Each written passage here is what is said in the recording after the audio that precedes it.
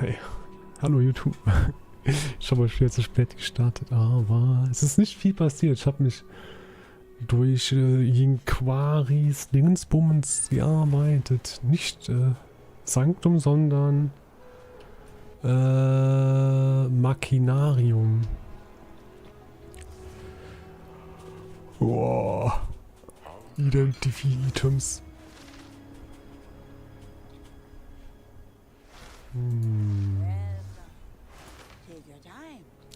Was ist eigentlich dieses Local Knowledge?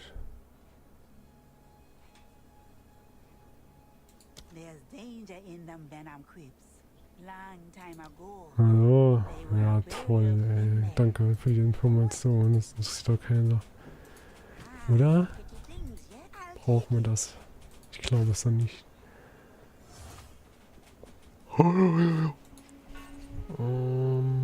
Brigante Maze.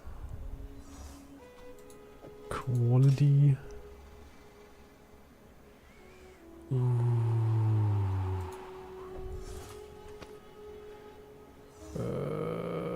No. So, ja. Das kann weg. Den kann man versuchen zu augmenten. Gucken, was rauskommt.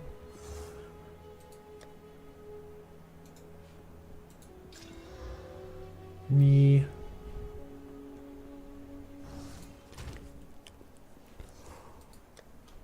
Lulululu. So. Kaufen wir den Bums. Zack. Der Rest wird zerlegt.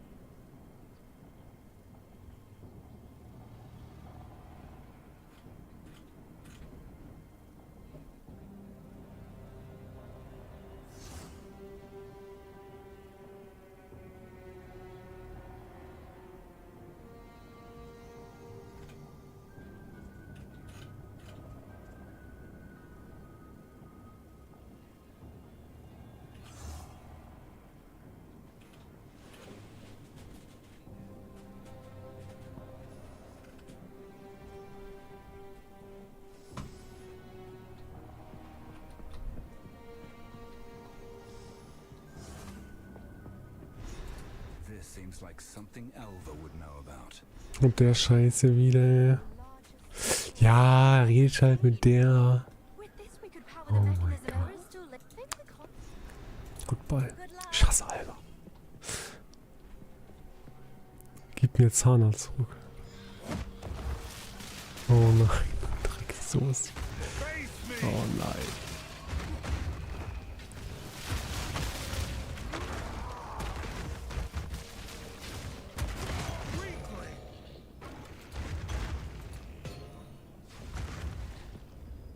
Was ist da?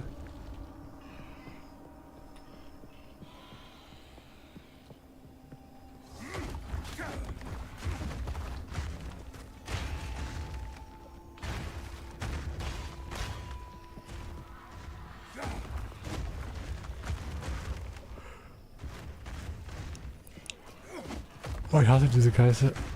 Die waren schon im ersten Teil ätzend.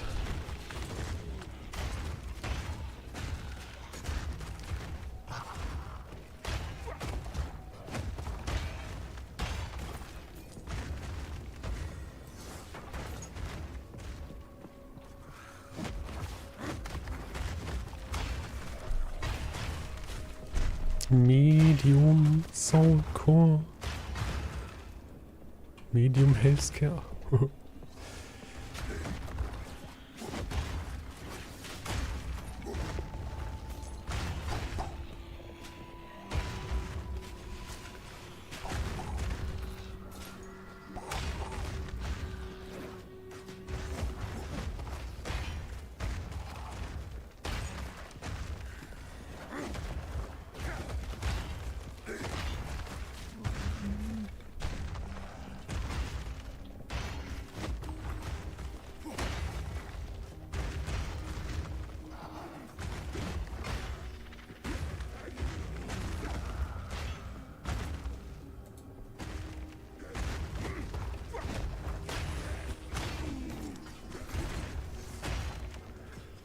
Medium Soundcore, give it to me. What is this size of soul core for?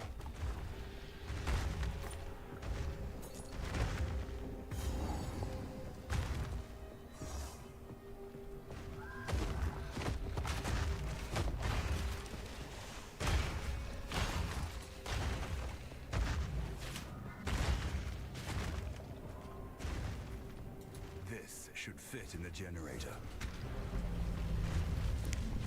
Is it supposed to spark like that?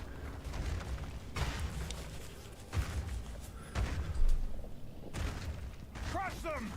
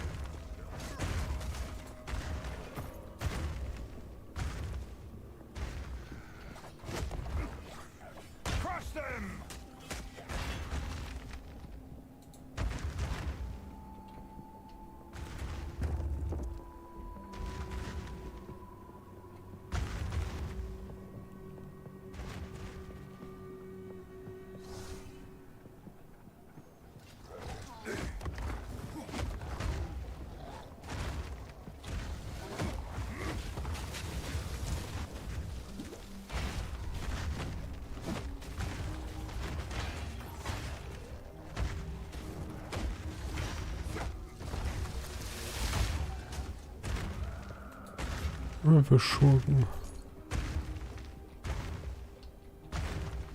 I do know a way out. If we fail and the Empire falls, I have one last resort. I fear it, but it is my last hope. We imprisoned Iklote, the Black Joe, and his so-called, alone for his crimes. Isolated like that, without any other souls in the lattice. His stone form seemed to retain much of his personality. Do I dare drain my own lifeblood into something we use as a punishment worse than death? We have toiled so long to defeat death. All I know now is fear. If the sky turns to blood, the flames consume outside, and then I decide.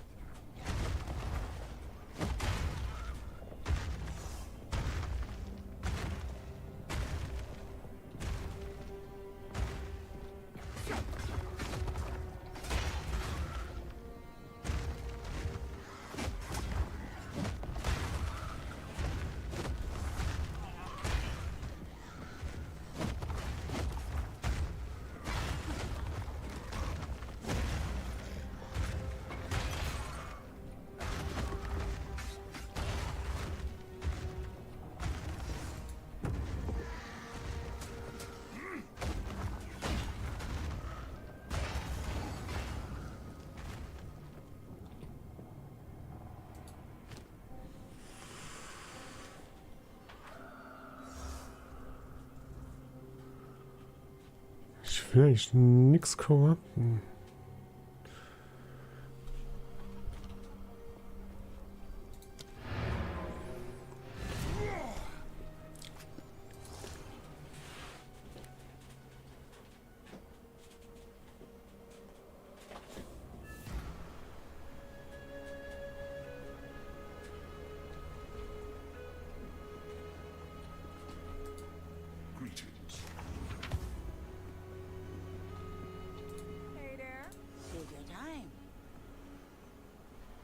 Ist das viel? Tier 2. My tribe could use that. Don't drink the water.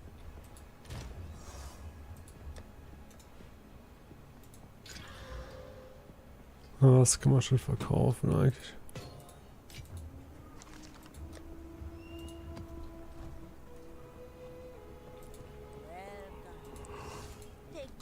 Was könnt ihr denn corrupten? Jungs sind unique.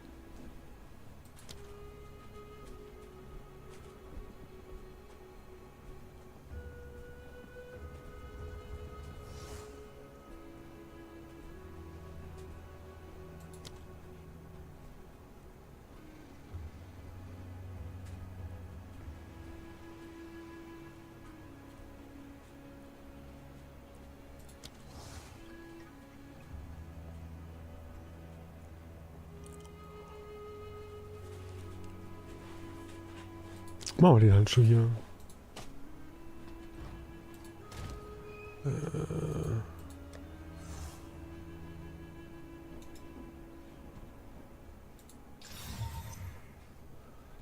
Ich meine auch. Ich meine, das bringt halt. Wo sind Nummer 2? Ah, machen wir hier mal richtig hemmen, oder?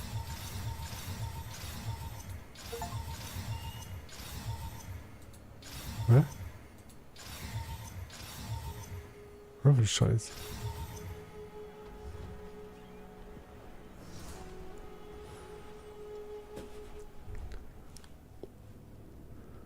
Ach, stimmt ja, der Scheiß.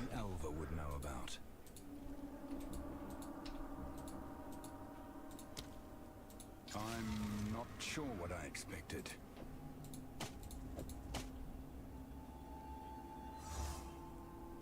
Oh Mann, ey. Nur Pech, ey. Wir hätten ruhig was Cooles drauf machen können hier, ey. Lame.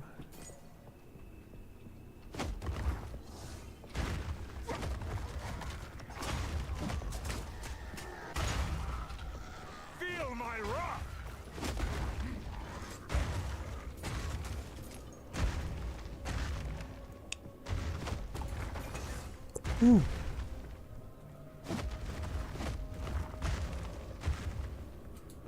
Rein die Olga hier, ey. Let's go. Komm. Hä? Ah. No. Back to the central chamber.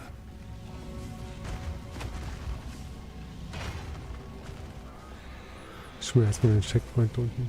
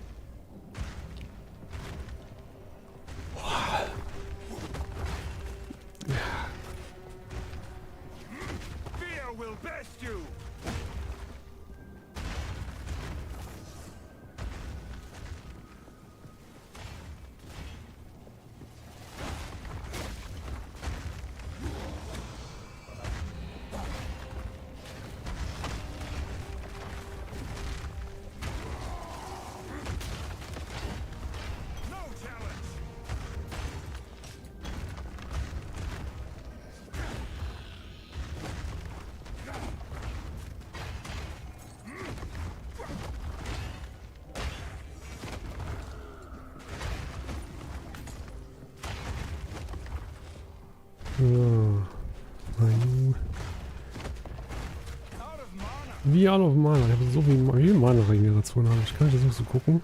Mana. 38,8. Nee, ich will mal sehen, wie viel. Naja, egal. Ich hätte echt gern gewusst, wie viel ich habe. So, wie sieht es denn aus hier? Müssen wahrscheinlich hier draufdrücken, oder? Ich hasse es. Wieso muss ich das tun? Hier fehlt noch Ziguate. Vielleicht ist es ja der Endgegner, den man ohnehin machen muss, wenn man jetzt einfach der Quest folgt. Ich weiß nicht, wieso da so eine Map gemacht haben, die eine Ladezeit braucht manchmal. So lästig. Für mich zumindest. Ja. Aber ich finde das andere ja auch gut, ab und zu mal kein Sprechen machen zu können. Oh, ist das lästig da hinten. Ne? Die hauen von meinen Totems ab. Wie lästig ist das?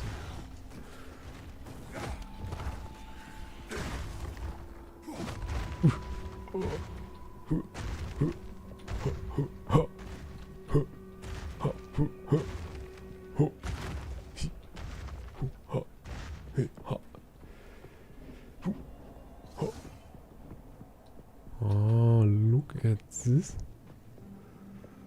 It's me, Mario.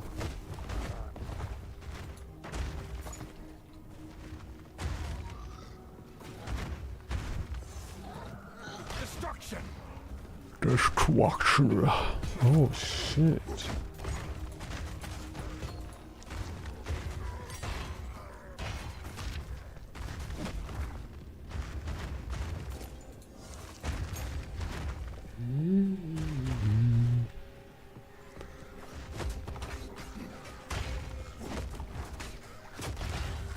Oh, echt viele angelaufen hier. Was ist denn da los?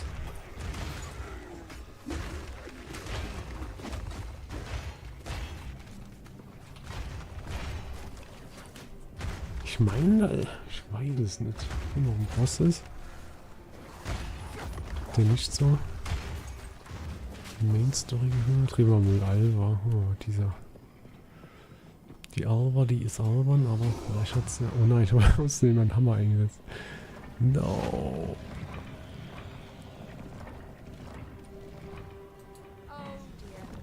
Oh ja, ja, ja. Sikiwa Hadl. Oh, schön die Säulen.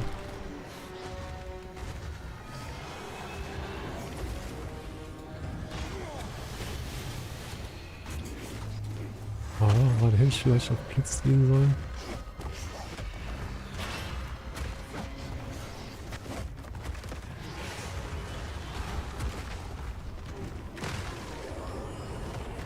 Oh, fuck.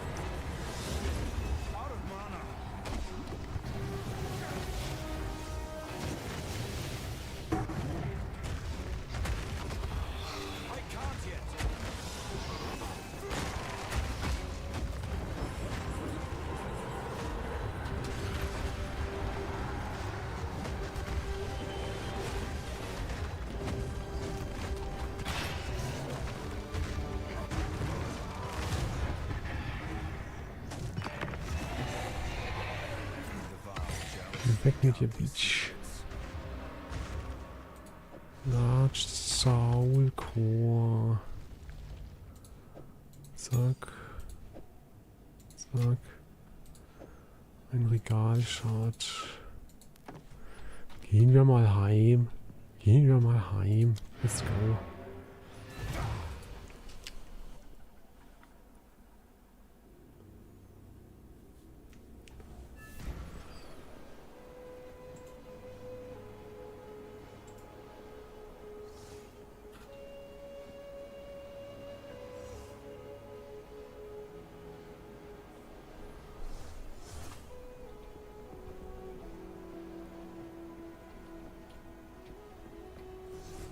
How can I advise you?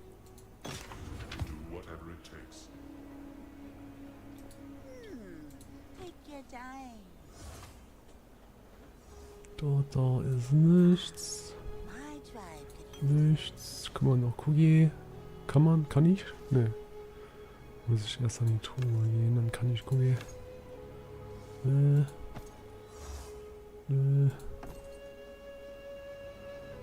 Da schauen wir mal, was die Truhe sagt. Truhe, was sagst du? So. Ja, kann noch immer was werden. Nö, nö. Nö, nö. What do you need? Hol ich das Fragment da?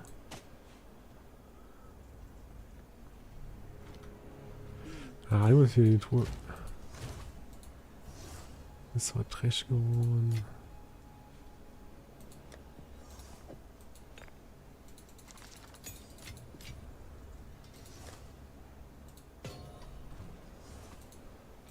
Still alive. Anything catch your eye? It's a deal.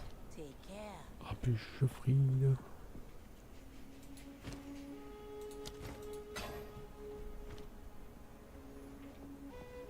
Ey, was will denn die Dolle von mir unten? Alva, oh, Alva ist da. Wow. Take your time. Wow. Until next time. Wow.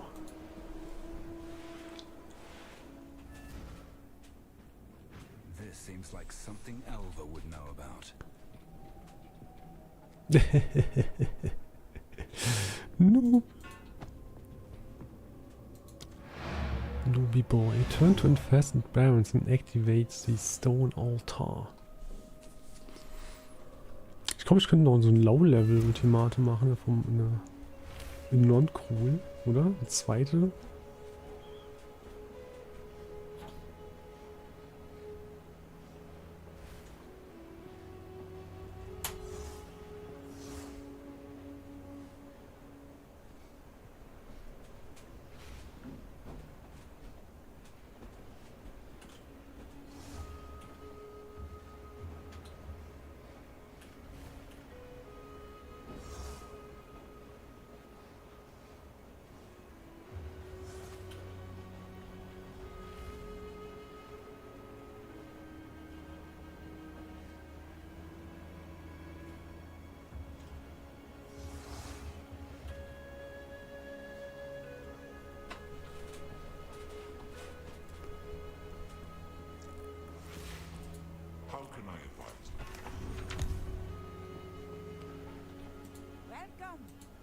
time. What? Fix your game? Ah, nee, take your time. I'll take it. Ja, fix your game wäre aber auch mal eine Empfehlung hier. Fix your fucking game. GG. Nein, das ist ganz okay. Vor allem mit Minion, da gibt es einige Sachen, die mich nerven, aber...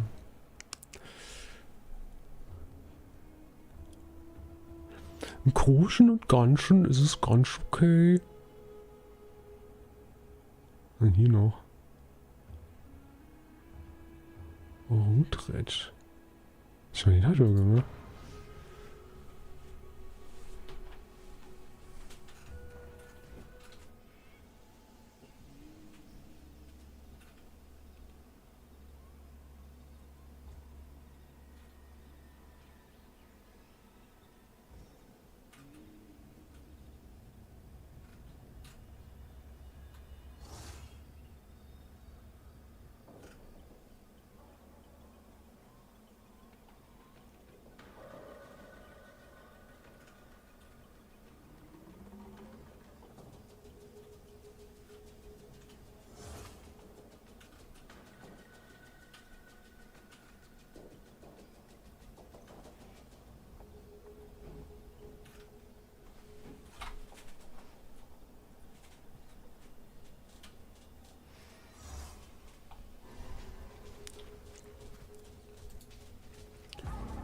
Boing.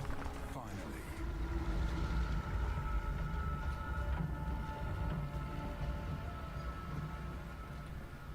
Oh, ich hasse die Map.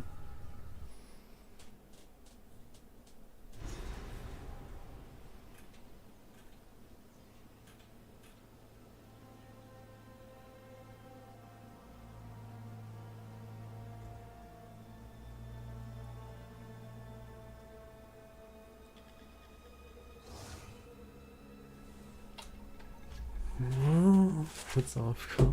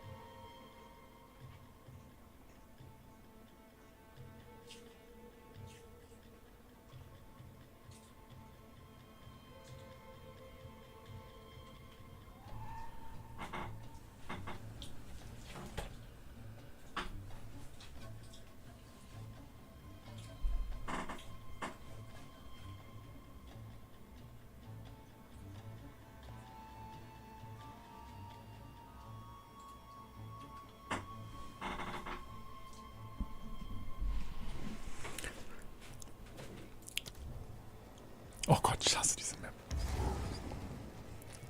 Oh, das ist so widerlich. Ekelhaft. Oh mein Gott.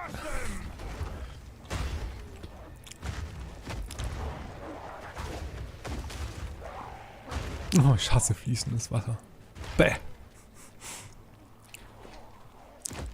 Oh, ich hasse Holzgestelle mit Netzen drüber. Widerlich. Ekelhaft.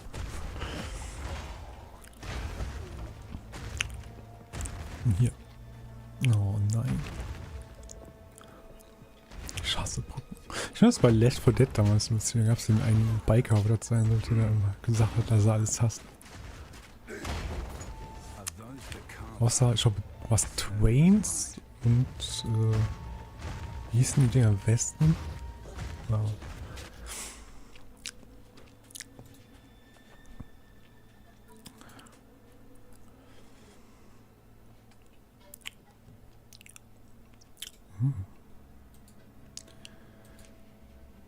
I like vests, glaube ich, hat er irgendwas gesagt.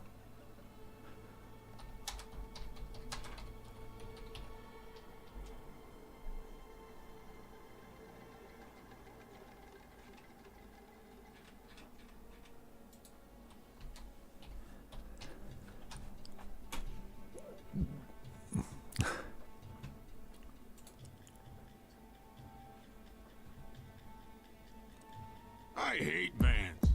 I hate planes. I hate the woods. I hate subways. I hate small towns. I hate stairs. I hate elevators. I hate train yards. I hate Ayn Rand. I hate tunnels.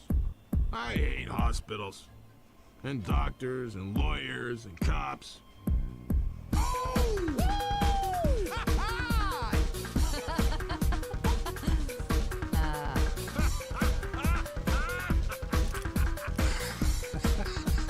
Francis. I hate helicopters. I hate the water. I hate sewers. I hate lawyers. When are they gonna get done practicing law?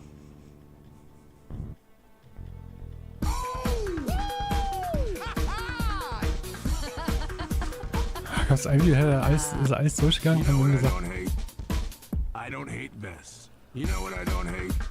You know what I don't hate? You know what I don't hate? I don't hate vests. You know what I don't hate? oh Mann, ey, das ist viel zu ätzend, Alter.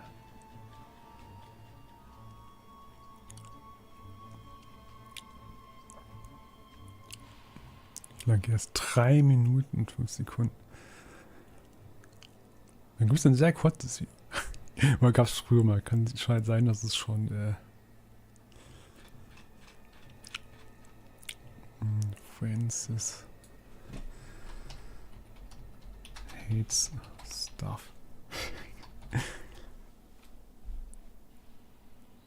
Auch 3 Minuten 40.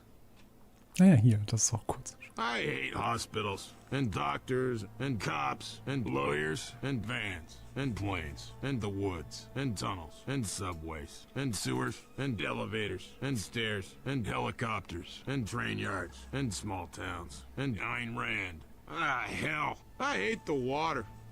You know what I don't hate? I don't hate vests. Ich würde gerne noch was anderes, aber nicht hasst.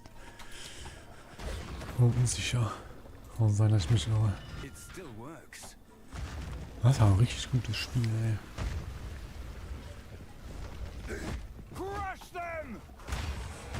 Für einen Ego-Shooter war das echt nice. Ja, kein dummes Requinde.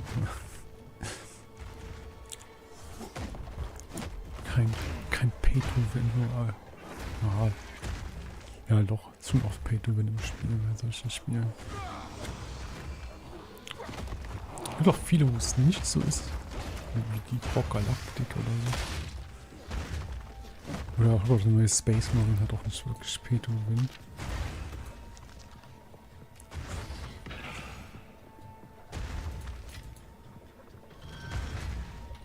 Ja, man kann sich aber die Brauch Galaktik einiges kaufen, aber das ist alles kosmetisch, wenn ich mich richtig sehe. Manchmal ist es aber auch übertrieben, zum Beispiel bei den neueren, ja, sagen wir Wie hießen sie? Origins, Odyssey und Valhalla. Dem wird auch oft Pay to Win vorgeworfen, obwohl es eigentlich komplett unnötig ist, da irgendwas zu kaufen, zum schneller leveln und so weiter. Ich war immer eigentlich ganz gut dabei mit dem Level, ohne irgendwas zu kaufen, außer dem Spiel halt.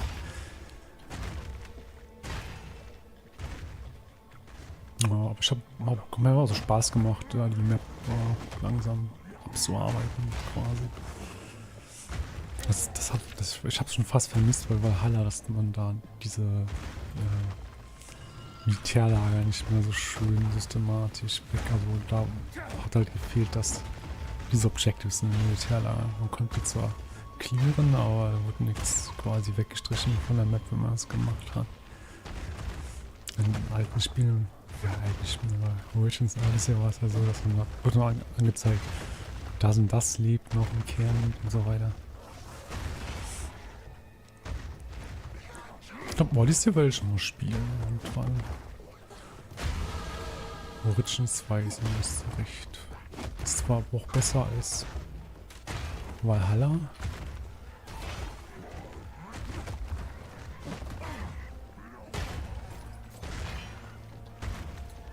Ja, aber ich weiß nicht, Valhalla war ein bisschen weird, ne? Das ist so ärgerlich, es gab halt da diese River Raids. Ich habe mal eingemacht. Ich glaube, ich hätte nur raus müssen oder so und dann hätte ich Belohnung gekriegt, aber dann wurde ich disconnected oder so und dann war es das. Also, was ist das da denn? Da kann ich nicht hin, oder? Doch. Shit. Ah, ich komme auch von hier dahin. Ich muss sogar hier lang.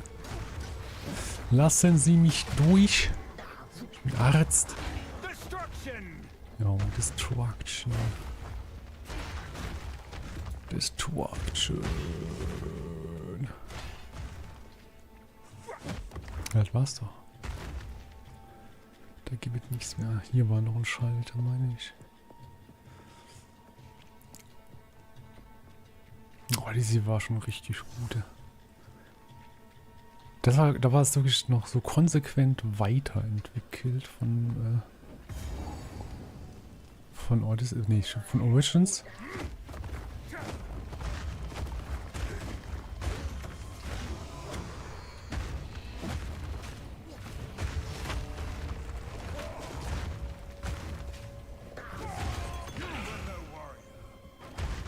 Und verbessert.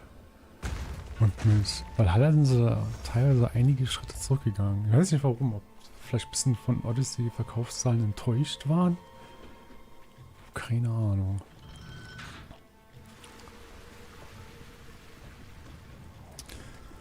Ja, mal gucken. Also es gibt ja erst nur so Gerüchte, dass Ubisoft wohl bald, was heißt bald, nächstes Jahr oder so bankrott gehen wird. Vielleicht kann man die Spiele dann gar nicht mehr spielen. Und dass das die dann verfügbar gemacht werden, trotzdem noch irgendwie.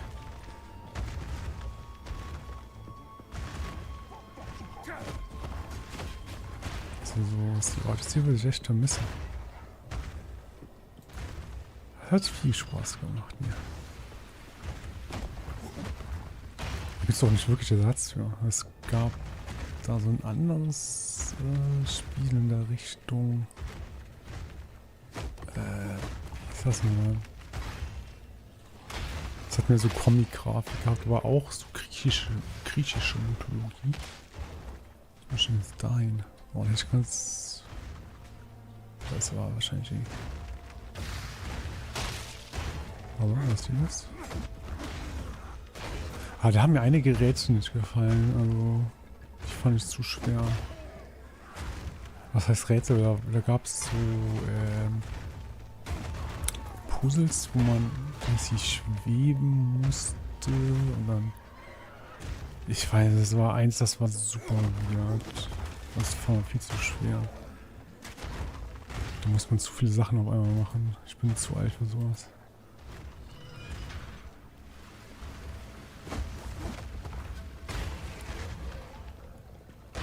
Mir kann man sowas nicht mehr machen. Da gibt es direkt Abpunkte, Abzüge in der B-Note. Ja. Ich will, dass die Spiele comfy sind noch ein bisschen. Ja, nicht super einfach. So Elden Ring ist größtenteils im richtigen Bereich. Es gibt schon ein paar härtere Stellen. Aber im Großen und Ganzen ist das für mich sehr genießbar. Immer so ein paar so Exile 2. Ja, das meiste Spiel, denke ich, kann ich ganz gut spielen. So Pickle-Content ist ja eher für Leute mit Pickeln. Das dann nicht. Aber es ist so hier die Kampagne, wahrscheinlich Mapping bis zum bestimmten Punkt. Aber ich weiß, Mapping weiß ich noch nicht. ob das gut laufen wird. Mal sehen.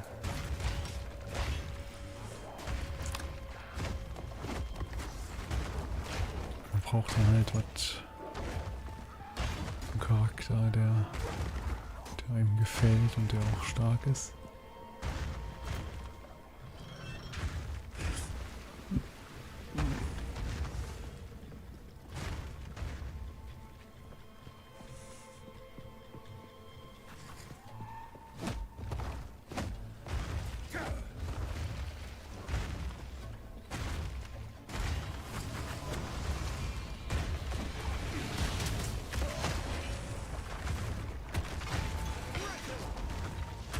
I need more time.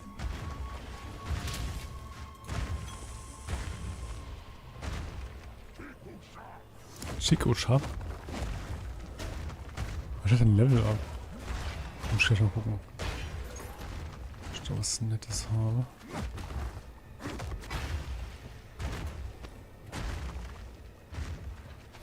Ich habe ein bisschen umgespielt letztens.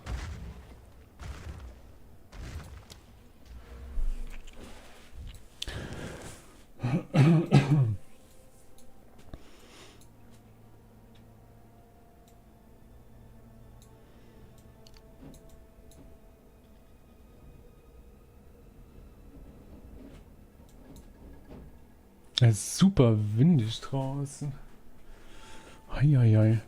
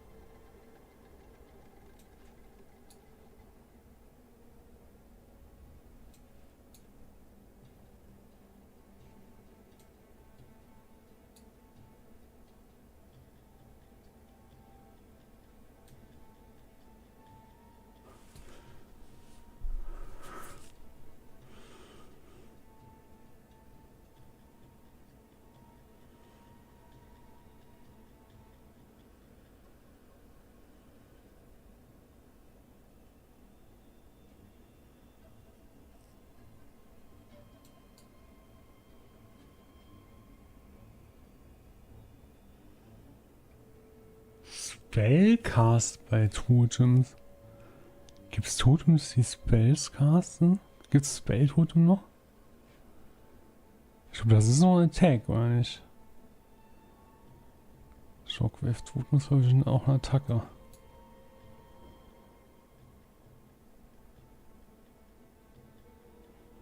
Weird.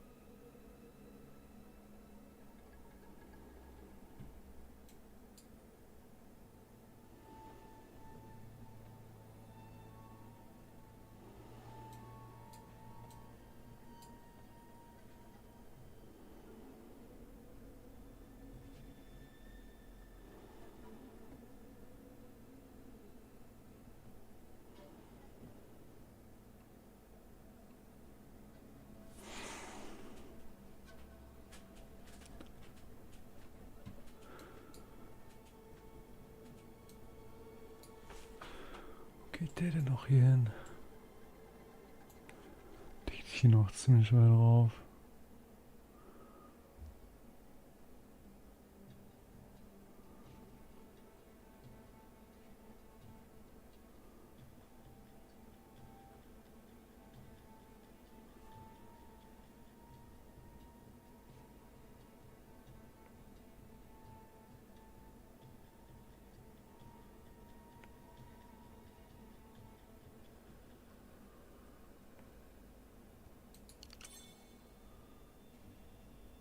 Wie weit ist man jetzt so recht, ja?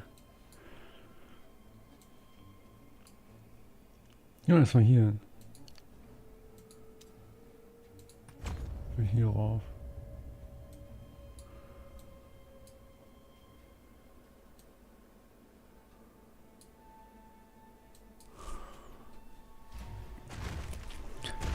Mehr AOE.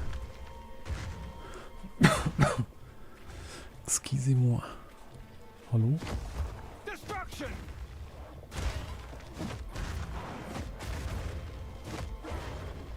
Aber du hast die Hunde zu spät müssen lassen. Ich verstehe nicht, warum die ja so lange warten.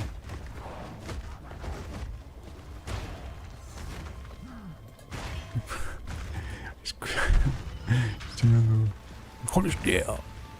Ich will dich töten. Aber komm erst mal nicht näher, sonst lass ich die Hunde los. Ich glaube nicht, dass es da einen richtigen Moment gibt, die Hunde loslassen. Einfach direkt loslassen. Einfach gar nicht anleihen. Und es ist wirklich so aus der Kontrolle, dass sie Angst haben, dass die auch auf sie losgehen quasi. Rogue Trader. Viraler Primat.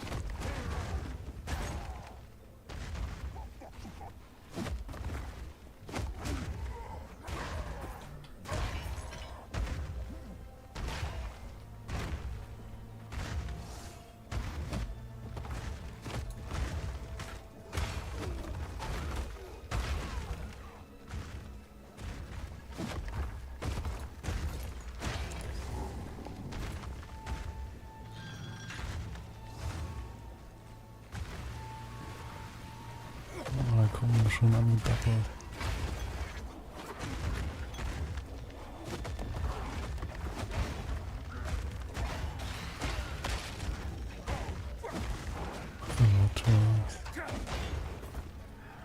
Zähne für Mana. Aber habe ich nicht auch die Dinger, wo man... Ja, da sind wir hier, ne? Nee. Wo war der?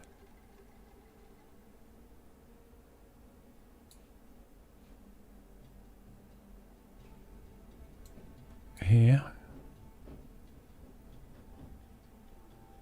Ah ja, hier. Oh, ich will das können wir noch holen. Oder? Bringt das viel?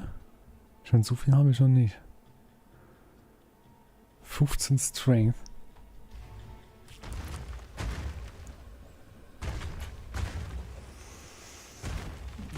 Das ist nicht viel.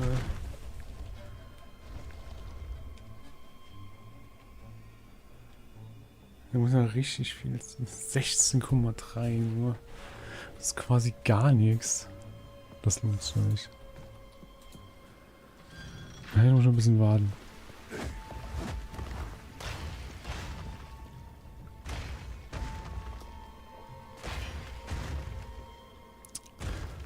Ich finde es schade, dass man so sieht, was aktiv ist, ne? Das, da sieht man es. Das ist aber... Ja. Ich will auch gerne andere sehen. Und auch halt diese Unteraugen. Vielleicht noch diese Symbole. Keine Ahnung. Hier sieht man auch nicht mal die passiven, die Support-Skills. Traurig. Wirklich traurig.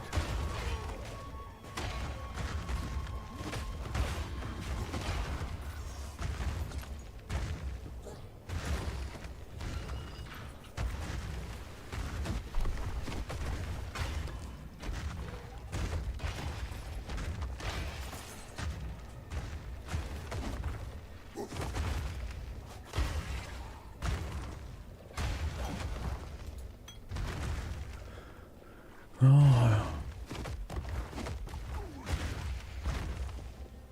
Achievement. Ah, ja. Unsere.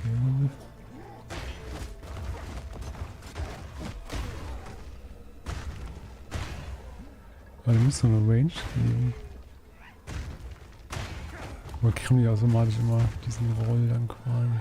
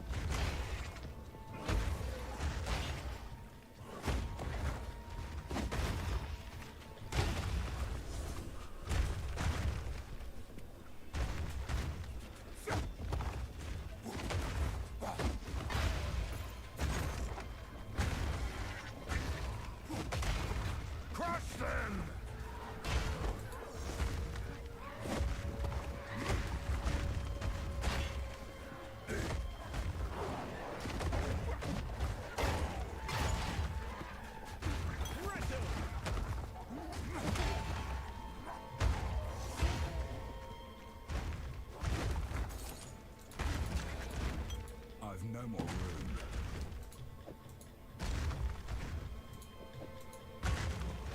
Ah, whatever. Gehen wir mal nicht.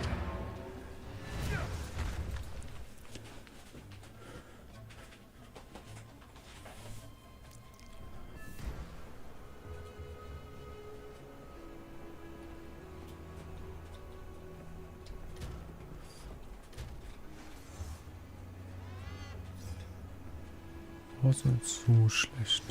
Könnte besser sein. Ja, könnte auch schlechter sein. Need a guide? Ah, some pretty things, yes? Oh fuck, den müssen wir holen.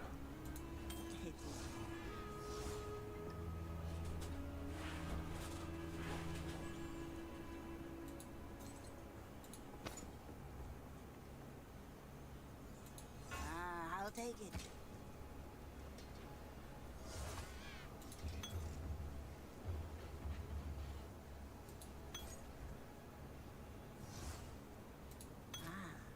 My tribe could use that. Die neuen.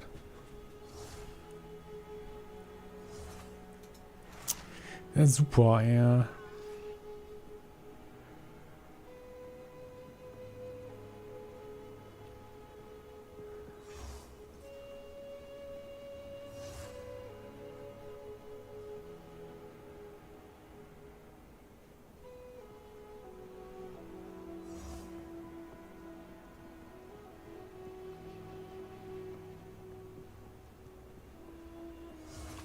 Oh ja. Bonus-Spells. Thank you. Take care.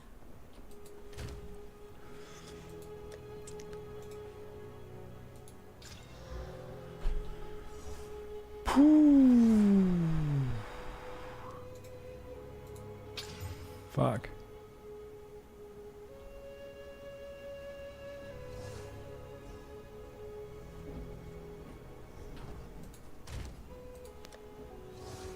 Das ist cool.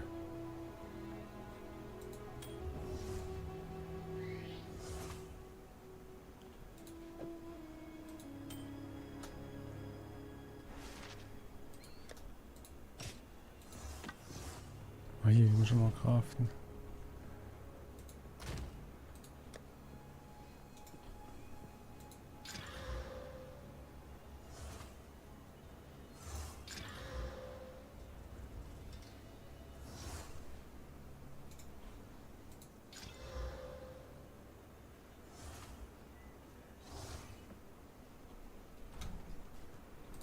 to her. Some odds and it's a deal. Don't drink the water.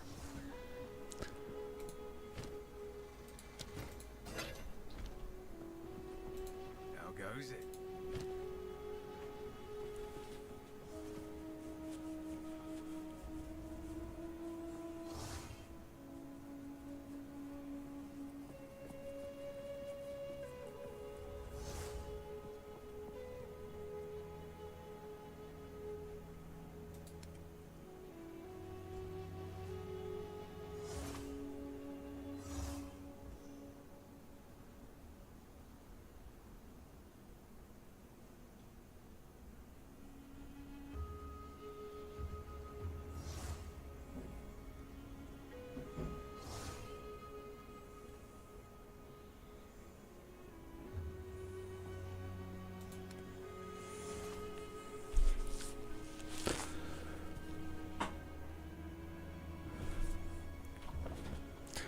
So T4, ja.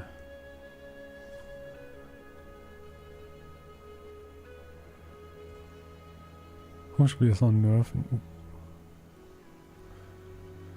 Dix. Hope that one doesn't have any holes in it. Was hat er?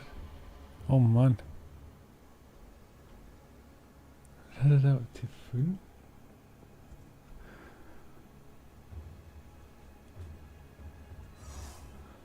Ich habe schon Handschuhe mit 2 Two-Melee-Skills. Aber 25%. Muss ich schon.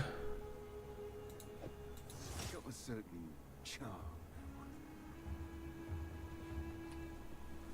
Ja, dass sie Dicks brauchen. You hear a click? Duck.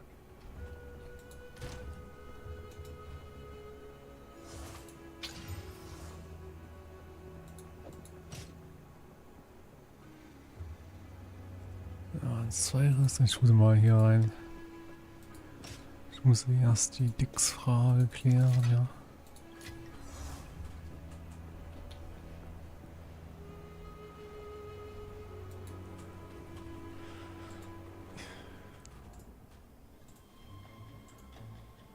Oh, ich habe meinen YouTube-Stream noch gar nicht überholt. Der guckt da eh keiner zu.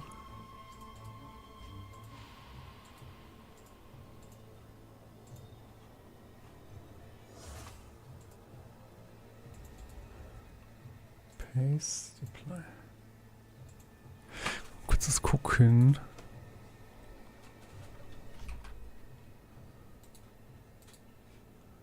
Immer noch Pendinge. Wir brauchen wir. Wie die Wunden das. So ist das doch. Das ist immer auch überlegen gewesen, aber ich habe jetzt schon gerade Baldur's Gate 3 gekauft.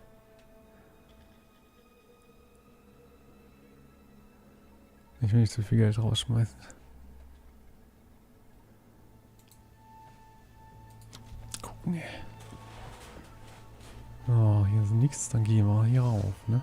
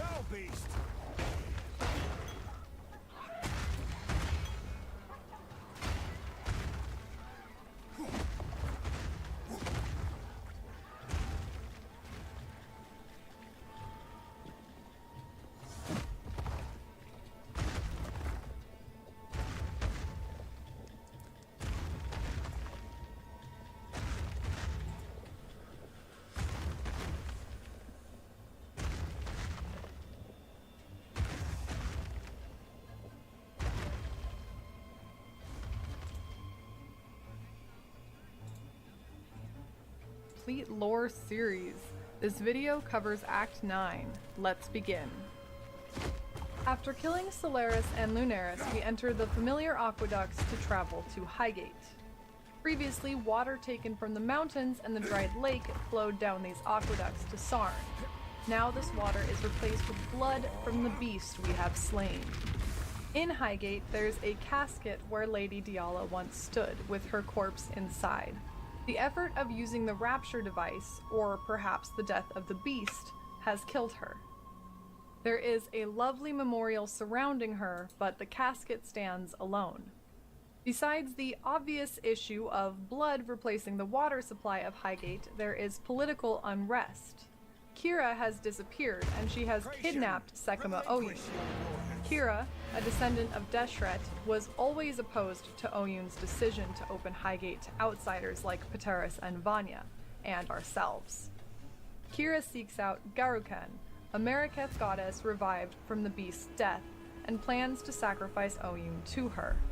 With Sekima Oyun gone, the Akara, or tribe, is fighting over who will be their new leader if Oyun does not return. There are two people fighting for potential leadership, the first of which is Tasuni, Kira's brother. Tasuni, as we've seen, has some degree of prophetic ability. Now he has foreseen us returning. He says Kira has grown obsessed with the Vulture of the Wastes, Garukan, and believes that sacrificing Oyun to Garukan will allow Kira to become a Red Sekima, a warlord leader destined to bring all Mariketh together as one Akara. Tasuni asks us to find Kira and kill her, as Tasuni fears he would be too merciful. Also, he's blind, so that might be part of the problem.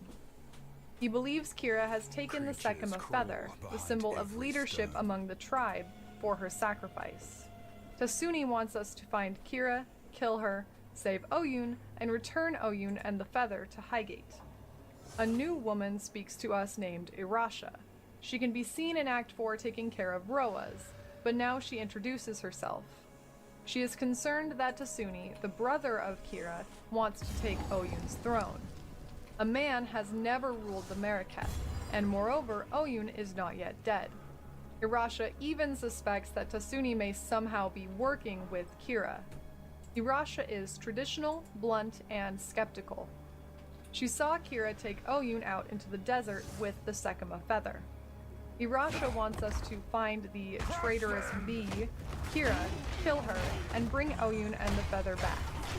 As we can see, Tasuni and Irasha seem to want the same things. Kira dead, Oyun and the feather returned. Although Tasuni does say that Oyun would not want us to risk our life for hers, which could mean he wants the throne. Either way, we must find Kira and attempt to rescue Oyun out in the eastern desert. We must go east for our quest with Sin as well. The mines were shaking as we made our way to the beast in Act 4, and the beast's death has caused this cave system to collapse. However, the beast is so massive and ancient that Sin knows another way to enter the beast and revive the dark ember Sin senses. The Valish overreacher Doryani wounded the beast severely in his time, a wound large enough to enter the beast. It has healed and scabbed over, but Sin knows ingredients to make something to dissolve this scar tissue. Doryani will be talked about more in my episode on the Val, but his brief mention deserves acknowledgement. Doryani is from the time of Queen Atziri, around 400 BIC. In many ways, Doryani was like Malachi in his curiosity and hunger for the power of the beast and nightmare. Queen Atziri was Doryani's Emperor Chittis, providing him with all the resources and sacrifices needed to fuel his experiments with thaumaturgy. The magnitude and horror of Doryani's experiments goes arguably far beyond that of Malachi's or Piety's.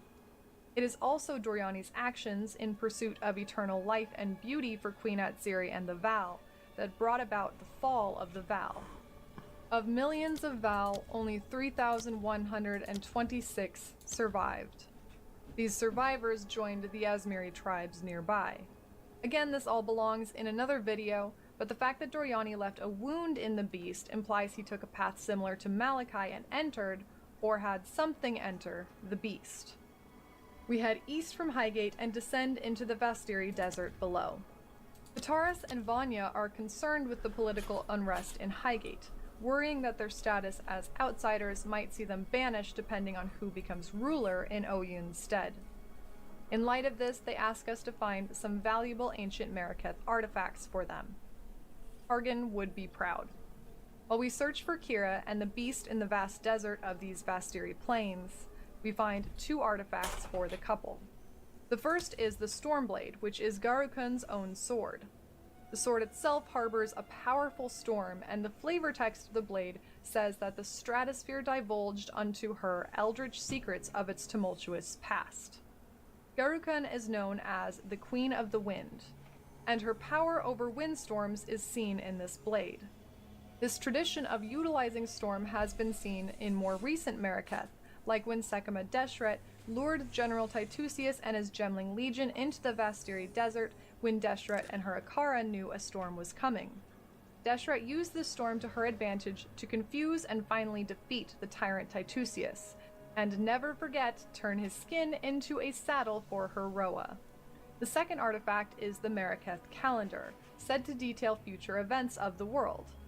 The calendar is a sundial, and its flavor text suggests the future appears in images for those who gaze on this dial. It tells the story of a king seeing the future, his wife dead in her casket, but telling his bride to be of the time that he sees her looking peaceful asleep in our wedding bed. It's hard to say who the king is, although I do have a theory. It might be the first Emperor Varuso, as his wife Kiara died in childbirth. We know he turned to thaumaturgy when she died, using the Ankh of Eternity to raise Kiara from the dead. However, this tells of someone looking at the calendar and speaking to their bride-to-be, and before Kiara's death, Varuso had banned all virtue gems and burned those who practiced thaumaturgy at the stake. So I'm not positive he would have this thaumaturgical artifact to refer to before he was married. Vitaris and Vanya are happy with our stolen or found artifacts and are able to remove the power of storm from Garukun's Stormblade into bottled storm. On our travels, we see a path blocked off by fierce sands that Sin says will rip the very flesh from your bones should you be so foolish as to enter. We can use this bottled storm, full of Garukun's wind, to counteract these sands and find inside a minor god named Shikari, or Shakira, whichever. Shikari is a large scorpion and is known as the Queen of the Sands. Does that sound familiar? I hope you're ready for some Mori-level lore shenanigans. Shikari is the daughter of Garukun and, drumroll, Sin. That's right, Sin and Garukun were married and they had a lovely scorpion baby. We will discuss Garukun and Sin more in a bit, but for now let's talk about Shikari. Like many of the gods we've already seen, Shikari was not always a scorpion. She was a beauty who held captive the hearts of men and women alike, but she was not as powerful as her father or her mother. Her mother was Queen of the Wind, and Sin says he rose into the clouds to be with her. Shikari was not able to fly, implying she was left behind for these excursions. Garukun was a goddess of the sky, and in opposition, Shikari wanted to be part of the earth, to be queen of the sands. She became the scorpion we see and wanted to wage war against the sky and her mother. This transformation and Shikari's actions were the reason that Sin created the beast to put all the gods to rest. She built an army and would have conquered the very sky had not the beast soothed her into peaceful oblivion, a babe once more sleeping in her cradle. When a Mariketh girl becomes a woman, she must travel into the desert and catch one of Shikari's black scorpion children. Irasha tells us that all women must do this to be worthy of the Dekara, or warrior's, spear. Irasha's sister was stung and killed by a scorpion, but Irasha, and presumably every woman of the Akara we have met, survived. It is fitting then that the mother Garukun's winds counteract the daughter Shikari's sands and allow us to enter. We kill Sin's corrupted daughter, take her power, and continue on. We enter the quarry, which is connected to the mines that have the collapsed entrance in Highgate. These mines seem to stretch through a huge portion of the mountains. It is here where Doriani's wound in the beast can be found, meaning the beast must also stretch such a huge distance. But past the scarred wound, in the corner of the quarry, we find Kira. Kira is standing before a strange glowing pod, with Oyun's body stretched out before it. Kira spins down into the sands as a figure pierces the pod with a sword and bursts forth. Before us stands Garuken, Queen of the Wind, with shield and blade ready for battle. The flavor text on the bottled storm is from the Tempestology of the Mariketh, implying the Mariketh heavily worship the weather, likely influenced by Garuken. It reads, "One should not entice the storm, one cannot invite the storm, or give warrant to its tyrant soul. We survive only by appeasing the storm with gifts and offerings of adoration. We hope that, in its mercy, it shall pass us by." This is very revealing of the relationship between Garuken and the Mariketh who worship her. She is seen as a tyrant, and rather than wishing for blessings from Garuken and her wind powers, they want to appease her and hope that she shall pass us by. Garuken is a warrior goddess with fierce powers and a fierce pride. Garuken sought power and wisdom in the skies. Sin says that her beauty astonished me as her aspirations inspired me, and that together they experienced the loftiest moments this world could offer. When their daughter Shikari planned to wage a jealous war against Garuken, Garuken planned to fight back. She was stubborn, and it was this impending war that caused Sin to create the beast and put all the gods to sleep. Sin said that he knew her pride would one day be the storm that would ravage my precious humanity. Sin wanted to save humanity, to forgo his sentiments for the sake of humankind. And so, when love cannot be slain, it must be laid down to sleep. Before this battle, Sin says, "This is not my goddess that you shall slay, and if I continue to say it, I may very well come to believe it." Rather than kill his own wife or child, Sin had created the beast to put everyone to sleep, including himself, and avoid this moment. We've killed Sin's daughter, and now we kill his former wife in front of him. When it's done, we can retrieve the Sekima feather from Oyun's corpse. Highgate will need a new Sekima after all. To open the scarred wound in the quarry and enter the belly of the beast once more, Sin requires basilisk acid and Trarthan powder. Basilisk acid is found from a basilisk in the boiling lake. I wish I knew more about the origins or purpose of the boiling lake, but for now it seems to be just a really cool side area. The Trarthan powder was a substance used in the mines to excavate virtue gems from the cave system during the reign of Emperor Chittis. In an offset of the quarry called the Refinery, we find a reanimated General Addis guarding this powder. General Addis was responsible for the control of the Karui, Mariketh, and Ezamite slaves the Empire sent into the mines. Kataris believes that General Addis, although commanded to control these slaves, was a kind man. While Addis worked for Emperor Chittis originally, he turned on Chittis and joined the Purity Rebellion and High Templar Vol. It was also General Addis who discovered the Mariketh calendar and stowed it in the foothills, before the cataclysm and ensuing chaos buried it once more. With these two ingredients, Sin is able to melt away the scarred flesh guarding this second entrance to the beast's core. We descend into the belly of the beast and run through a familiar maze of bowels until we find where Malachi once stood, and the 3 destroyed hearts from the battle. Using the souls we've captured, we restore each heart, opening portals named Shabron's Sorrow, Malagaro's Misery, and Doedre's Despair. We must run through dreamlike areas and defeat the souls once more to find the Dark Ember, the seed of the beast, the pure, undiluted essence of corruption that is the beast's power. After each soul is destroyed, we are met with a horrifying reincarnation of Malachi's 3 students, melded into one monstrous body with 3 heads, called the Depraved Trinity. Upon defeating this final abomination, we are covered in a tidal wave of blood from the beast. We are washed out of the beast's body, carried by a renewed force of blood through the water systems of Highgate. We come to with Lily and Whalem Roth standing over us. If we return to Highgate, we can choose the new Sekima for the tribe. Whether you choose to continue Mariketh tradition with Irasha, or throw out tradition in favor of wisdom bordering on madness with Tasuni, for us, this decision means nothing.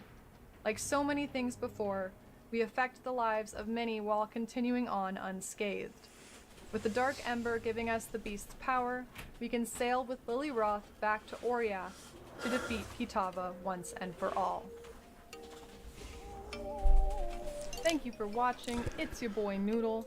If you like this series, give the video a thumbs up and check the playlist in the description for more videos. And thanks as always to my amazing patrons. The next video after Act 10 will be about virtue gems and thaumaturgy, as voted on by my patrons. For $2 a month, you can support this series and vote on the next videos coming out, so please consider supporting me on Patreon.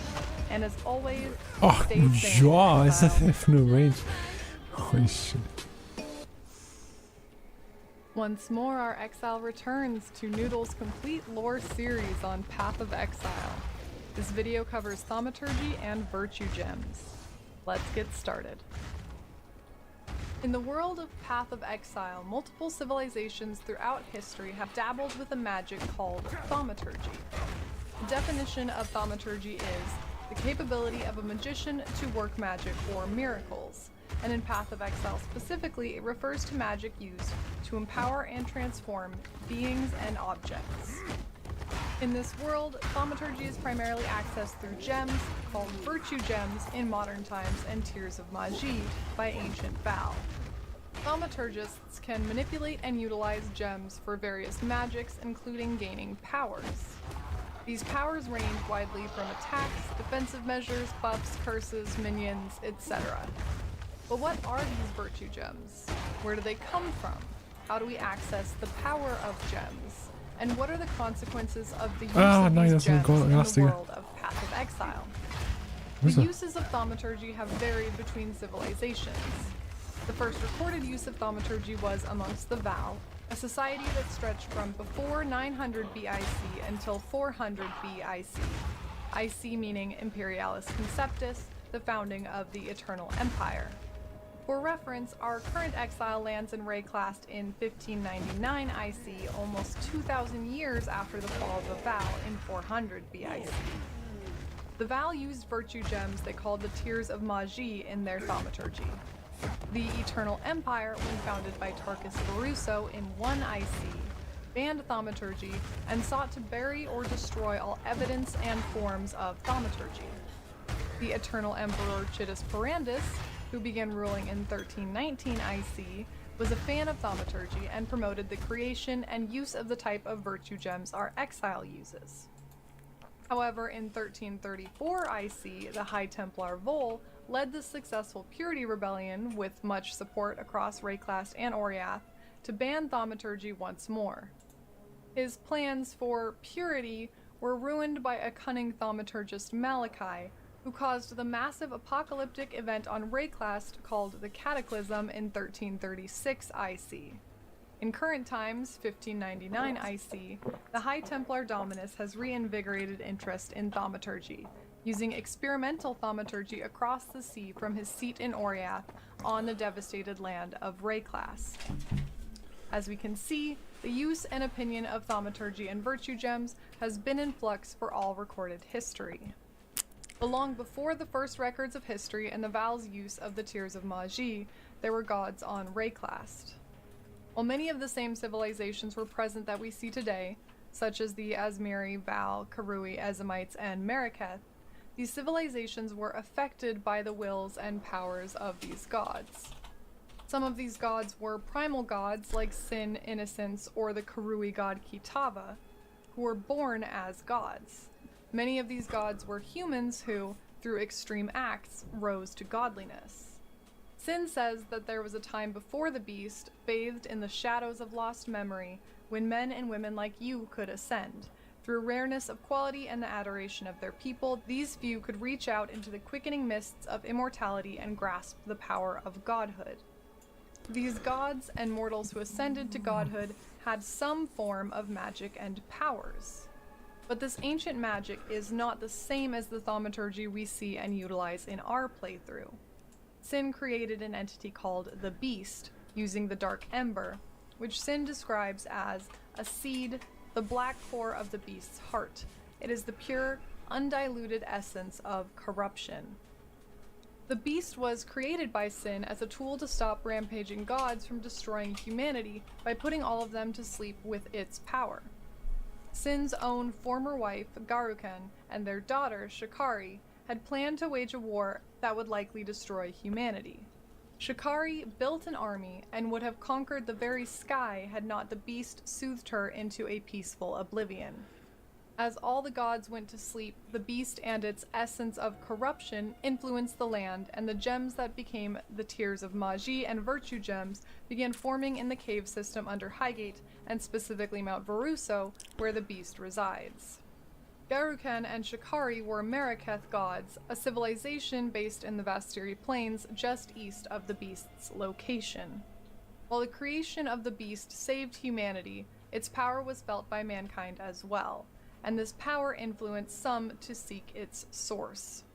The two thaumaturgists who directly interacted with the beast, Doriani and Malachi, described hearing voices in their dreams. Doriani said, "In my dream, a voice spoke to me. It said, 'My reach knows no bounds. All that is pure is destined to rot. All that lives is destined to serve.' While the quest for power was a large factor in their lives, perhaps the beast's ember, this essence of corruption, affected or even sought their actions.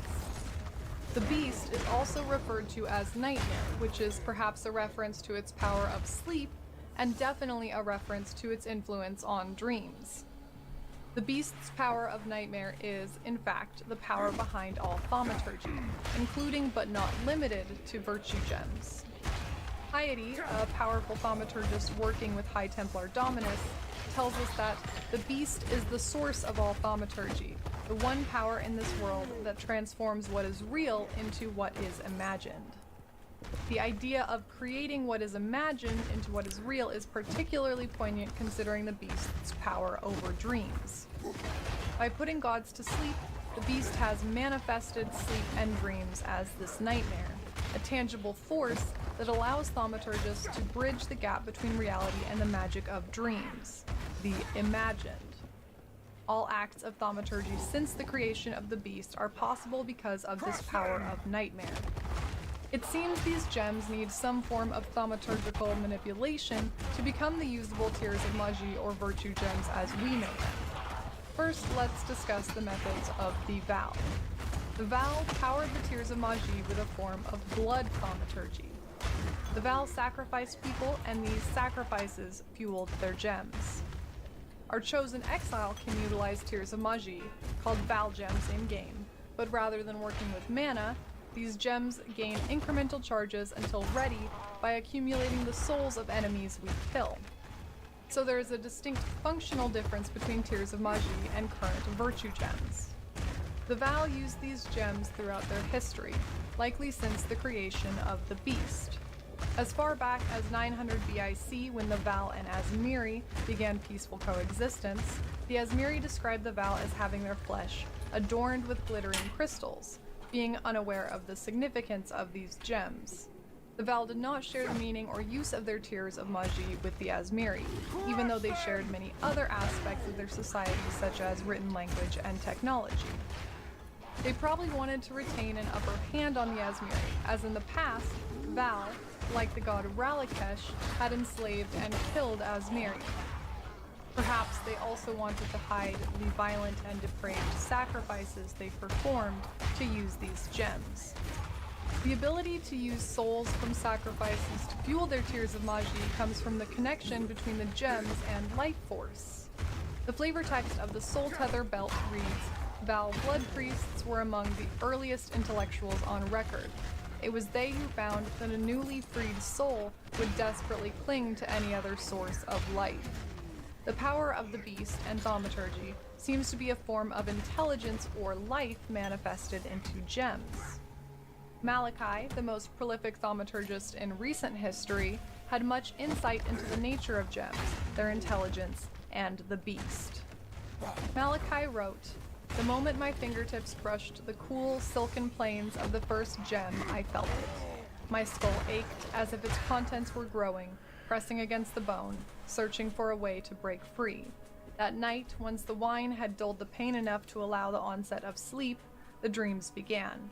I have not been without them since, nor would I be. Every spark of thaumaturgy that I wield, every device that I forge, every creature that I transfigure, I owe to these lessons cloaked in nightmare. Like Doriani, the nightmare speaks to Malachi, but he also gains intelligence and inspiration from his first physical contact with virtue gems. He tells Inquisitor Malagaro, in relation to Malagaro's creation of his map, Malagaro's Sanctum, that if you were to attempt to transmogrify, which means transforming in a surprising or magical manner, a virtue gem without the proper mental preparation, you will be a puppet master working strings made of vipers. Remember, these gems are phantasms in crystalline form, alive with volitions inscrutable, meaning powers impossible to comprehend. Malachi characterizes the gems as each having a life of their own, or being some kind of life force physically manifested as gems. When the Val say the souls of their sacrifices cling to the gem, it is because they seek a new body that has life. The flavor text of the Val Caress gloves says, "The gems are strangely human at times. They simply love to be held." The tears of Magi used by the Val literally had souls inside them as fuel, holding both the gem's life and one or more human souls.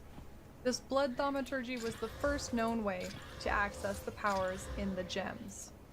Doriani, who lived during the reign of Queen Adziri near 400 BIC and brought about the fall of the Val, was arguably a more prolific thaumaturgist than Malachi. This will be covered more in my video about the Val, but Queen Adziri sought eternal beauty and life, much like a god. In pursuit of Adziri's immortality, Doriani performed many sacrifices and thaumaturgical experiments. Through Doriani's studies, he discovered the beast or nightmare as the source of thaumaturgy. The nightmare spoke in Doriani's dreams, as it did Malachi's, and gave him inspiration for his advancements in blood thaumaturgy. In Act 9, we enter a wound Doriani made to enter the beast, another parallel to Malachi's journey. This path to the beast was called Doriani's Cradle, and the events that transpired caused the fall of the Val. While the details of this event will be covered in the Val video, it's relevant that they carried their virtue gems to Doriani's Cradle for this ritual. The flavor text on Doriani's catalyst says, the result of the catalytic reaction would be either immortality for all or death for all, which implies that the virtue gems and the beast had some reaction that, as we know, led to the fall of the Val, the death of millions, including Doriani and Adziri, leaving only 3,126 Val alive. This fall in 400 BIC was incredibly similar to the cataclysm caused by Malachi's communion with the beast in 1336 IC. As a historian wrote, "So many have fallen, so many have changed," suggesting not only death but mutations like the undying we witness ourselves.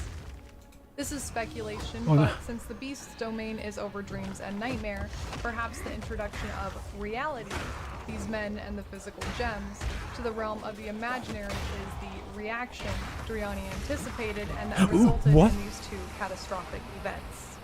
Oh, stand in The der blood Kugel. thaumaturgy of the Val was not used by the Eternals or the Templars who utilized virtue gems in more recent history, with some exceptions. Templar Devarro studied artifacts about the Val brought for High Templar Dominus. Through these artifacts, he writes that he learned a spell, blood thaumaturgy, forbidden by the Templars, but they have no idea as to the power they have ignored.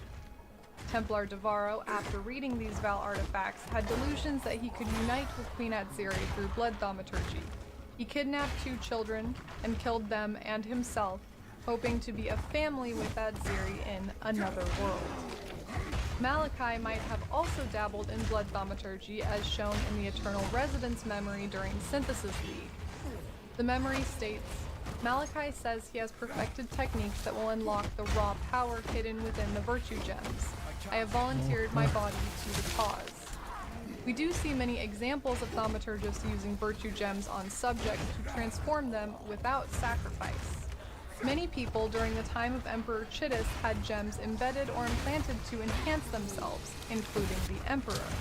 But Malachi did use blood to alter the properties of virtue gems.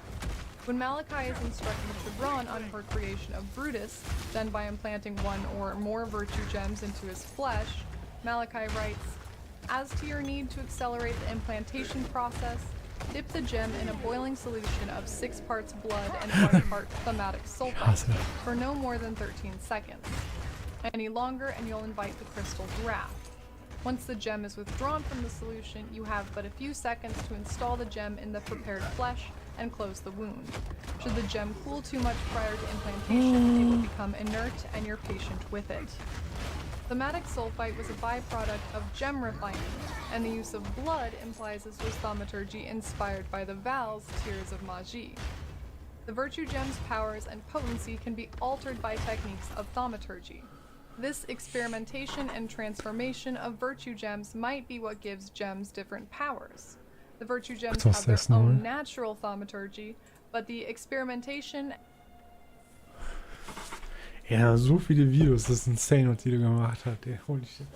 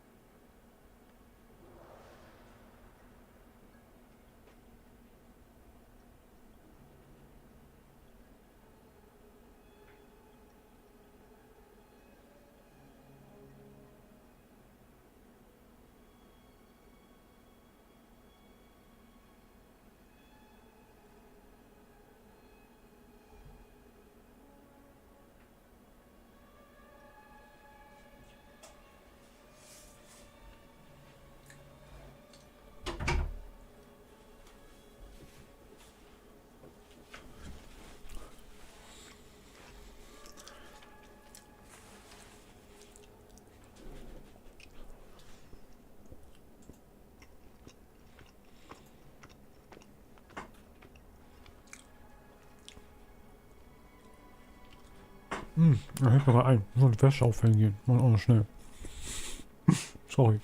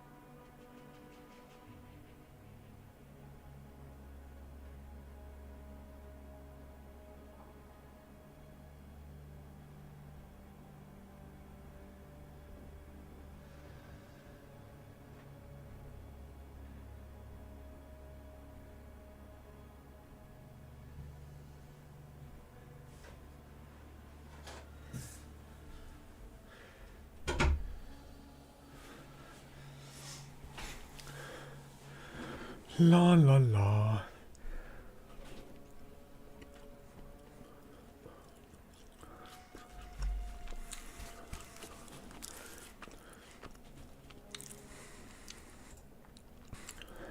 And proficiency of thaumaturgists was needed to unlock, transform, and improve that magic. More recent virtue gems are utilized with mana, which is a common trope in games representing magical power. There isn't a clear lore explanation of our utilization of mana, but it's likely some thaumaturgical innovation that can imbue gems with fuel, like a soul, without needing a sacrifice. Or perhaps it's simply a classical game mechanic. Either way, more recent thaumaturgists have not needed to use souls to invent or utilize thaumaturgy and gems. Since we've seen examples of people implanting gems fully into themselves or even embedding gems into their flesh with the gems still visible, one might wonder how we, as our current exile, utilize these gems. Luckily, to use the gems, one does not have to surgically insert the gems into their skin or go full Hector Titusius and replace every joint in their body with gems.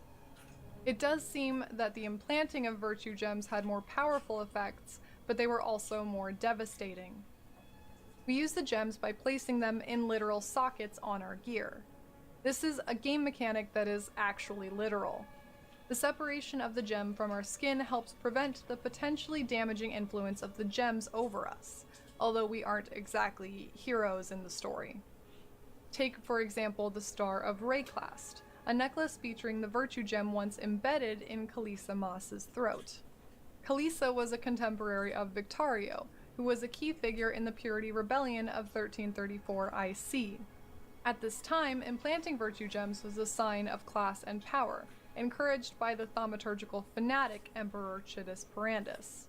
Kalisa was a famous opera singer who had the gem implanted in her throat to enhance her voice.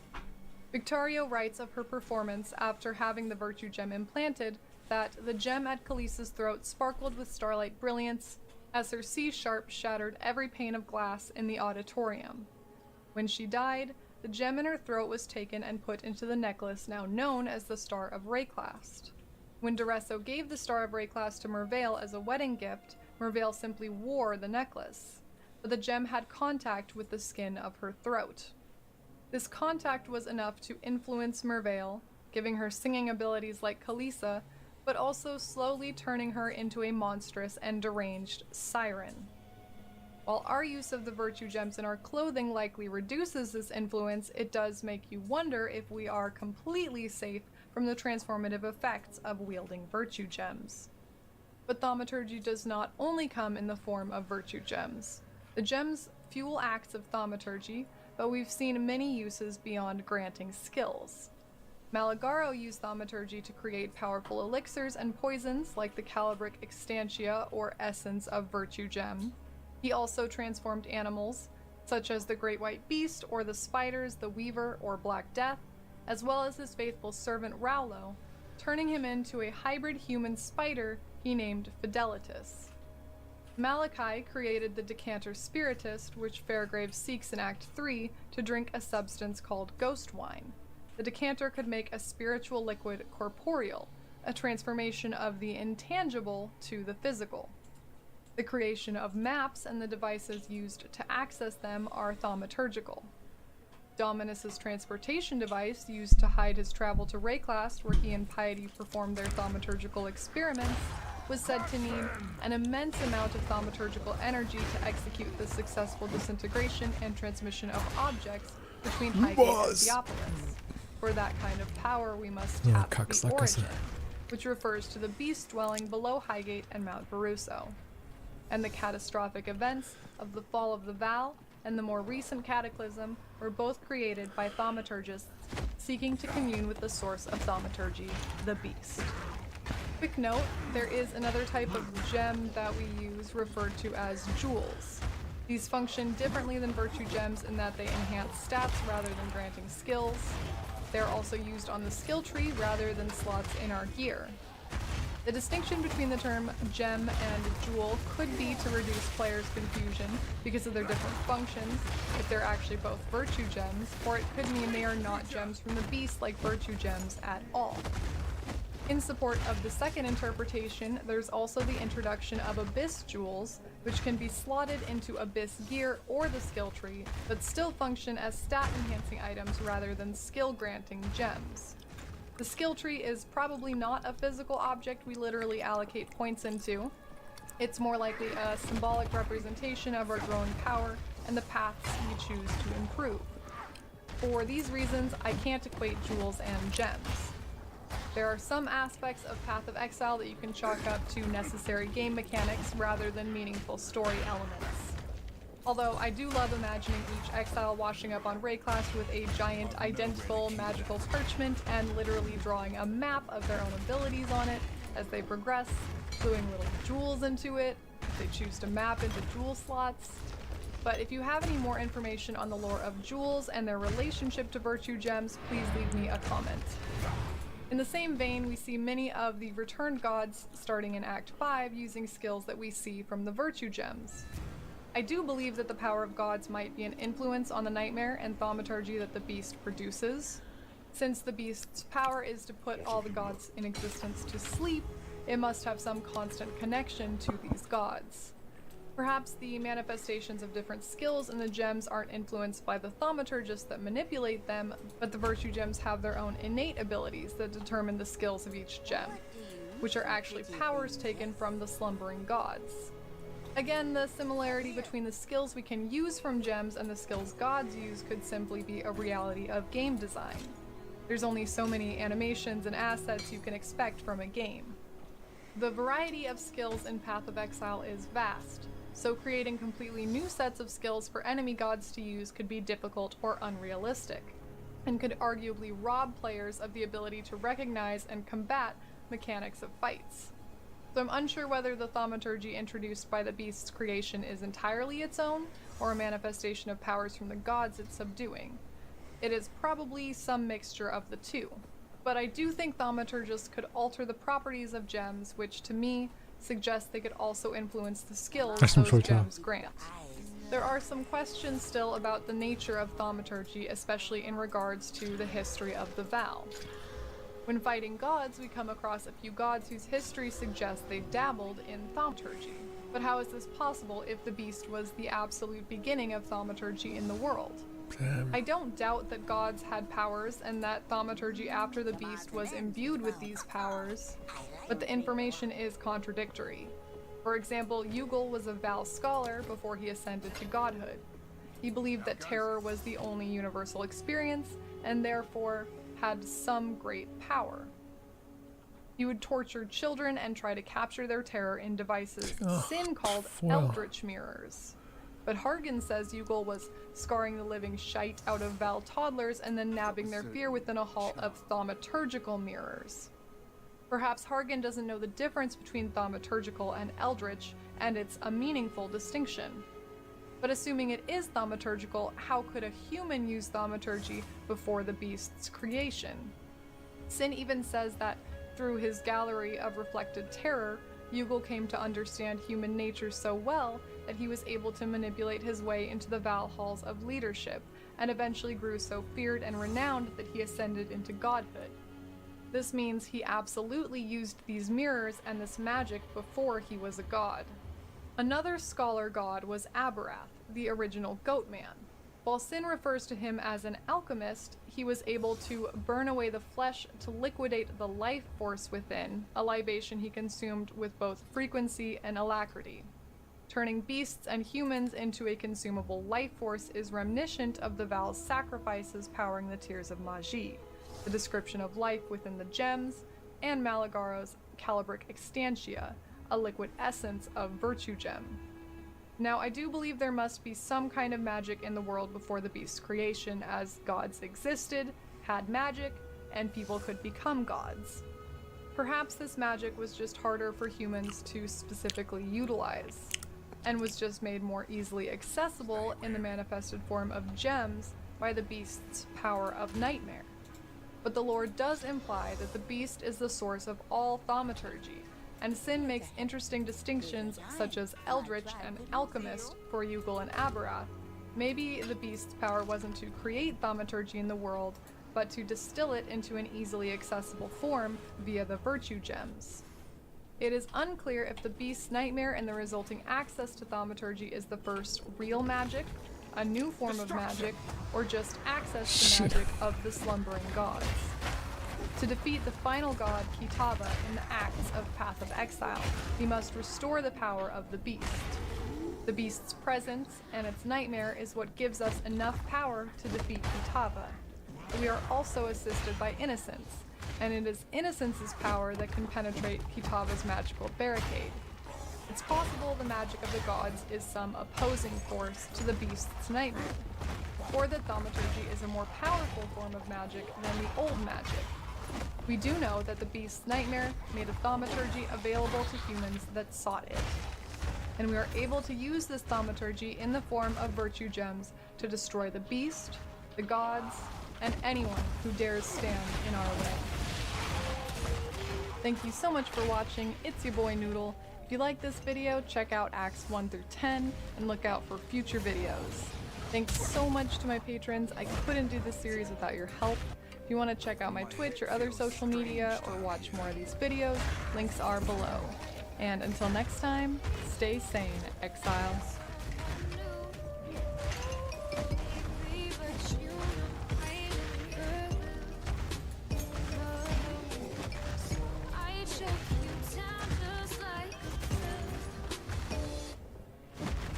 Welcome back, Exile, to another video in Noodle's complete lore series. This video covers the final act, Act 10. Let's begin. In Act 10, Lily and Whalem Roth sail us to Oriath and land in the docks where Lily found us at the end of Act 5. Lonnie waits at the docks for us, alone. Lonnie tells us that everyone had to escape the tower when Valenta turned on them, just as Utula predicted she would, although he already turned on them in Act 5, so he's not exactly on high ground. Valenta lowered a ladder to the tower for Kitava's cultists to enter. Bannon helped Lonnie get this far, but created a distraction to help her escape and is now cornered on the cathedral rooftop by Kitava's cultists. The cathedral rooftop where we fought Kitava in Act 5 is where Bannon is currently trapped. We save Bannon from this attack and meet him back at the docks. Like many NPCs since the death of the beast, Bannon now feels the influence of an awakened god, Innocence, Sin's brother and the god the High Templars, like Vold, Dominus, and Avarius, worship. Last time we saw Innocence, he possessed High Templar Avarius and tried to kill us. But Innocence has seen our quest to destroy Kitava and wants to help us. Kitava has moved from the cathedral rooftop on a quest to find more food for his eternal hunger. He stopped anyone from reaching him by putting up Kitava's horns, a magical blockade impenetrable by man's creations.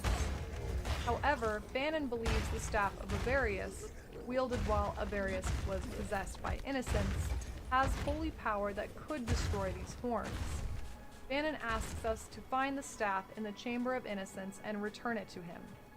Sin knows that Innocence resides within Bannon now, just as he did within High Templar Avarius. And Bannon will face the same fate as Avarius. He will die an excruciating death once Innocence is reborn from within him. Bannon says he is willing to risk his life for the cause, and so we must find the staff, knowing that our path to killing Kitava requires killing Bannon. Before we take on Kitava, Lily and Whalem have requests for us. Lily wants us to find a relic called the Teardrop, which is locked up in the reliquary. This teardrop is the map to Sawatha that Lily was trying to steal with Oak, Creighton, and Alira, the bandits in Act 2, which got those three exiled to Rayclast. With the Brine King dead, Lily wants to work with her grandfather Whalem to find and plunder this undersea city of Sawatha. Whalem was incredibly interested in finding Sawatha, and passed this interest on to Lily, which is why she found the teardrop in the first place. The teardrop was stolen from her by the Templars, who took it back to Oriath. Lily was trying to steal it back when her and the bandits got caught. But now she asks us to return it so she and Whalem can finally complete her grandfather's legacy. A fun activity for the family. It is said that the city of Sawatha sunk into the sea when Soagoth fell into slumber, invoked by the beast. From what we've seen, it is likely a real city. If it's anywhere near where the Brine King appeared, it is likely in the reefs out east of Fellshrine. The Brine King appeared near Ribbonfell and Corsair's Rest, if our game-in map can be trusted. I can't find any information about either of these areas, but they are named on the official Path of Exile map. A Corsair is a pirate, which is a promising connection, since many sailors and pirates, including Lily and Whalem, sacrificed mutineers or unworthy deckhands to Soagoth under the full moon as a superstitious tradition. Sin says that Soagoth himself was once a captain at sea. What Ribbonfell refers to is a mystery. Perhaps we will hear more of the city of Sawatha in the future. Whalem's request for us isn't quite so family-friendly.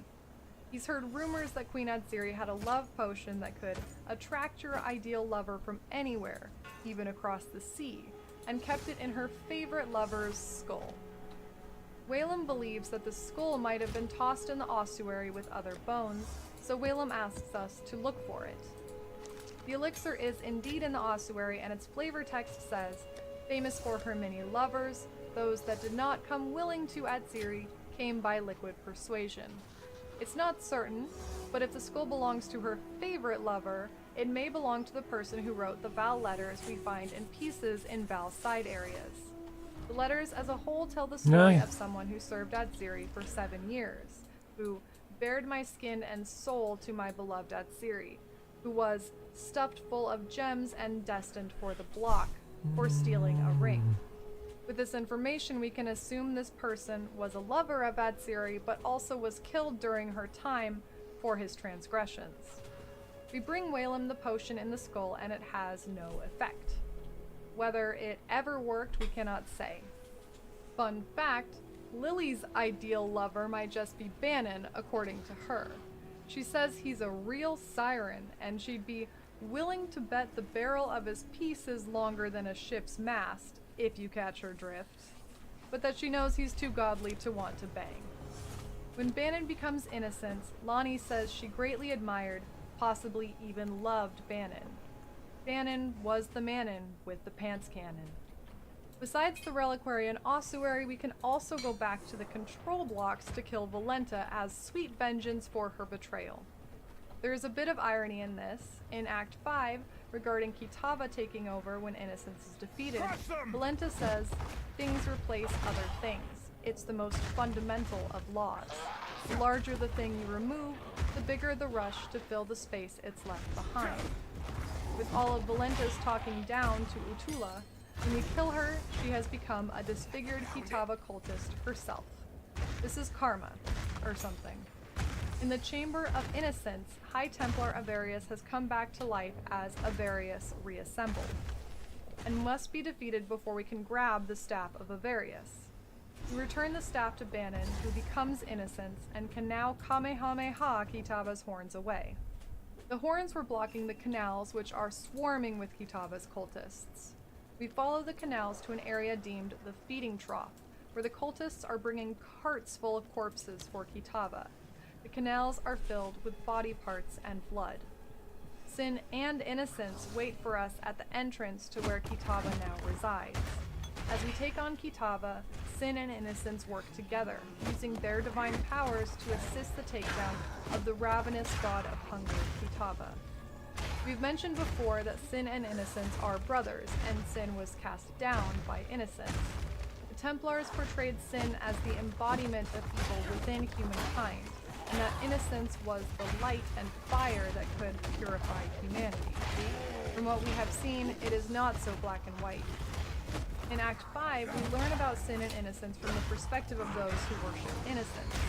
Their origin story says that the mother of two raised them and describes the fall of Sin, but it also gives hints to Sin's unfair treatment and his true calling to save humanity.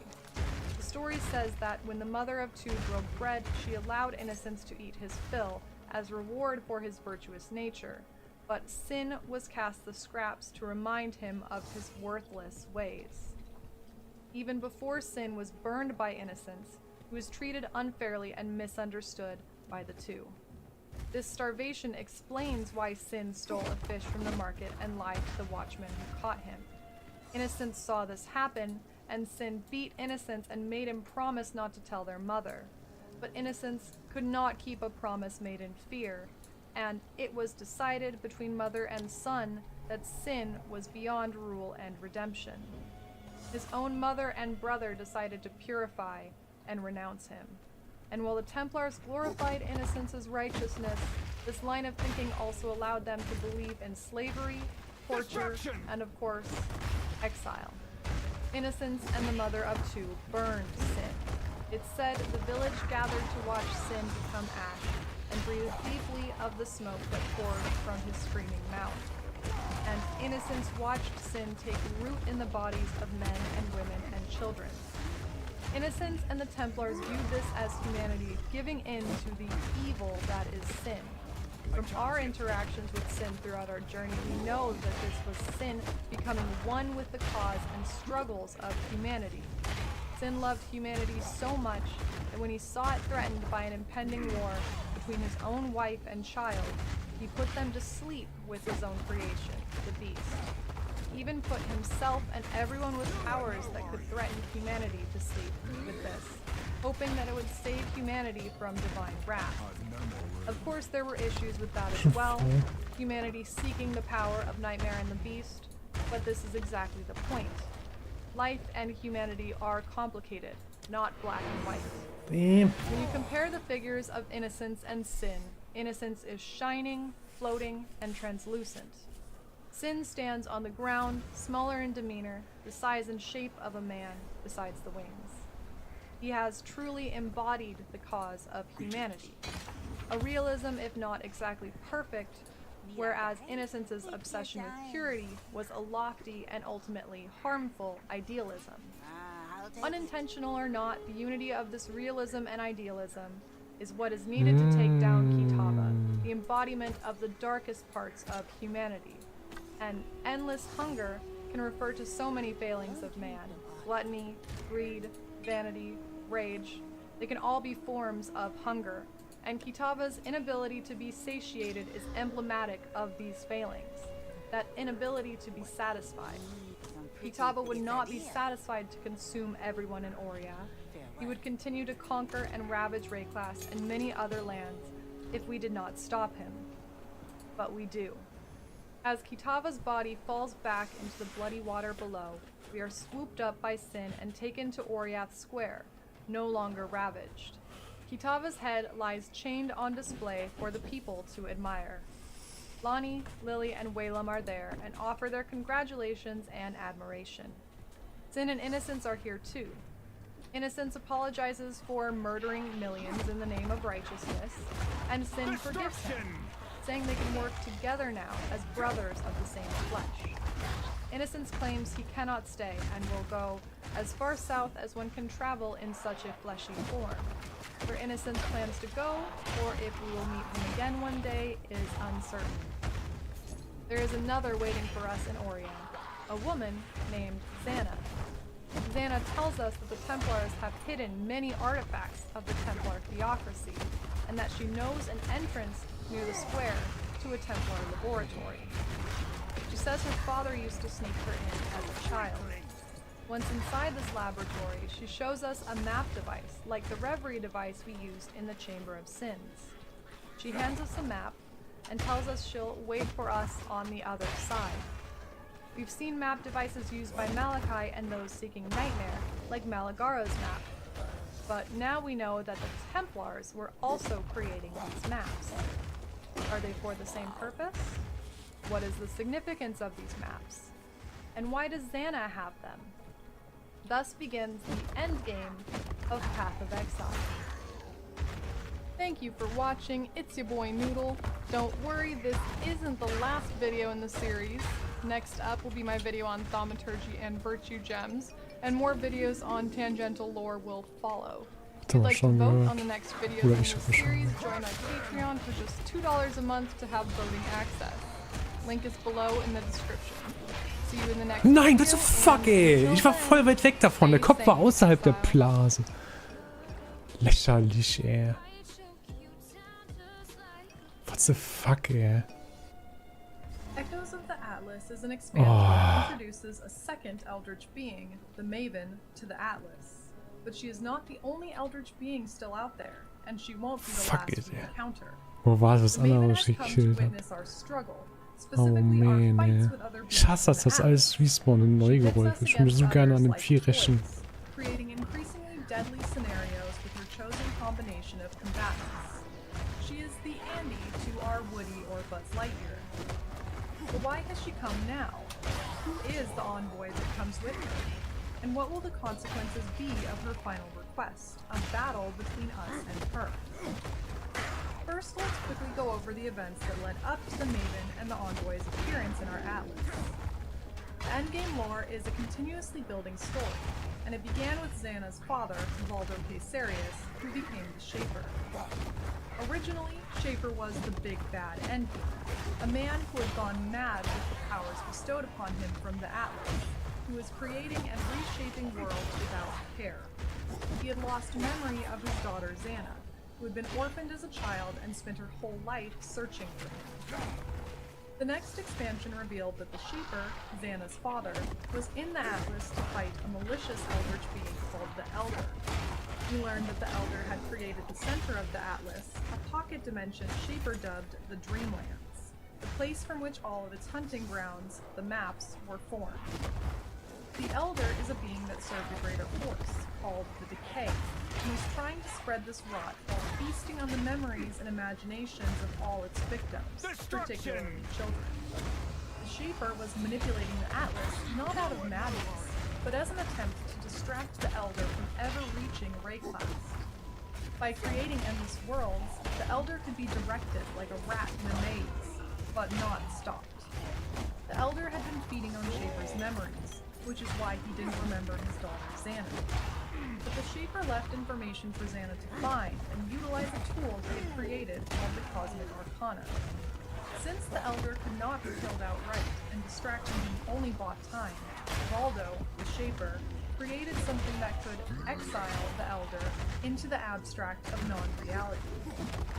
During this expansion, we stopped the Elder. In the next expansion, it wasn't us who helped Xana seal the Elder in the Cosmic Arcana. It was the Conquerors, originally named the Elder Slayers, a team of 5 highly skilled warriors that assisted Xana in stopping the Elder.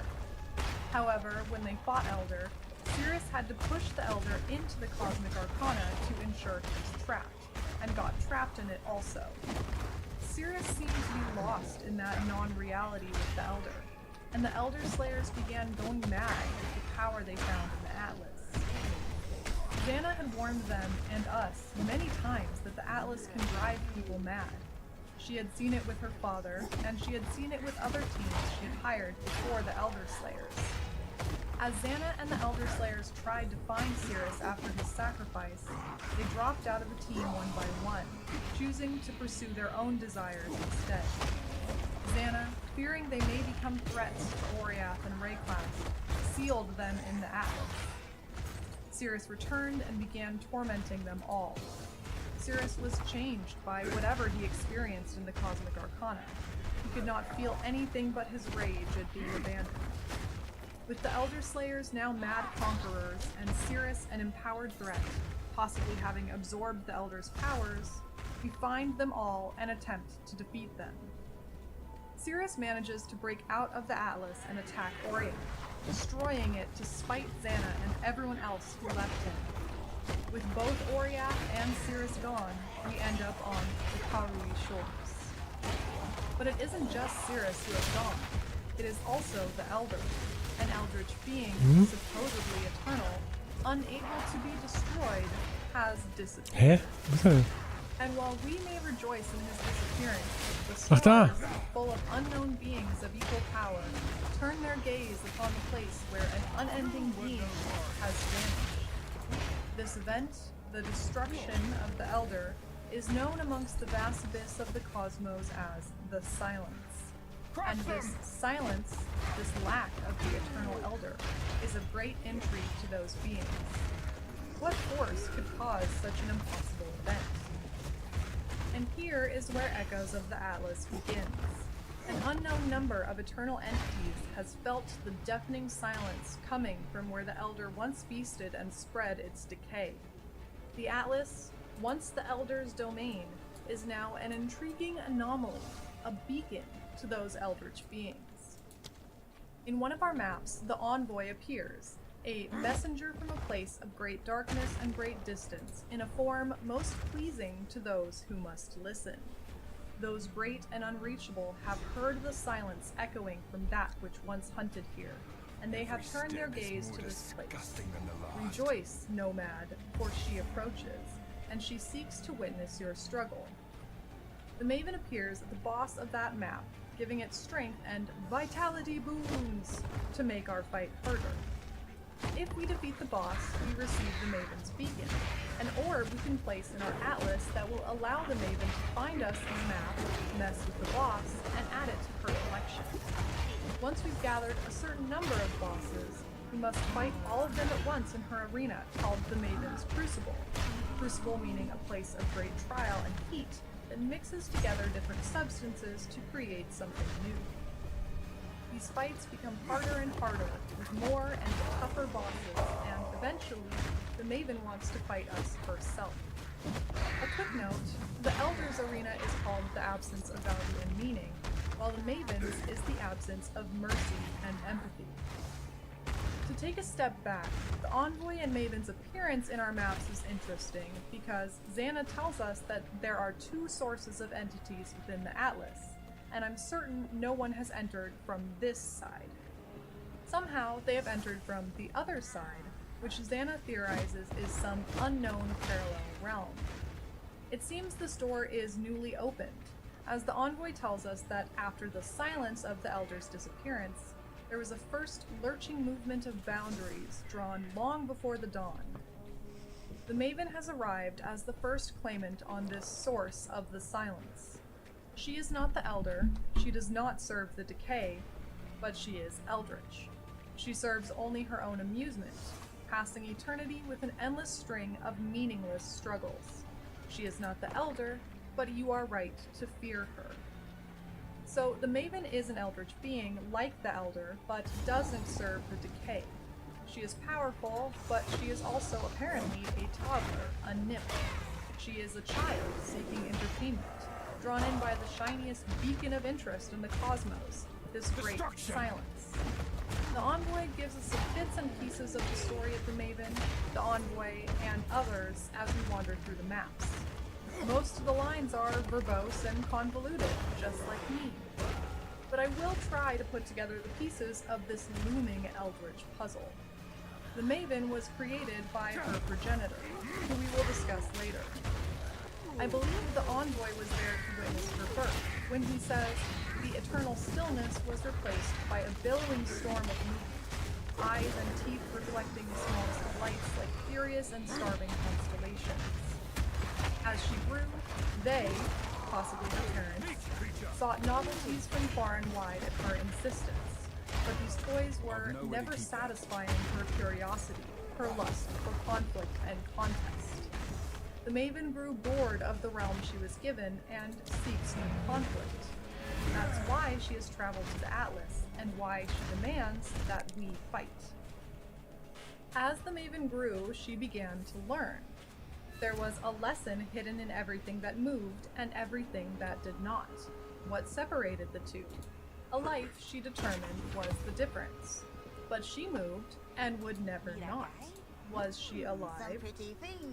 Now the Maven seeks to understand the difference between mortal life and her own eternal existence. I believe that when she tells us she did not know we were like her after we defeat her in battle, that she realizes we have a power that rivals her own. She had never felt any challenge to her own safety and ability before. I don't think we can assume this means we're eldritch or a god or eternal. Maybe we're on the way to godhood. But it certainly means we have power. A power that makes us closer to her equal than other forms of life she's played with. Kirak foreshadows her realization when he says, maybe one day she will recognize you as a peer, and then perhaps we can ask her to give Baron back to us. Kirak believes that the Maven is the cause of Baron's and the others' continuous resurrection in the Atlas. Just like Oh, Nat yeah. bosses, she is using them as a toy to fight us for her Ein bestes amusement. Item. But before the Maven arrived in the Atlas, the envoy implies she was trapped. She tried to flee, to leave the island prison of her making, but the prison walls towered so far above, lined with silent sentries armed with sharp spears that could pierce her shadow. What kind of prison is this? Was ist eigentlich mit And of her Awaken own PvE? Da making? gibt es eine extra Version. Ich Perhaps habe it's gelesen, more das of a soll crypt, es jetzt a schon. protection put around her as she grew by her Sorry. progenitor. So of her making would mean of her birth, rather than of her creation or design. When the Elder disappeared and the Great Silence began, the walls still towered, but now folded and frayed to her touch. She fled, and in doing so dragged countless in her wake. He followed her, though he did not want to. He saw a moment when he could escape, but he did not. His form was stuck with her, even if his mind wasn't. The envoy later tells us that they are of one flesh, but two minds, two bodies. We are kin, both born of the tangled anarchy of the void, but we share not the same creator. She is my ward, and she is my prison. I am her protector, and I am her servant. The envoy is not her protector by will. He is forced by her parents or creators to watch her. But even then, they're not created by the same entity. Who created the envoy? So now, let's dive into the envoy's story, or what we can put together from it. The actual origins of the envoy were the most difficult parts of this story to try to decipher. Honestly, this is mostly theory, so if you have any different ideas or evidence, please comment below and let me know. Oriath.net is a great resource for in-game dialogue and was super helpful with gathering the envoy's lines from maps. I believe the envoy is from another world, and was possibly a leader there. He says that he came upon a bastion of flesh that towered above, smothering the stars, and those who followed in my footsteps did not halt. I was crushed and swallowed whole, urged unerringly by those I led. It sounds like the envoy had followers, but now he is a servant to at least the Maven's progenitor, and possibly another figure called the Lightkeeper, who I'll discuss more later. He finishes this part with, I was welcomed into his embrace. And the envoy only uses he, him, or his when talking about this Lightkeeper. I believe the envoy led people, encountered this Lightkeeper, and was taken as the Lightkeeper's servant as his own people were vanquished. Whatever the envoy did, he was punished for it by those he now serves, and he refers to this punishment multiple times. What the fuck? I think they Wo made him schließt das eternal, dann? as he says, this was their gift to me, their eternal servant, to walk among the countless silent Das ist screaming weggehen. dead and witness. The punishment of the envoy for his past actions was to serve and protect the Maven. I was led into the darkness and given a Shift torch Hub macht burning das? with Warum? fury Hä, das hatte to guide bei my path Awaken with her. PvE treten nie gemacht. I was consumed by the journey and thrust into her care as a hollow shell, Ja. to protect and limit and never leave her. The word torch makes me think the Lightkeeper had some involvement in this punishment, and the envoy being consumed Warum kann and ich denn turned nicht into a hier hollow shell ändern? makes me think he took on some new form. Oh Gott, nein. The envoy is attached to the Maven, taking care of her eternally and watching as she grew. For a long time, nothing happened. Those I serve cast their eyes upon an endless, unchanging horizon and have never had cause to look away. Without change, time is invisible, meaningless, and insignificant to one with no beginning and no end. He watched the Maven and her chosen entertainment, pitting beings against one another for amusement until the silence began. The eyes that dwell among the stars roll and turn and focus on this place. It is the source of the silence, the beginning of the beginning, the point where that which roamed and fed ceaselessly was undone. Since the envoy is attached to the Maven, when she escaped in pursuit of this beginning, the source of the silence, he was brought with her. On his arrival to the Atlas, he has taken on a new Ja. form. Here, he kind of looks like a harbinger and a man combined. Celestial essence can be seen through a crack in his skull. He claims he has taken on the image of those who needed to hear its message, but also that he was originally woven from Miley. long dead stars in its image. What the Its fuck? here is possibly the progenitor. Warum ist es possibly schon the light wieder keeper. The envoy Hardcore? laments, I try to Say. remember its shape and cannot. Try to fall into my past and cannot. I am Okay. anchored by you, Nomad, Ja. buried and drowned by your presence. Perhaps the confusion in the envoy's story is because of our influence, which has altered his shape, so possibly also his memories. He's stuck in this new form he has taken as the Maven's messenger to us, an image to reflect our own, and to guide us. A quick summary before we dive into even more confusing elements of this story. The envoy is the Maven's ward, a caretaker enslaved by her parents or creator to make sure the Maven is unharmed. They come from an unknown warte mal, realm, was, the void, the stars, where the Maven was growing, being entertained by conflict and conquest. The Elder's disappearance weakened the barrier You between weiß their it. realm and the Atlas. Intrigued, the Maven came to the Atlas to seek out new entertainment, having grown bored, and the envoy was dragged along. He must convince us to entertain her, Selber while Schrott. also protecting her So, from any harm, egal, wir lest sind her jetzt progenitor besser or any other ausgestattet elder als beings be alerted vorher. to her pain and displeasure and come punish the envoy and us. The envoy, in this limbo between entertaining and protecting the Maven, allows us to fight her when she commands it.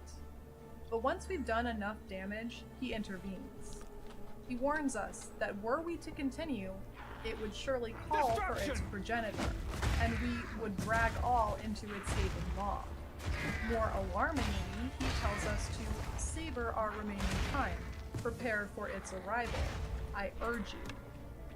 The Maven's progenitor, with its gaping maw, is now coming towards the Atlas. It slashes through the stars and surges towards the silent sea. It is moving with purpose and direction and intent, and it fills me with awe and fear and desire.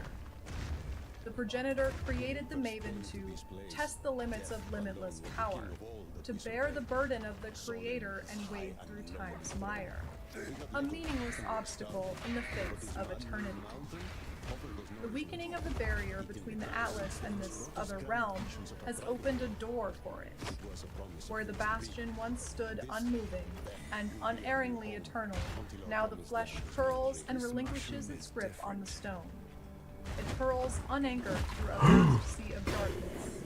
It will arrive, though I know not when or how. The light keeper that the envoy mentioned earlier is connected to this progenitor. We know that the envoy must take care of the Maven, so it's likely the envoy has encountered this progenitor. But the envoy seems to serve the light keeper. He says that duty is a blessing. We act without hesitation or thought to the murmurs of the light keeper.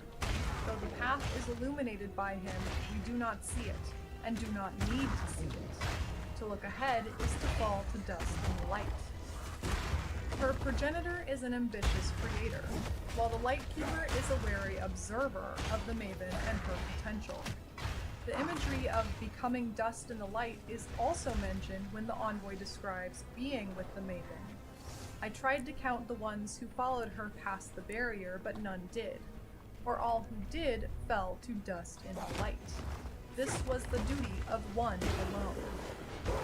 The Lightkeeper took the envoy to the Maven, but I don't think he's excited about the silence, like the Maven and her progenitor are.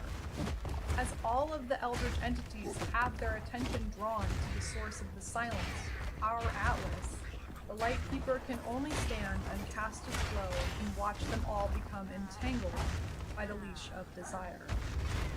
So, here's my theory about the Lightkeeper. The Lightkeeper and the progenitor both care for the Maven. The envoy was given the task, or punishment of protecting and limiting the Maven, not only to help the Maven, but also to stop her if needed.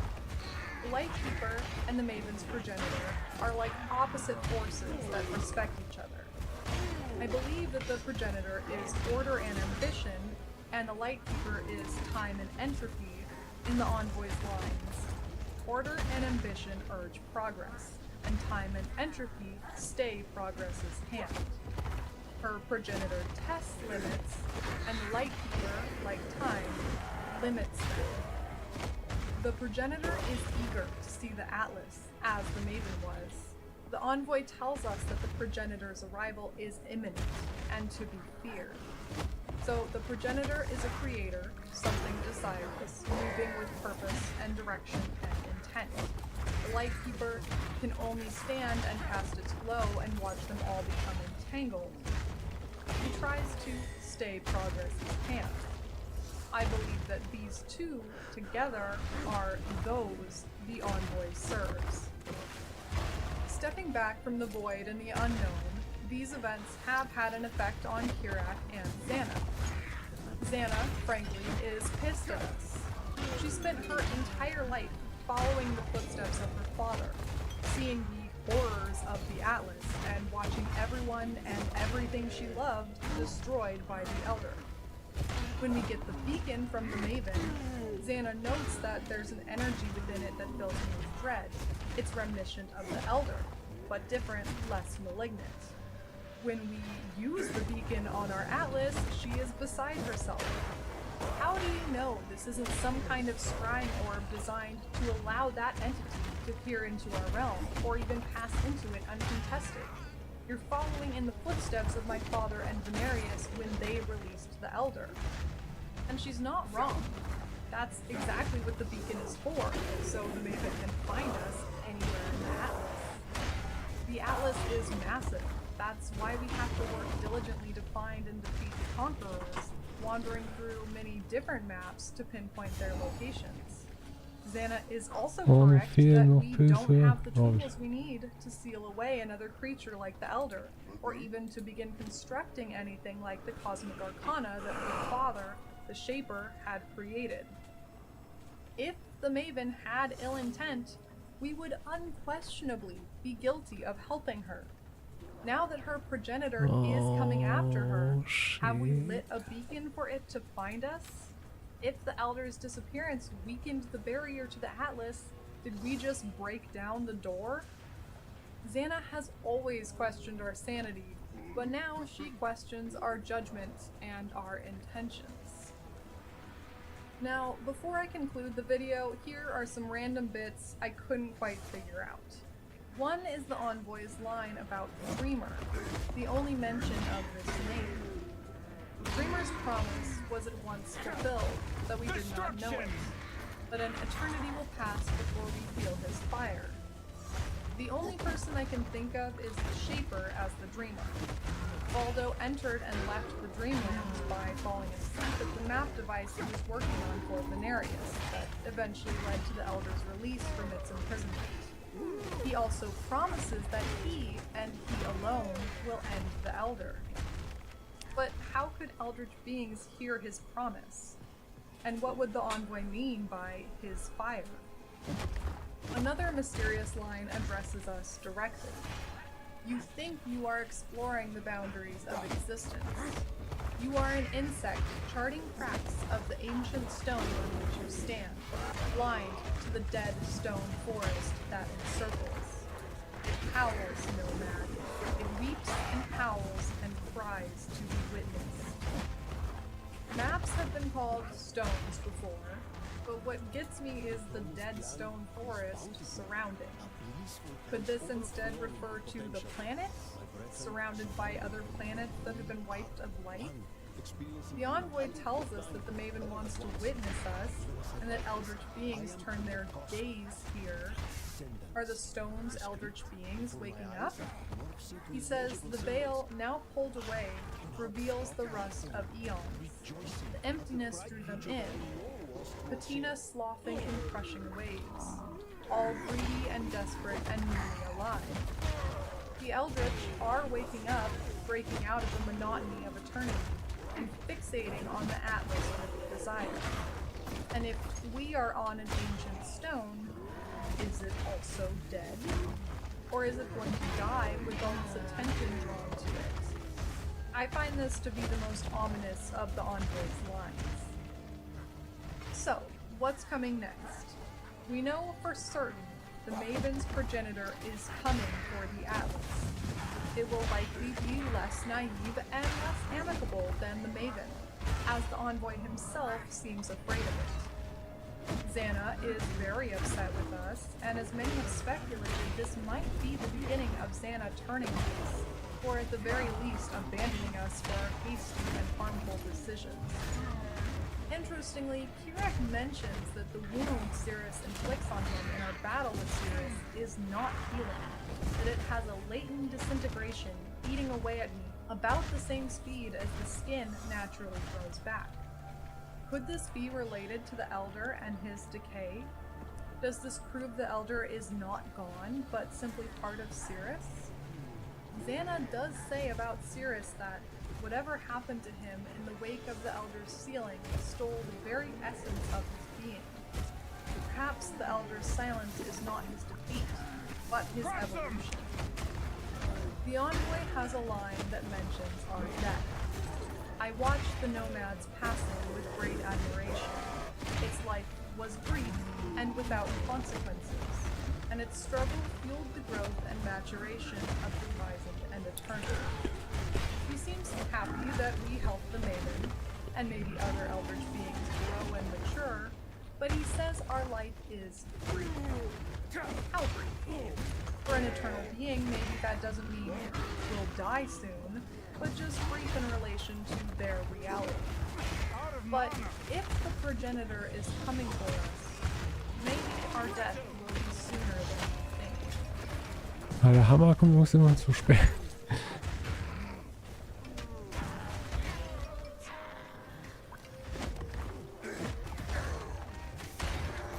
Oh, 3 Pilze, ja, oder?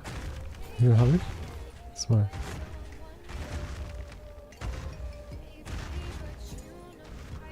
Das Kalgur. Oh, the Kalgur. Hail, Exile, and welcome to the long-awaited Expedition lore video. Since this video is particularly long, it'd mean a lot if you would like, share, and subscribe. Thanks to all my patrons, and now, let's unearth this story. Expedition League has 4 new NPCs that call themselves Kalgur. They're from another continent, having traveled to Rayclass to find artifacts left by their ancestors who came to Rayclass long ago. It's possible this other continent is Ace Class, which is mentioned in Blight Scarabs, and I suspect that Ace Class, or Kalgur, lies somewhere east of Rayclass. Ace Class is described as having distant shores from Rayclass. Scheiße, es ist immer muss ich nach Hause, wenn ich kurz zu Level up bin. So muss ich warten, bis ich dann checken kann, wie weit Leben. It could even be Kalgur now. The Kalgur seek artifacts relating to the exploration and attempted colonization of Rayclass by 4 factions of ancient Kalgur. Each NPC has a specific faction they are researching, but they all have one common goal: find a most important artifact for the Kalgur called the Triskelion Flame, or at least to learn the truth of the flame's disappearance long ago. They need our help, our knowledge of Rayclass, and our brutal strength to overcome the monsters that haunt their excavation sites.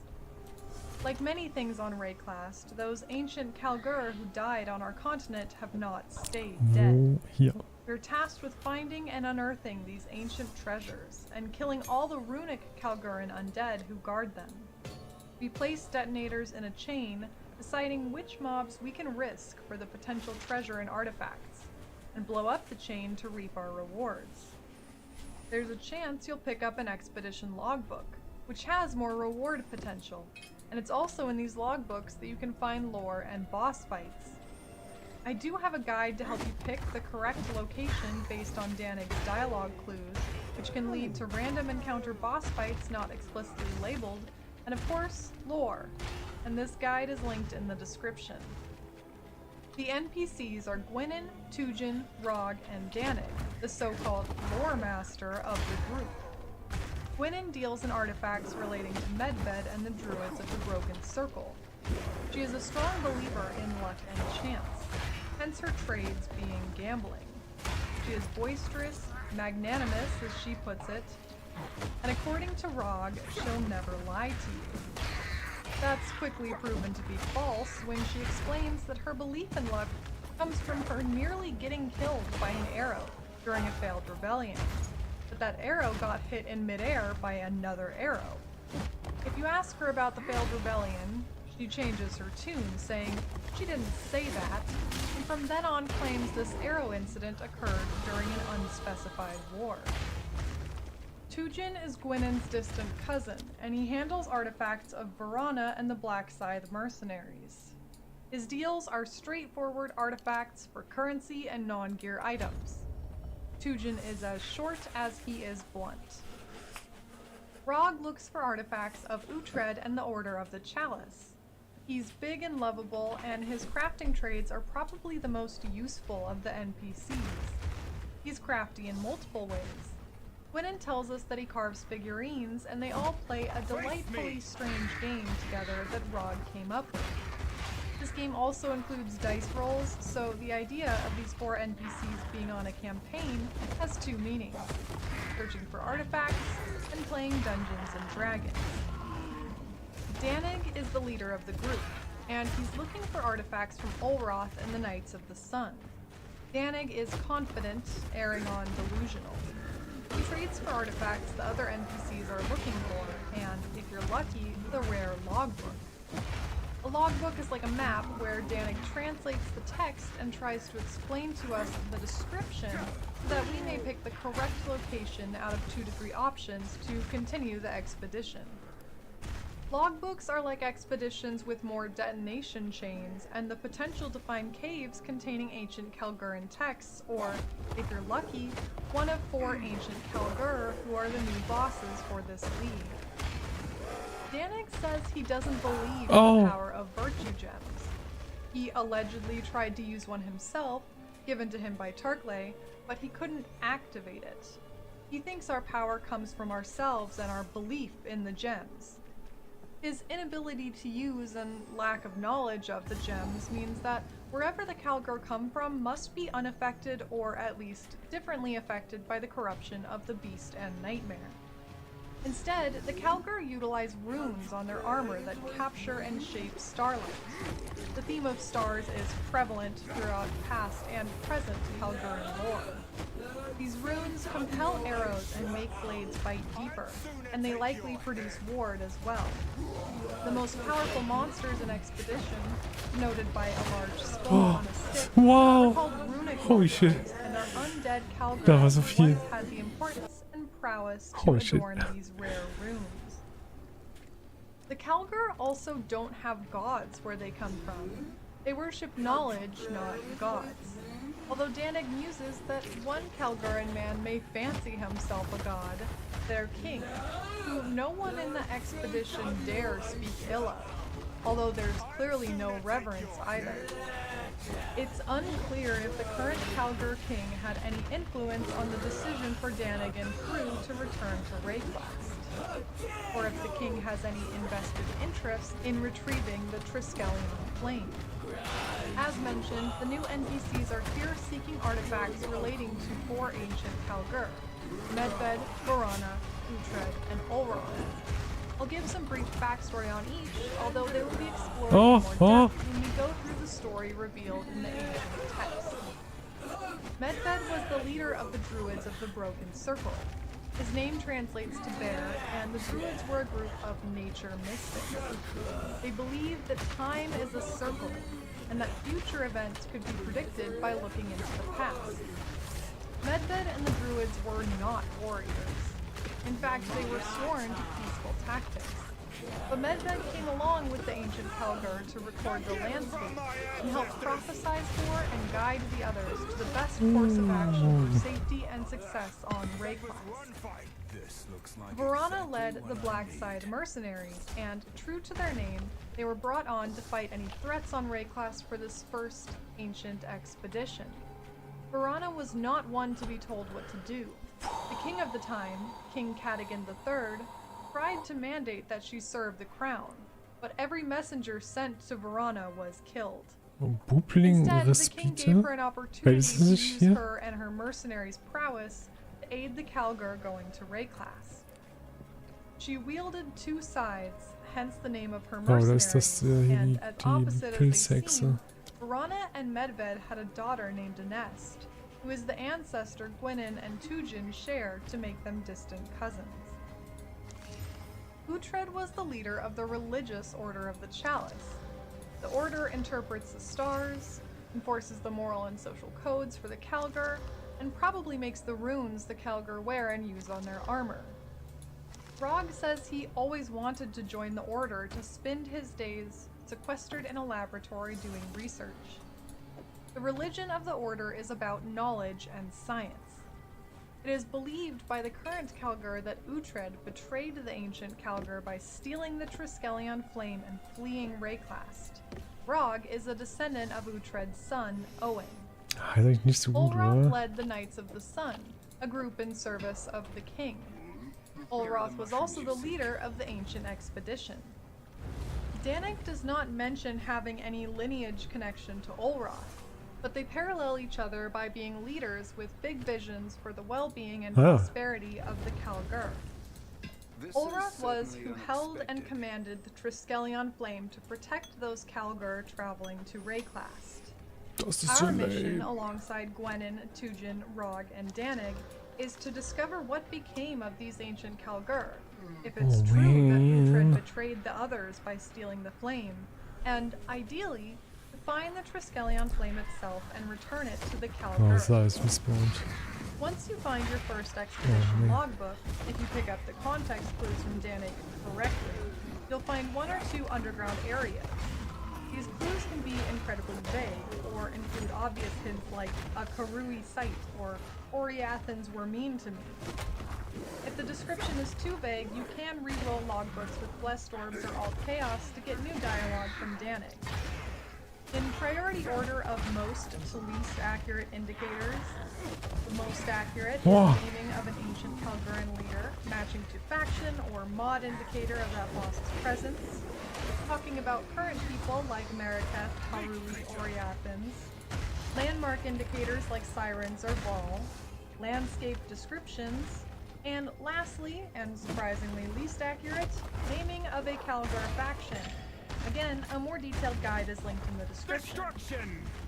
If you blow the caves open and retrieve the ancient Kalguran text within, the long, long tale of that first expedition begins. There are over 30 texts to find, hence the delay in this video being made. They are written by someone called the Prime Remembrancer, whose title is self-explanatory. He's the main guy who writes down things about the expedition to be remembered. Now, with all these pieces in mind, buckle in, because it's a wild tale we are about to unearth. The inciting event for this Kalguran quest was the Omen, when the land shook and the sky went dark. Meteors or other debris rained across the land, and the sun was bright Dann red. gehen wir auch mal weg. King Super. Cadogan III wanted to know what was happening, so he sent these four, Medved, Varana, Uhtred, and Olroth, their leader, along with their factions, to go see what had caused such an occurrence. They took a boat and began their journey chasing the red sun, and they also took with them the artifact we are now, in the present, looking for, the Triskelion flame. It's important to point out that this inciting omen was almost certainly the fall of the Vol, the first cataclysm that was caused by Doriani. The timing lines up. Danik says that the flame was lost thousands of years ago on Rayclast, and the description of the omen fits every description of a cataclysm we've seen: darkness, red skies, and as we will see, the dead rising. So the Kalgur are on their boat, traveling towards the red sun. The Triskelion flame could be used to purify things, and had an area of effect that could ward off evil, like how their runic armor has ward as protection.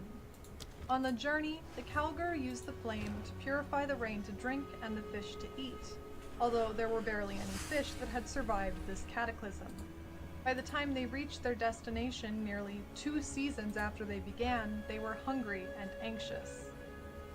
The first person to step off the boat and onto Rayclass shores was immediately crushed by unseen jaws. The Calgar had to fight their way through abominations off the shores of Rayclass. Based on descriptions, they landed somewhere on the eastern coast of Rayclass between Siren's Cove and Fellshrine, as they came upon forests soon after their landing. This supports the idea they came somewhere from the east, possibly Ace-class. The Knights of the Sun led the way inland, with Ulroth carrying the Triskelion flame to protect everyone from the seemingly endless monstrosities on this continent. On the 7th night, the sky finally began to clear up and some stars were visible. The Calgar, who had reverence for the stars, took this as a sign and set up a camp.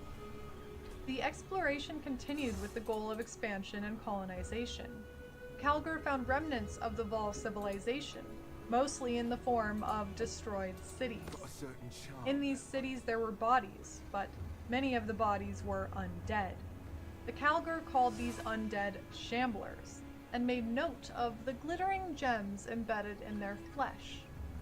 Uhtred declared these gems unclean and forbidden for the Calgar to touch or use in any way. Since many of the Vol had chosen to hoard treasures and lock themselves inside when the cataclysm struck, there was much loot to be taken, if they could overcome the shamblers. Some locations, like Utsal, had areas where people had gone underground and flooded themselves with their treasure to keep out looters. While that prevented the Calgar from pillaging Utsal, many other Vol cities were successfully looted, giving the Calgar wealth beyond imagination. When King Cadigan III got news of the wealth on Rayclass, he sent more people from Calgar to boost the expedition. After 3 years, there were many Calgar settling on Rayclass. First Village was well established, and the Triskelion Flames Ward protected the villagers from the threat of shamblers and monsters that lurked just outside of its aura.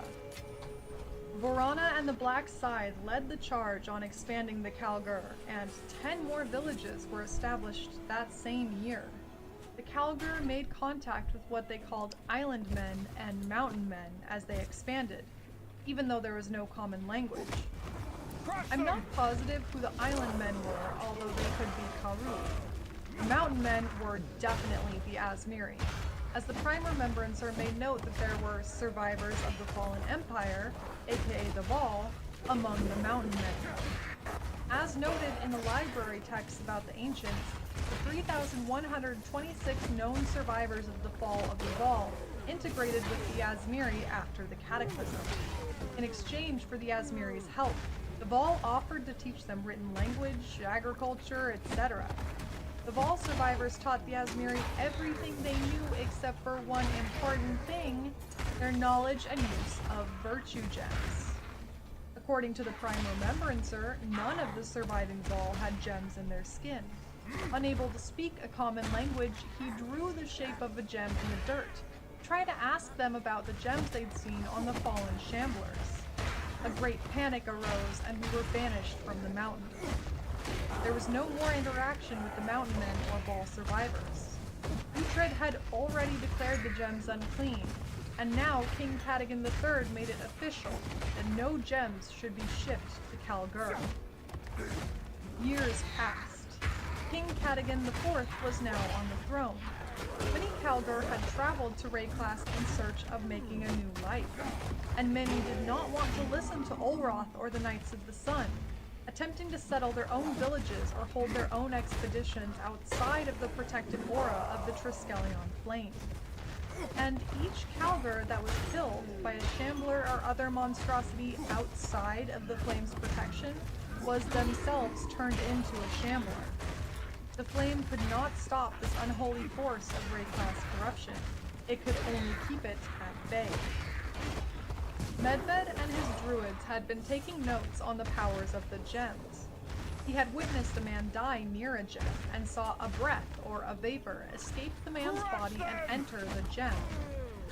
As we know with Vol gems, sacrifices were used to power them, so the idea of souls entering gems has been noted by Vol before. When Uhtred heard of Medved's findings, he called him a blasphemer and threatened his exile. Medved paid Uhtred off to remain, but tensions began to mount.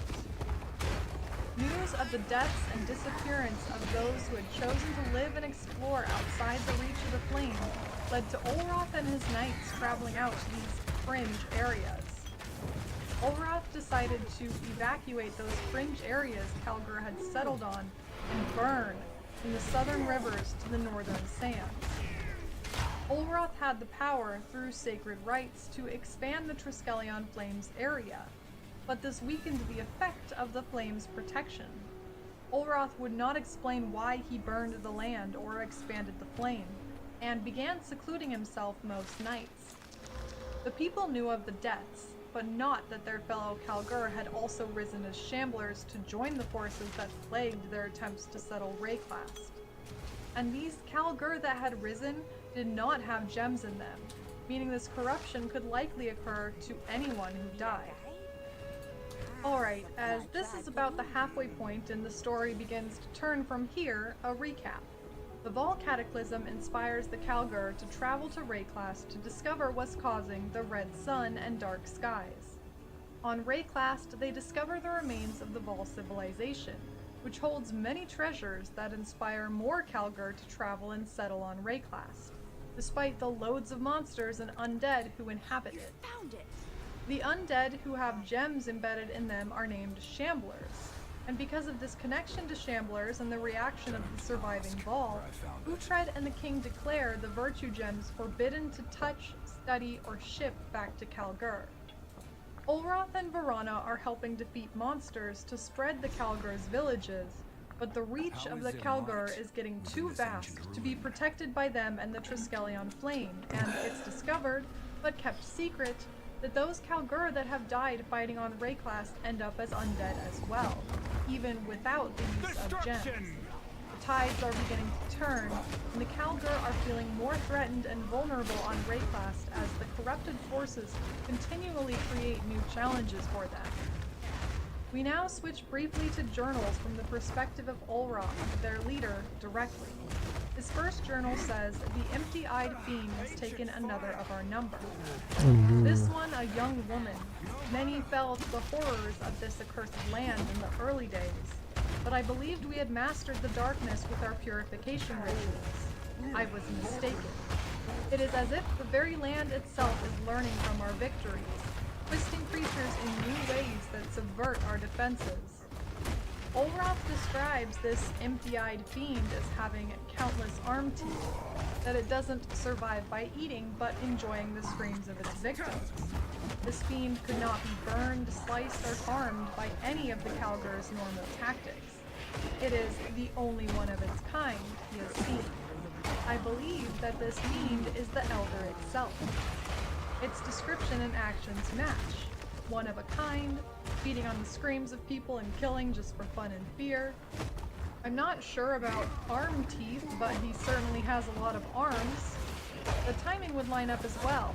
We know members of the Order of the Jinn were creators of the Starforge, which eventually sealed the Elder by separating physical form and spirit. One of the Order who created the Sealing Blade Starforge, Egrin, inspired Tarkus Baruso to found the Eternal Empire. There were 400 years between the fall of the Vol and the Kalgur exploring Rayclast and the founding of the Eternal Empire for the Elder to exist and wreak havoc.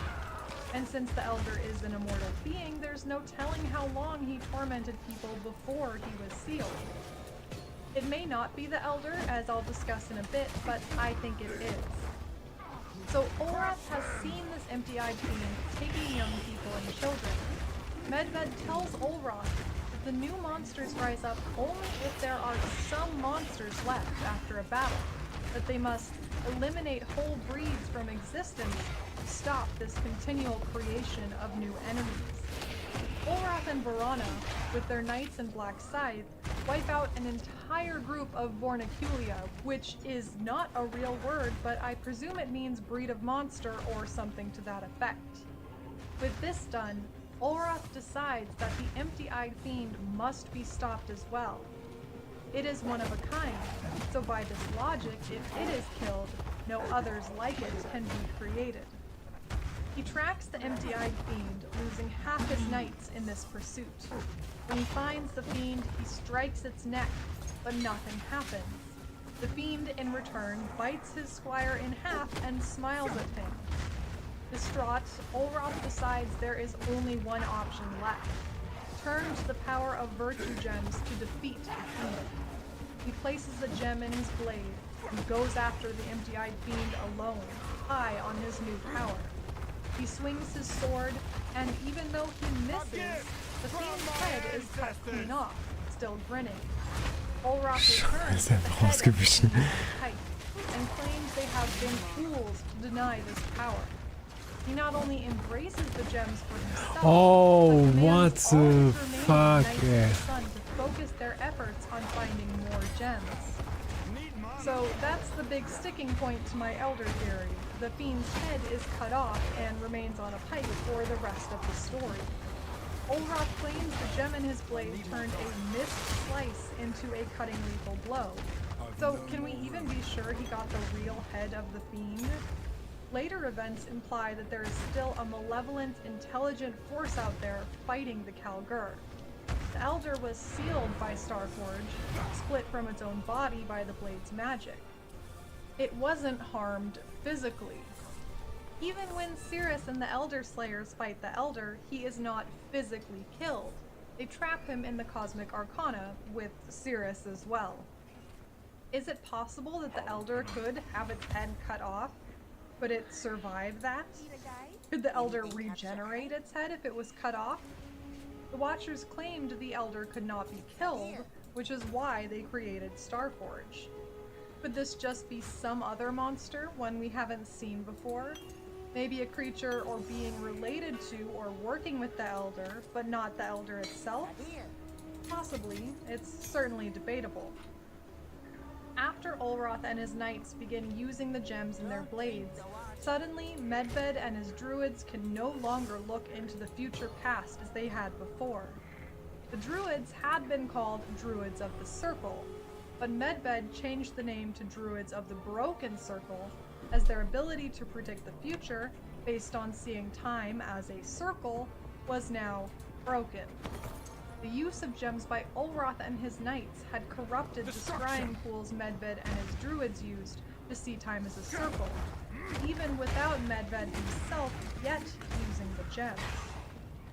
Medved was confronted by Verana in the square, in front of the fiend's head on a pike. She asked him if he'd lost his faith, and he explained he could no longer study the past to see the future. Verana offered him 2 axes and began training him for battle, saying, "We will fight our way across the gap between past and future." If Medved could no longer be a prophet, if he had lost his faith, he was free to abandon the pacifism he previously believed in and fight. And of course, his new axes had virtue gems in them. By this point, Olroth, Medved, and Verana are all aboard the virtue gem train. Medved has abandoned pacifism, Verana was pretty much exactly the same but extra violent, and Olroth had gone all in on finding and using gems for all. All 3 were out fighting monsters with renewed enthusiasm for multiple seasons, keeping enemies at bay. During this time, Medved and Verana's daughter, Ines, was sent back to Kalgur to be kept safe. She was accompanied by Olroth's son, who is not named. Then a leader arose among the monsters, directing the enemy to attack where the flame's protection was weak, or where there were no men guarding.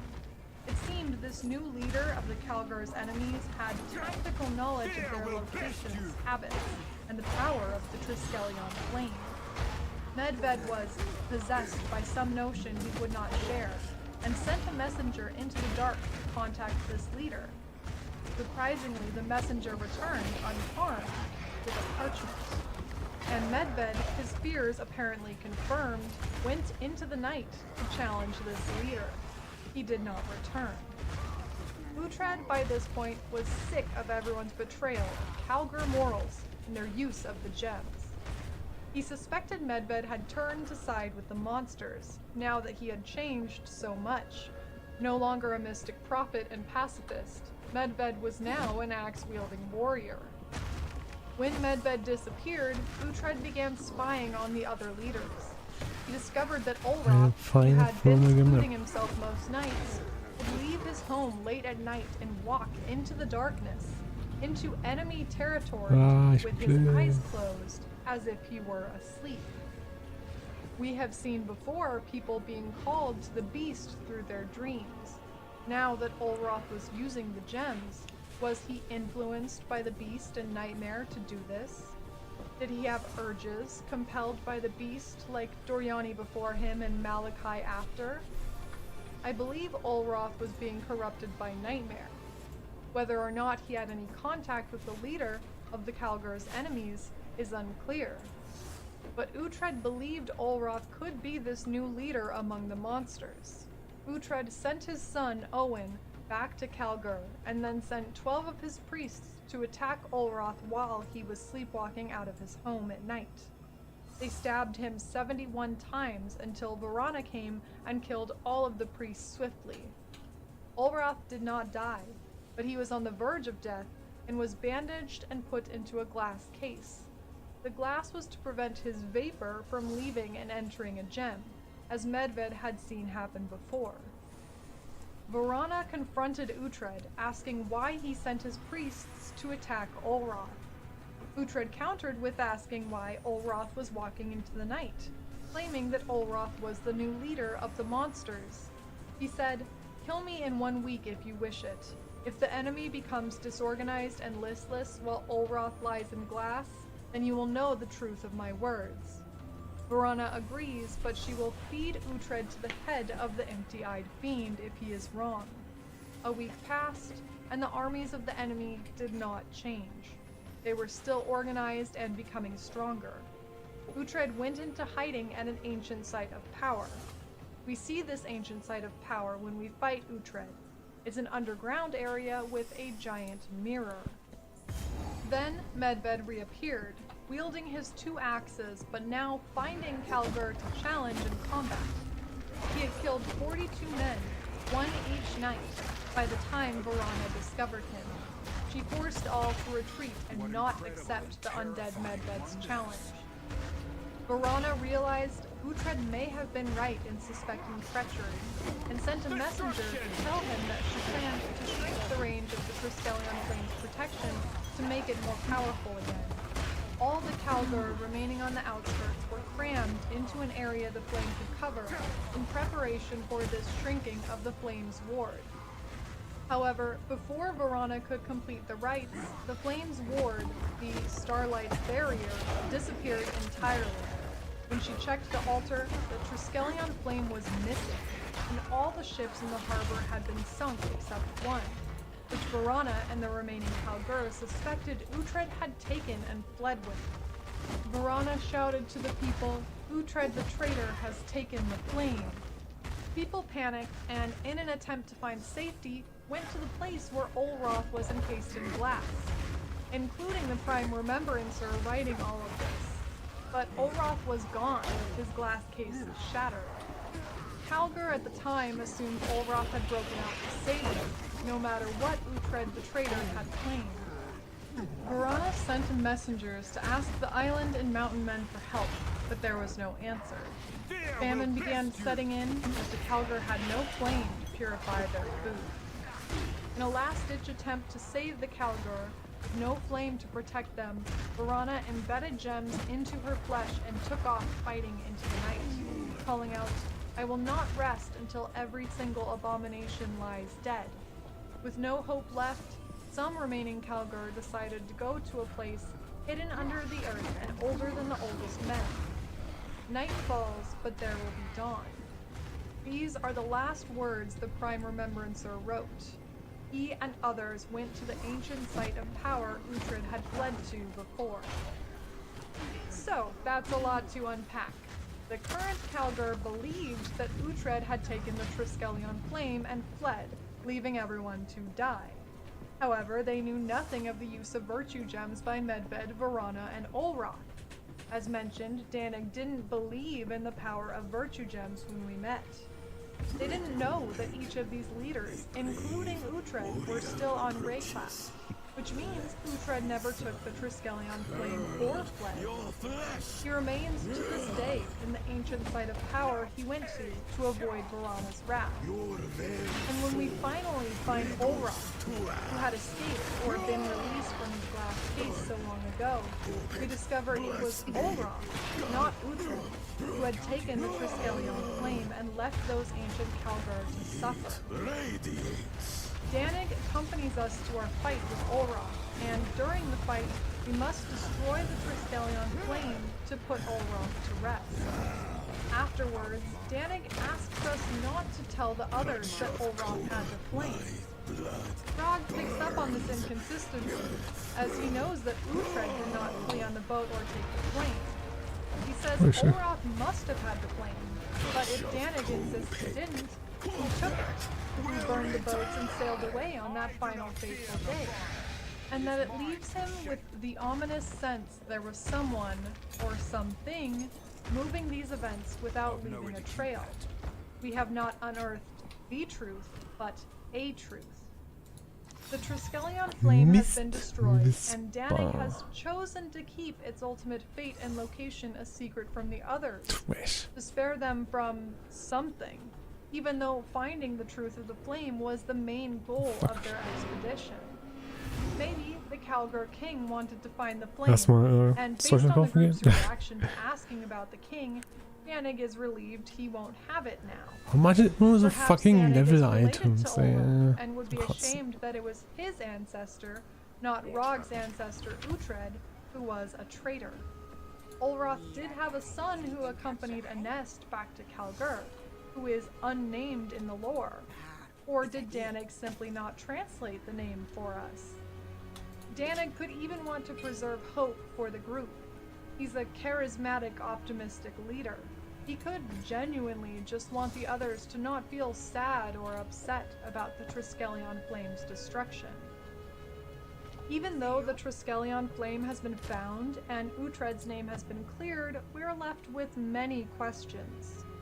Who or what was the empty-eyed fiend?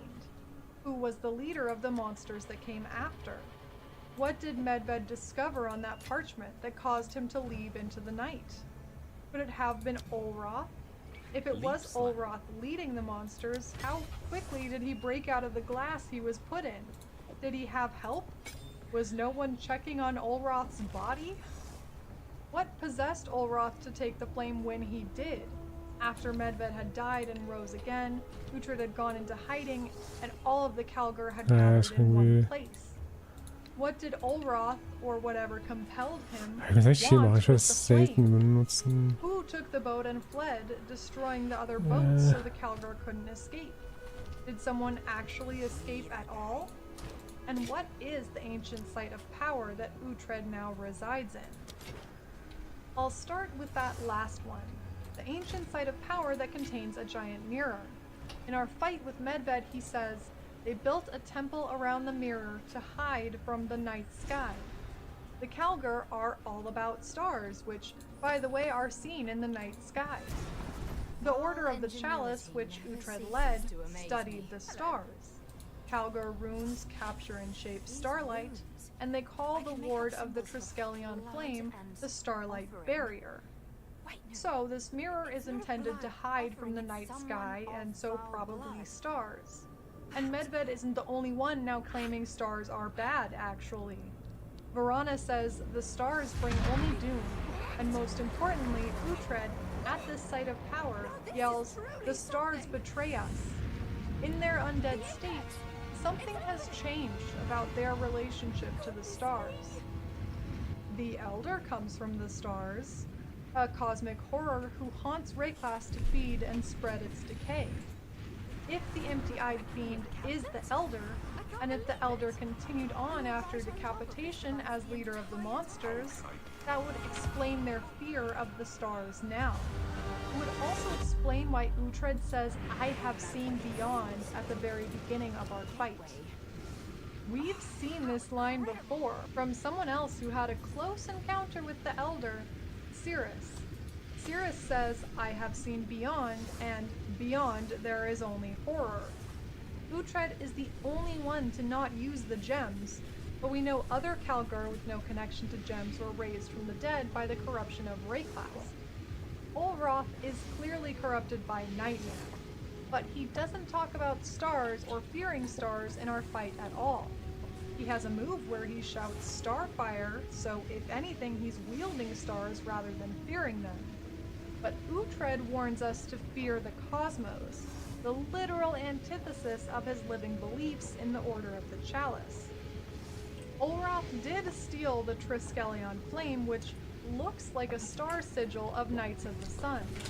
One could say, that looks like a star, so they fear Olroth. Olroth betrayed them, not the literal stars, which is fair, but I disagree. I think they have lost faith in their stars, yes, but there's something in the stars they need to hide from and fear. Ich hasse Zeit. Going back to Medved, he sent a messenger into the night to the leader of monsters before Olroth was stabbed. Yes, Olroth was likely sleepwalking into the night a while before Uhtred's priests ambushed him. But he had been secluding himself at night before he used gems to kill the fiend as well. And whatever was leading the monsters was still as active while Olroth was dying in a glass case. Unless Olroth just immediately popped back up, broke out of his glass, and walked away without anyone noticing, the leader of the people just walking through the square, it's probably someone or something else leading the monsters.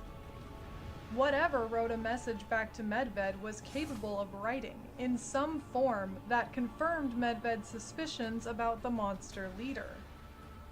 We know that the Elder is capable of speech and intelligence, as seen by his interactions as a shade with Shaper.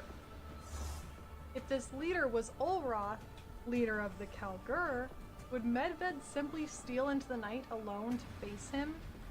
Varana did threaten to kill Uhtred after he attacked Olroth, so maybe Medved knew he could not discuss his findings without the same reaction. But Medved and Varana were lovers. They had a daughter together. If Medved had suspicions about this leader before the messenger's confirmation, with no knowledge of Olroth going into the night, it seems more likely that the leader was the empty-eyed fiend, or Elder, who had been supposedly defeated before. Maybe the fiend's head on a pike was being used as some spy device to learn the tactics of the Kalgur, and the Elder had regenerated or recovered. Medved believed monsters would rise back up more powerful than before on Rayclass, so it's possible. Maybe Olroth was simply going into the dark to tell an unknown leader, not the fiend or Olroth, tactical strategies for fighting the Kalgur. But then, how would Medved's fears of the leader's identity be confirmed if this leader Boah, was die Story von Expedition so lang ist. Holy shit. Logistically, I find the leader being the fiend or Elder more probable than Medved learning that Olroth led the enemies and just disappearing to go face him alone. He'd more likely react like Varana had when she faced undead Medved. He would retreat and protect the Kalgur that remained. But what does the mirror have to do with all of this? The arena, the area where the mirror resides, is called the Precursor Shrine. Since this mirror and its power are older than the ball, and the only other object with the word precursor comes from Proto-Ball delve bosses, maybe this shrine was made by Proto-Ball like On or All. Maybe the mirror is even older. There is even a Proto-Ball mural on the floor of Uhtred's mirror arena. And Uhtred starts the fight by breaking through the mirror, coming from the other side of it. Is it a portal? Could it be the original mirror of Kalandra?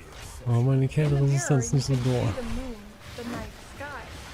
How could they hide from the night sky here if it's reflected in the mirror? The Does that mean something's happened? Something's changed? If the night sky is now reflected in the mirror? Or did it always show the sky? Are these the stars that bring doom, betrayal, and fear? I've honestly tried my best to find what this mirror could be. Some hint in the lore to its purpose, but I don't have any conclusions. I can say that I know it's not Adziri's Chamber of Mirrors or Yugel's Hall of Thaumaturgical Mirrors. I also don't think it's the Mirror of Calandra, as that has no portal aspect, although we're always looking for more info on Calandra. There are some lines from Grigor that talk about being gifted a mirror in his dreams by piety, where he can see people and future happenings, and that could be connected to this mirror. Some breach items like Esh's mirror and Visage talk about mirrors. I scoured through every item's flavor text in game. So many bits of dialogue, but I didn't come up with any real solid theories or connections for what this mirror is and why there was a shrine built around it. I'd love to hear your thoughts on what you think this mirror is, what it does, or if we've seen it before. I can't answer all these questions Expedition leaves us with, and I think that's the point. I believe Olroth was being corrupted by the Beast Gems in addition to some cosmic being like the Elder. I think Olroth was compelled to take the Triskelion Flame to purposefully doom the Calderon Raycloud to succumb to corruption. This mirror may be the connection between the leader of monsters, the cosmic forces at play, and Olroth's madness. Maybe the Elder, or whatever cosmic being was the empty-eyed fiend, came from this mirror. If Uhtred became corrupted as well, without using any gems, and now seems attached to this mirror, clearly this mirror has some cosmic magic, or acts as a portal to some horror beyond.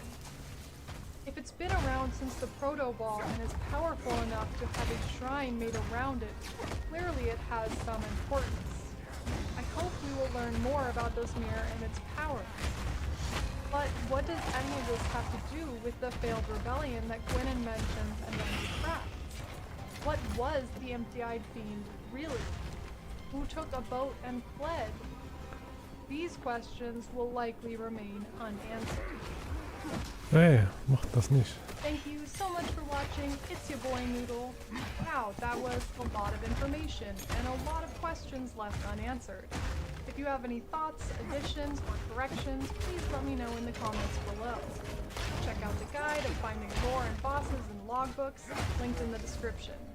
Thanks for your patience, especially to my wonderful patrons and Twitch subs. Even when faced with an unidentified cosmic mirror, please stay sane, exiles.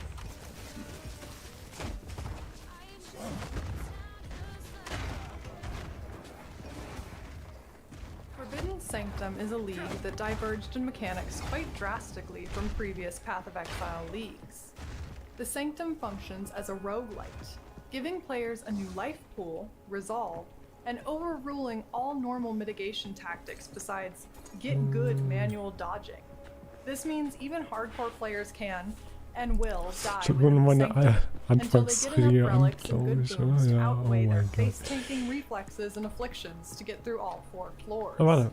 Oh, It's klar, jetzt like auch noch. Und Hades ich lese mal minus unten, the ne? hot gods, and in my humble opinion, an extremely welcome and satisfying mechanic. But beyond, yes, pun intended, the great mechanics, Forbidden Sanctum is also absolutely brimming with lore. Its story connects to lore that has existed since the beginning of Path of Exile. More recent additions like Scourge absolutely dunks on the Templar propaganda of Innocence's Ascension story, and in my opinion, strengthens a theory I've been brewing about a new foundation of core lore for Path of Exile.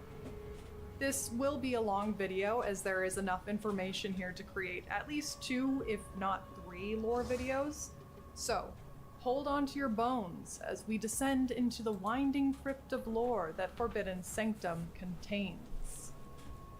The League begins with us meeting an NPC named Divinia in the forest encampment of Act 2. Divinia is a Templar academic and relic enthusiast, presumably traveling here from Oriath to uncover an abandoned Templar enclave beneath the ruins of Fellshrine. Her use of the term enclave is important, because an enclave is a small group or place within a larger area that is culturally distinct from its surroundings. At first I suspected that Archbishop Joffrey, the last Templar in the Frisia Cathedral before the Cataclysm, which is now the Fellshrine Ruins, was related in some way to this forbidden sanctum.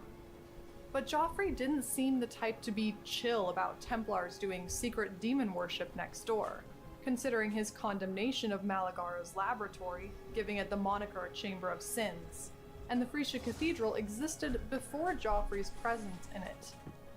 We can surmise a couple of things about the sanctum immediately. The sanctum's activities were happening separately but next to the Templar activities in the Frisia Cathedral, and they must have been happening before Joffrey, because he would not have allowed it. Likely the sanctum was abandoned before Joffrey was around. I won't get too ahead of myself, but I believe that the sanctum existed years, if not hundreds of years, before the Purity Rebellion took place in 1334 BC. Davinia studied archaeology and recognizes Helena in the encampment as they had both pursued similar fields of research. Helena came to Rayclast alongside Dominus's Blackguards to study artifacts, although she deserted once she learned of the High Templar's dark ambitions to create a new empire in his own image with thaumaturgy. Unlike Helena, Davinia's loyalty to the Templars remains intact. Davinia follows us as we search the Fellshrine Ruins and go not to the Frisia Cathedral in the crypt, seriously that took me a while to figure out, but to a small underground entrance of the Forbidden Sanctum. Inside the sanctum, Davinia hands us a relic to arrange on the chantry, which is defined as an area, in this case an altar, blessed by a priest or holy person to celebrate a religious person's death. Mechanically, we put relics into the altar to boost our chances of completing the sanctum. When we put our first relic in the altar, Davinia claims we're glowing and we must be drawing on something sacred, implying we are receiving a blessing for our offering to whichever god holds power here. But as we enter the sanctum, it becomes quite clear that this place is anything but holy. There are 4 floors we must traverse, and as we descend, the sanctum goes from being a relatively clean and organized library to a dark and frightening crypt with bones strewn about. And while each floor has guards and a boss at the end, the guards and monsters change from things you'd see in the reliquary of Oriath to unmistakably scourge demons.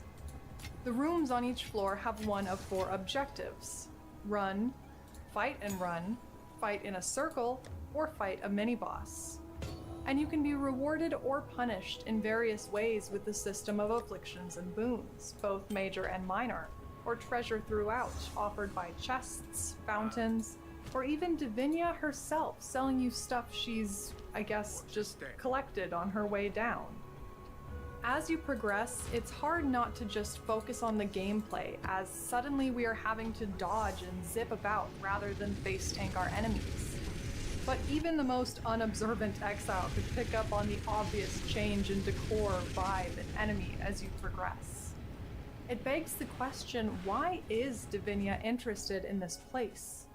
And how has it never come up before when it's located among the ruins of such a historic site?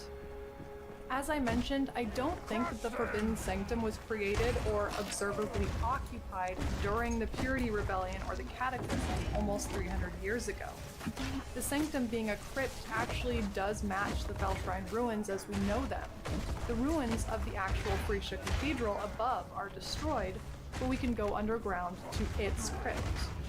I suspect that the sanctum itself was seen as an abandoned crypt by the time Archbishop Joffrey was heading the Frisia Cathedral. According to Davinia, a lot can be inferred about the ancient Templars from their burial practices, their scripture, their artifacts. First, the distinction of ancient Templars in regards to the sanctum, juxtaposed to calling the Fellshrine Ruins an important part of Rayclastian history, is part of why I think the sanctum predates Joffrey. Secondly, the burial practices we can see in this crypt are a key instigating factor in the life and transformation of Lycia, the final boss of the sanctum. Before I discuss Lycia as a person, let's finish setting the scene for the time and place of the Sanctum's creation. Hunger.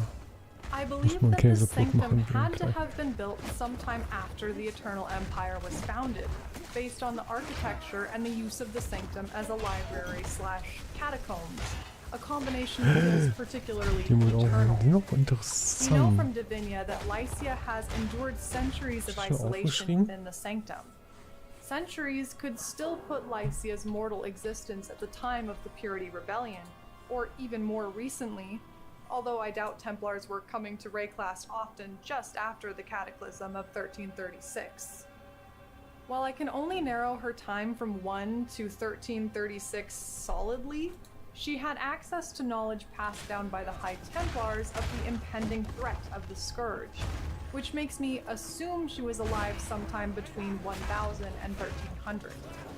That window of time is admittedly just a vibe. As we will learn, there's no way to know for sure how long the Templars have had knowledge of the Scourge, or how long the Scourge have been a threat to Rayclast. We find out this league that the Templar religion was actually founded within the Azmiri tribes, while they still lived on the Azmirian mountain ranges. I'll explore this absolute bombshell of a revelation later, as it's one of the subjects that could be its own full video. But how that relates to the Sanctum is that we now know for sure that the Templars could have joined Tarkus Varuso as he descended from the mountains onto the ruins of Reval and founded Sarn, and that the Templar presence actually expanded to Aurea from Rayclast and not the other way around. A line in the Ancients' library text, The Light of Frisia, reinforces that Templars were among the Eternals as early as 35 IC. Trinian writes, "To care for this empire with eyes open, a traditional vow made by the High Templar upon the coronation of an eternal emperor." I had assumed Templars came from Aurea, so this was an older but not ancient connection between Templars and Eternals to describe the vision of eternal emperors, people like Vol, who spurned Die haben sie thaumaturgy. gefärbt. I now believe that the first Frisian eternal emperor, Alana Frisia, was sworn in by a High Templar quite literally. While the Templars did not become a ruling theocracy until the Purity Rebellion, they had an influence and presence in the Felshrine Ruins area, likely creating the Frisia Cathedral themselves for Templar purposes, and therefore the nearby Sanctum was initially created as an ossuary to hold the bones of many deceased Templars. The burial practices of the Templars is what pushed Lycia over the edge, and part of what inspired her to make a pact with the Scourge demon. She writes, "When I was young, I never questioned our fate. We pile the bones of former Templars in massive ossuaries that fill the spaces under the earth.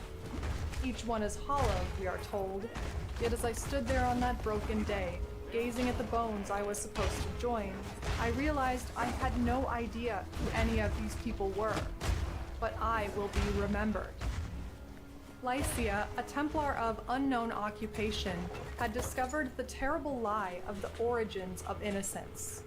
With this earth-shattering revelation ringing in her mind, she went to this Templar ossuary, where she had been told the bones of every person were remembered and kept sacred, and found piles of unnamed bones scattered about. Another Templar lie. I learned a forbidden Templar secret. There are no records of the deceased. They are not hallowed forever together like the priests told us as children. They are simply discarded, thrust away into crypts, and buried haphazardly in the earth. Lycia decided the Templars' lives Okay, would so. not stand. Du sollst das nicht She would übertreiben not mit be dem forgotten Totenkult. and thrown into the bone Aber pile. wegschmeißen. She Verbrennen. used her Ja. knowledge of other forbidden Templar secrets to call upon the Scourge demon Vedak and make a deal for her immortality so that she would never be forgotten among the bones. Perhaps ironically, she made this deal within the very place these unmarked bones were kept by the Templars. When Lycia made her pact with Vedak, she became immortal, but also trapped inside the Sanctum, constantly funneling adventurers and treasure hunters into it as sacrifice by placing tempting portals around Rayclast. Now, when we face her on the 4th floor, she appears to us first as Lycia, unholy heretic, a rather normal-looking humanoid, and then finally as a demon, Lycia, herald of the Scourge, with wings that remind me of the Pale Angels. She takes us through a portal simply labeled Beyond. Both Lycia and Divinia had knowledge through the Templars about the Scourge, which is knowledge only available to the line of High Templars and their keepers of the Forbidden. Since neither are High Templars, this means that both women were keepers of the Forbidden, if they had access to this information. This position is probably also how Lycia discovered the true origins of innocence, which makes me wonder how many other people are aware of these Templar secrets. While Divinia plays coy about her purpose for coming to the Forbidden Sanctum, her in-depth knowledge of Lycia is pretty suspicious. So it's strange that when we meet Divinia, she acts like a curious little bookworm just wanting to gather artifacts and relics. She is certainly more informed about Lycia and the Sanctum than she initially lets on. Divinia basically trickle-truths us as we explore the Sanctum, going from simply studying Templar history to asking us about the woman's voice as if she doesn't know who it could be, to musing about if the creatures in the Sanctum are guarding something, before finally revealing how much she actually knows. She was aware of who Lycia was, although she wasn't sure if she had physical form or if she was some kind of spirit or entity. She knew Lycia had made a deal with Baydat while researching her occult activities, that Lycia chose an unholy path out of spite, knowing the Templar preachings to be riddled with fallacies, and that scourge demons are all around us, eternally trying to enter our world, and we cannot let them manifest themselves more than temporarily or they will consume every living thing. There's good reason to believe she knew exactly what we'd find in the Forbidden Sanctum. But why? We can only hope that Divinia's motives are to stop the Scourge and not something more sinister. Speaking of the Scourge, the demon Baydat is actually one of the 3 Scourge bosses we have already encountered on Rayclast since Scourge League came out. In fact, you can still fight him just out and about in maps. He is the leader of the Pale Demons, one of the 3 factions we encounter. According to Divinia, Baydat and the Pale Demons can think, speak, and communicate like and with humans.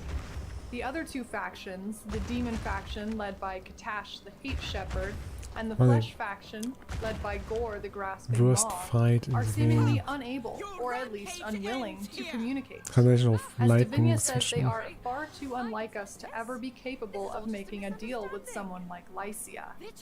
Although the Scourge are separated into factions, they all desire to consume.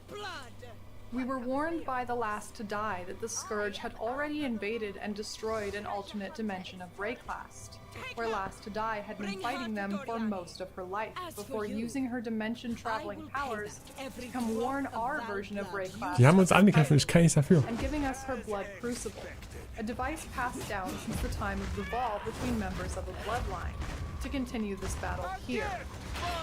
She never makes it seem that the Scourge invasion is terribly imminent on our version of Rayclast, just that she is too weak to carry on her own multi-dimensional fight against them. The Last to Die tells us the only world she has traveled to that survived a full assault by the Scourge was one dominated by the shade of High Templar Venarius. We know from Niles in Heist and What the Venarius' fuck? own Er ist so dialogue le- and synthesis Ist that alles he was voll, Alter. very aware of the looming threat of demons from beyond the veil. In fact, Venarius was attempting to treat Wer the macht so ein shade Gift? of the Elder in its dreamlands for power, but Venarius claims that Gibt's da power irgendwie so was ein for Muster? Rayclast Ich to meine, das ist so protect it abgefuckt einfach. properly. Putting these pieces together, I believe that this version of Venarius, whose Rayclast survived, was able to wield the power of the Elder, or another eldritch being, to fight the Scourge. Perhaps that is why the Last to Die pegs us as being capable enough to take on her blood crucible. We are no stranger to eldritch entities and powers. To our understanding, Venarius was the only High Templar to try and actively fight the threat of demons from other dimensions. But with so many people having access to the knowledge of this threat, the Templars who can access the forbidden texts, the last to die in whatever dimensions she has visited, all the way back to the Templars of Lycia's time. Why does Davinia have an interest in the Sanctum now? If Lycia has been trapped for an eternity, are she and Baydat really a threat? Was it? Davinia has knowledge of the Scourge not only from forbidden texts of the Templars, but also from a note she found from a mad woman who mysteriously disappeared from a Templar jail cell a few years ago. Keep the timeline a few years ago in mind as Davinia recalls the note. She said the name Katash, and she ranted about the demons not thinking because many don't have heads, and that something else does the thinking for them. And that is almost word for word what Last to Die tells us in Scourge League. She says about the demon faction led by Katash, what part of them thinks? Some don't have heads. What if they don't think at all? What if something else does the thinking and they're just drones? So now, on top of all this Sanctum lore, we've got a wild time and dimension mystery to solve here. There is no question that Last to Die is the one who was in a Templar jail cell a few years ago. She wrote that note. But the Last to Die that we meet is from another dimension of Rayclast and only comes to us to pass on her blood crucible before she dies. There are a few possibilities of what happened here.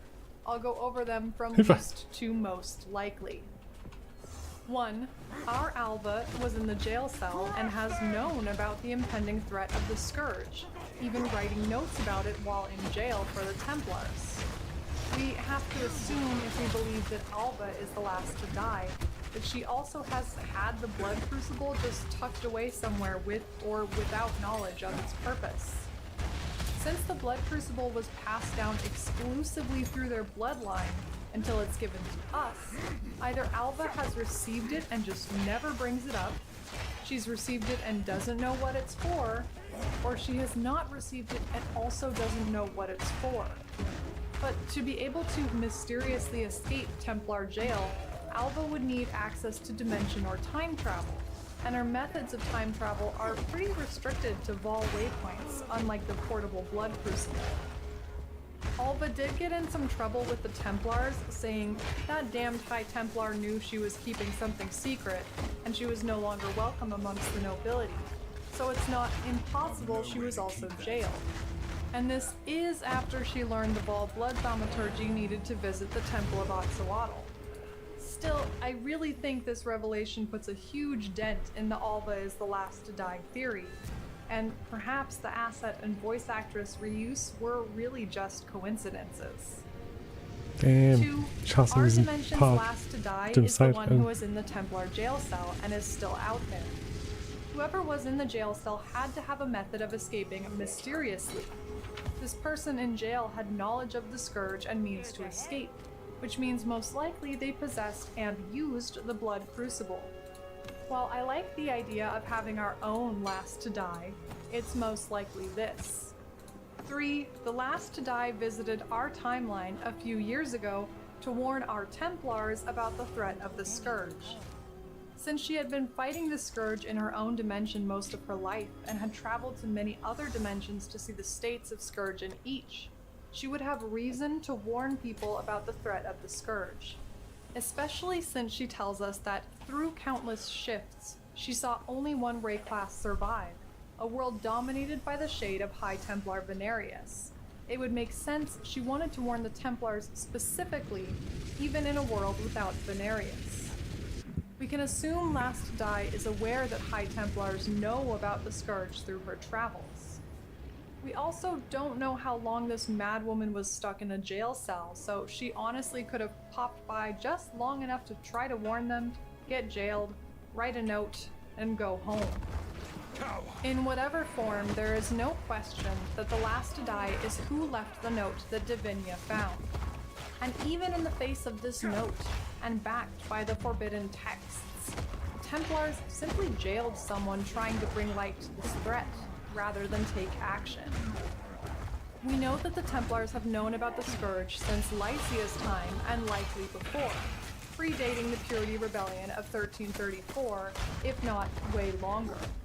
That means for hundreds, if not thousands of years, the Templars have known about interdimensional threats. In addition, the last to die has had the Blood Crucible pass down her bloodline from a time when the High Priests of the Vaal worshipped Chaos and made a pact with him to receive this crucible. Chaos does seem capable of seeing possibilities far into the future, hence his love of gambles and wagers, and his disdain for Atziri, who is apparently an island of stability whose history of existence is a single unbroken course where no world, real or imagined, did not have the Vaal led to ruin by Atziri. Chaos is the essence of all that might be, and he is fascinated by skilled mortals who can bend chance in their own favor. Chaos must have seen the threat of the Scourge as well, however far into the future it was from when he made a pact with the High Priests of the Vaal. We don't know for sure that the Blood Crucible's only purpose is to combat the Scourge, but we aren't given any other uses for it. That means that the Scourge have been a force threatening Rayclast since before the fall of the Vaal, 400 BIC. How long have the Templars known about the Scourge? And how did they get this knowledge? Could it be that the Vaal and Templars had some level of camaraderie and exchanged this information? I don't think so. At least, we don't have evidence for this. The modern Templars have long been interested in studying Vaal artifacts and magics, and have clearly compiled a large compendium of knowledge. So I believe this is something the Templars learned from writings of the Vaal who were given the Blood Crucible. But still, the Scourge have been known since before the fall of the Vaal, to some extent, whether or not they were even yet a force at play for our Rayclast. It makes you wonder how many other secrets of the world and the surrounding dimensions the Templars know of, and how they have used this information.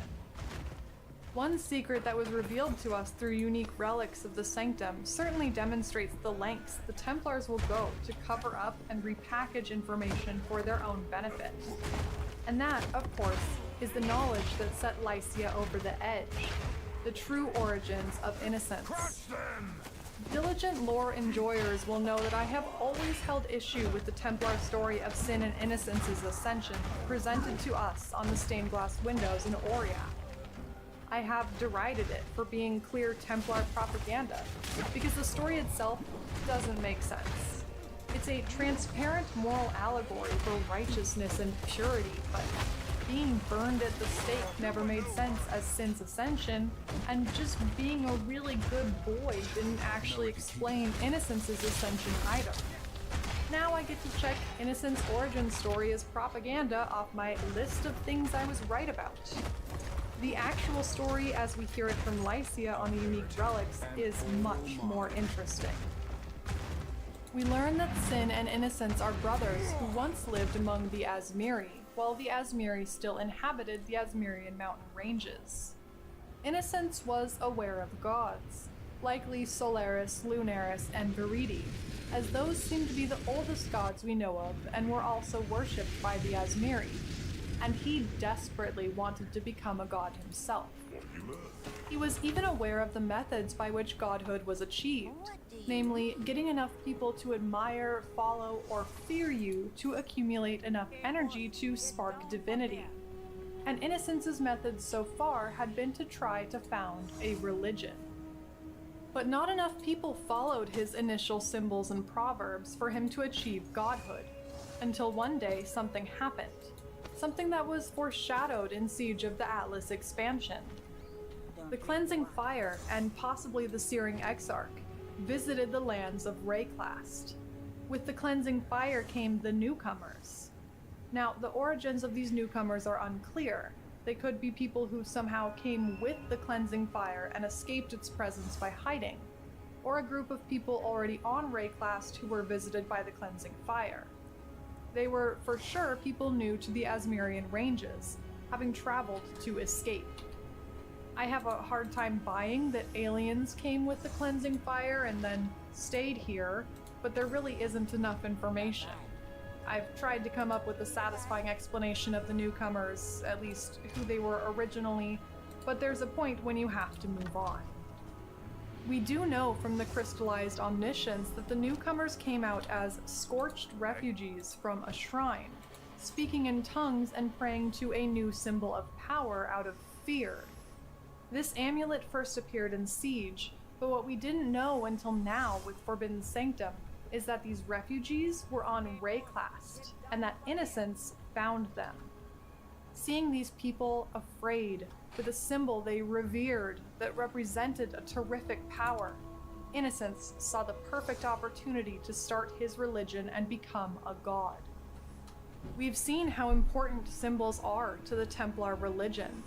The Templar Descry, a bastardization of the Cleansing Fire's symbol, is plastered all over wherever the Templars reside.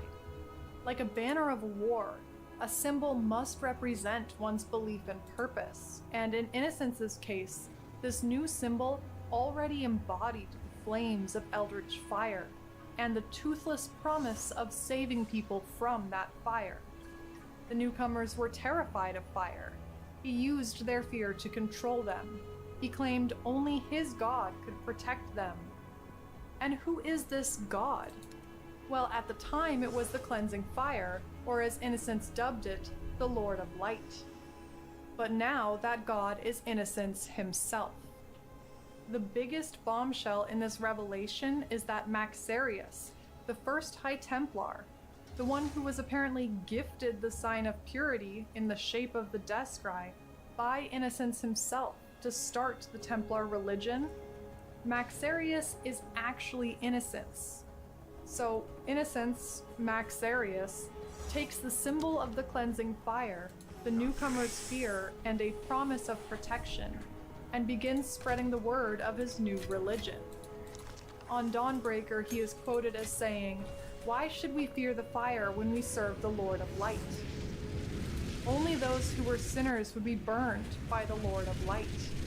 Those who were righteous and pure need not fear the fire.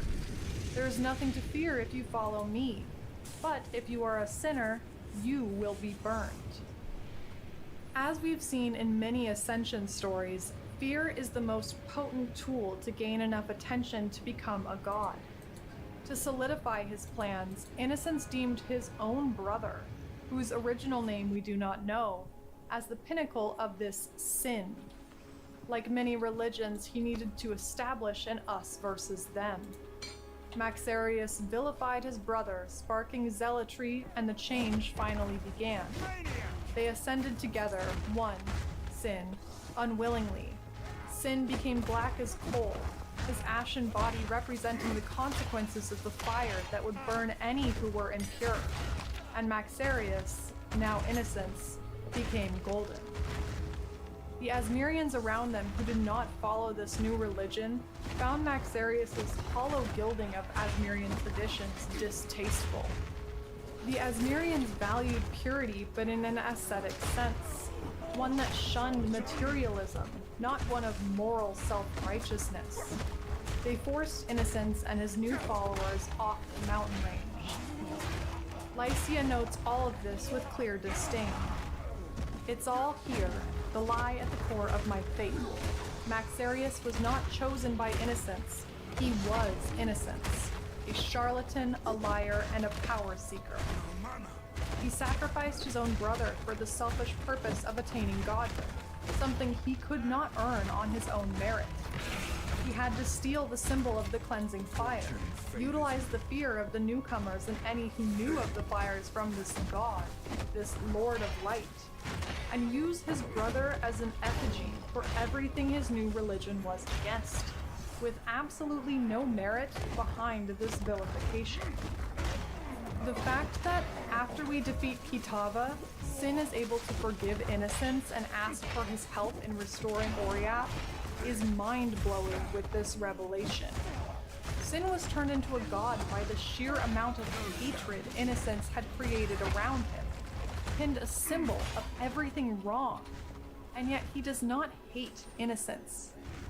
But Innocence could not let his new religious followers know this, so he created the relationship of Maxarius and Innocence, replacing the Lord of Light with himself, but using the same iconography. the death scribe, the purifying flames, the ashes of sin. He likely made up the story of the mother of two, outlining how sin was bad, as a fable for his followers to exemplify for their own behavior. Burn the impure, don't be like sin. And that's probably why the original story, the story likely propagated by Innocence himself, of their ascension always rang so hollow. Just like the Asmirians felt about Innocence's new religious traditions. He was and has always been shallow, greedy, puritanical, and self-righteous. The purpose of that story, and everything the Templars stand for, is to keep people in line within the religion. To create the fear of being burned, even if that threat has changed from the cleansing fire to innocence. But the true origins of innocence is something the Templars kept, and had in writing, and multiple people must have known about within the religion. These Templars did not care about the truth of their god or their religion. They only cared about keeping power and moral authority over others. And this is why, to Lycia, they all must die. Their hypocrisy knows no bounds, and the scourge will consume this world of sinners. So now we understand a bit more about Lycia's motivations for creating a pact with Bedat. She was disillusioned with the multiple lies she discovered, that Innocence was actually Maxarius and a desperate grifter, and that the Templars did not venerate and remember their dead, but instead discarded their bones unlabeled in piles. And she used her access to the forbidden texts to contact Bedat and achieve immortality, with the aim of wiping out the Templars, at the expense of her eternal isolation, and the world's population, but with the gift of actually being remembered and having power. As Davinia put it, Lycia renounced the path of righteousness, and now Lycia remains in the forbidden sanctum, luring people in to gain power for some ritual that is almost complete. That ritual is probably to allow Bedat and the Scourge to fully enter Rayclast, as Lycia has already received immortality, and the threat of the Scourge has not yet truly descended on us, although it is burgeoning. Apparently the blood moon rises and Bedat beckons just beyond the door. But as with many Path of Exile leads, once we face Lycia, we are destined to repeat the cycle of approaching and defeating her, with her plans never fully coming to fruition under our repetitive victories over her.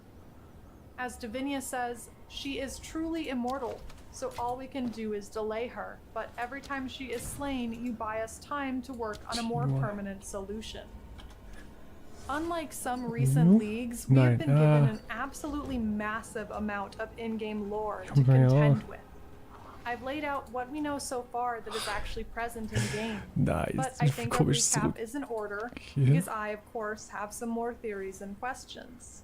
So, Lycia was a Templar who lived sometime between the Purity Rebellion in 1334 IC and likely sometime after the founding of the Eternal Empire in 1 IC. Gibt's immer ein Portal? Ich weiß nicht. To the forbidden texts of the Templars, which revealed the truth of Innocence's origins and the burial practices of the Templars, sending Lycia over the edge. She vowed to take revenge on the Templars, to be remembered, and made a deal with the Scourge demon Bedat, one of the pale demons who are actually willing and able to bargain with humans for their own ends. In exchange for eternity, she gave Bedat and the demons a foothold in Rayclast with the possibility to garner more power. In modern times, Davinia, also a Templar and a keeper of the forbidden knowledge, seeks out the sanctum, but needs someone battle-hardened to be the muscle behind this operation of exploring this abandoned place of ancient Templar history. She slowly reveals to us how much she knows about Lycia and the Scourge within this place, although it takes her quite some time to be forthright. Fuck! Jetzt habe ich den ganzen Scheiß hier im Inventar. Was war's denn noch? Oh mein Gott. Ich dachte, ich rede mit der Ollen hier, ey. What the fuck?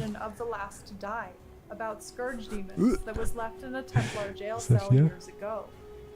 While she does seem to want to stop Lycia and the Scourge, she seems completely unfazed by the Scourge themselves, the knowledge of innocence that so deeply angered Lycia, and Lycia's sehe da kein immortal Tee. presence within the Forbidden Sanctum. Her most emotional reaction is to say that what happened to Lycia is sad. She chose an unholy path out of spite, knowing the Templar preachings to be riddled with fallacies. Was the fuck ist das denn?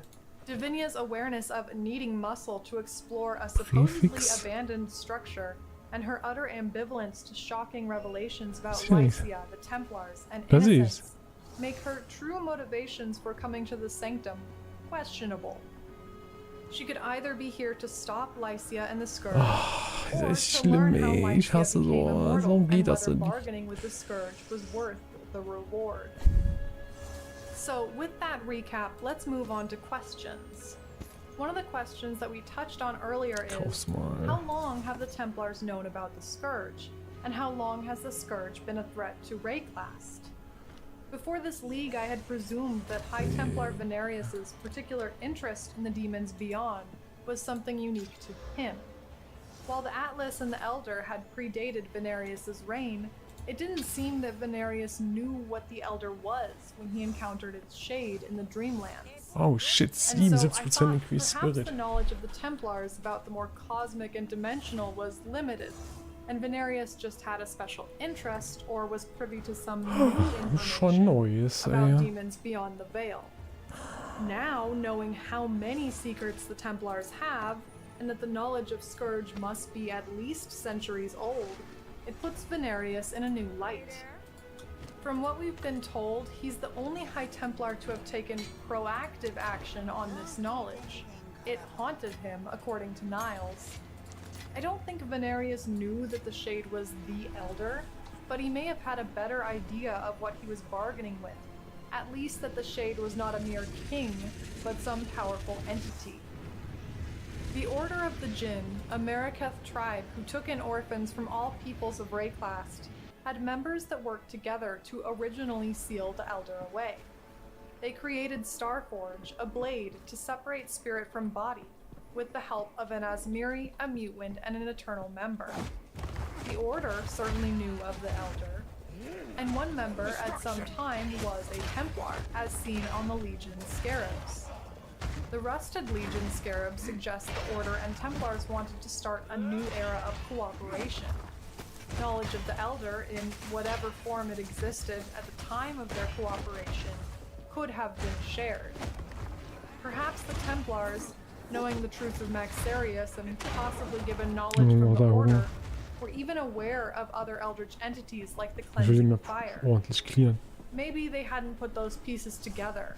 They may have just assumed Maxarius stole the symbol from the Nicht 100% newcomers, Order. Das who were da afraid zum of Beispiel, das some kleine god's fire rather than an eldritch entity. But still, the knowledge and length of knowledge of the cosmic threats by the Templars is something to ponder. Speaking of the newcomers, I am thoroughly uncertain who they were.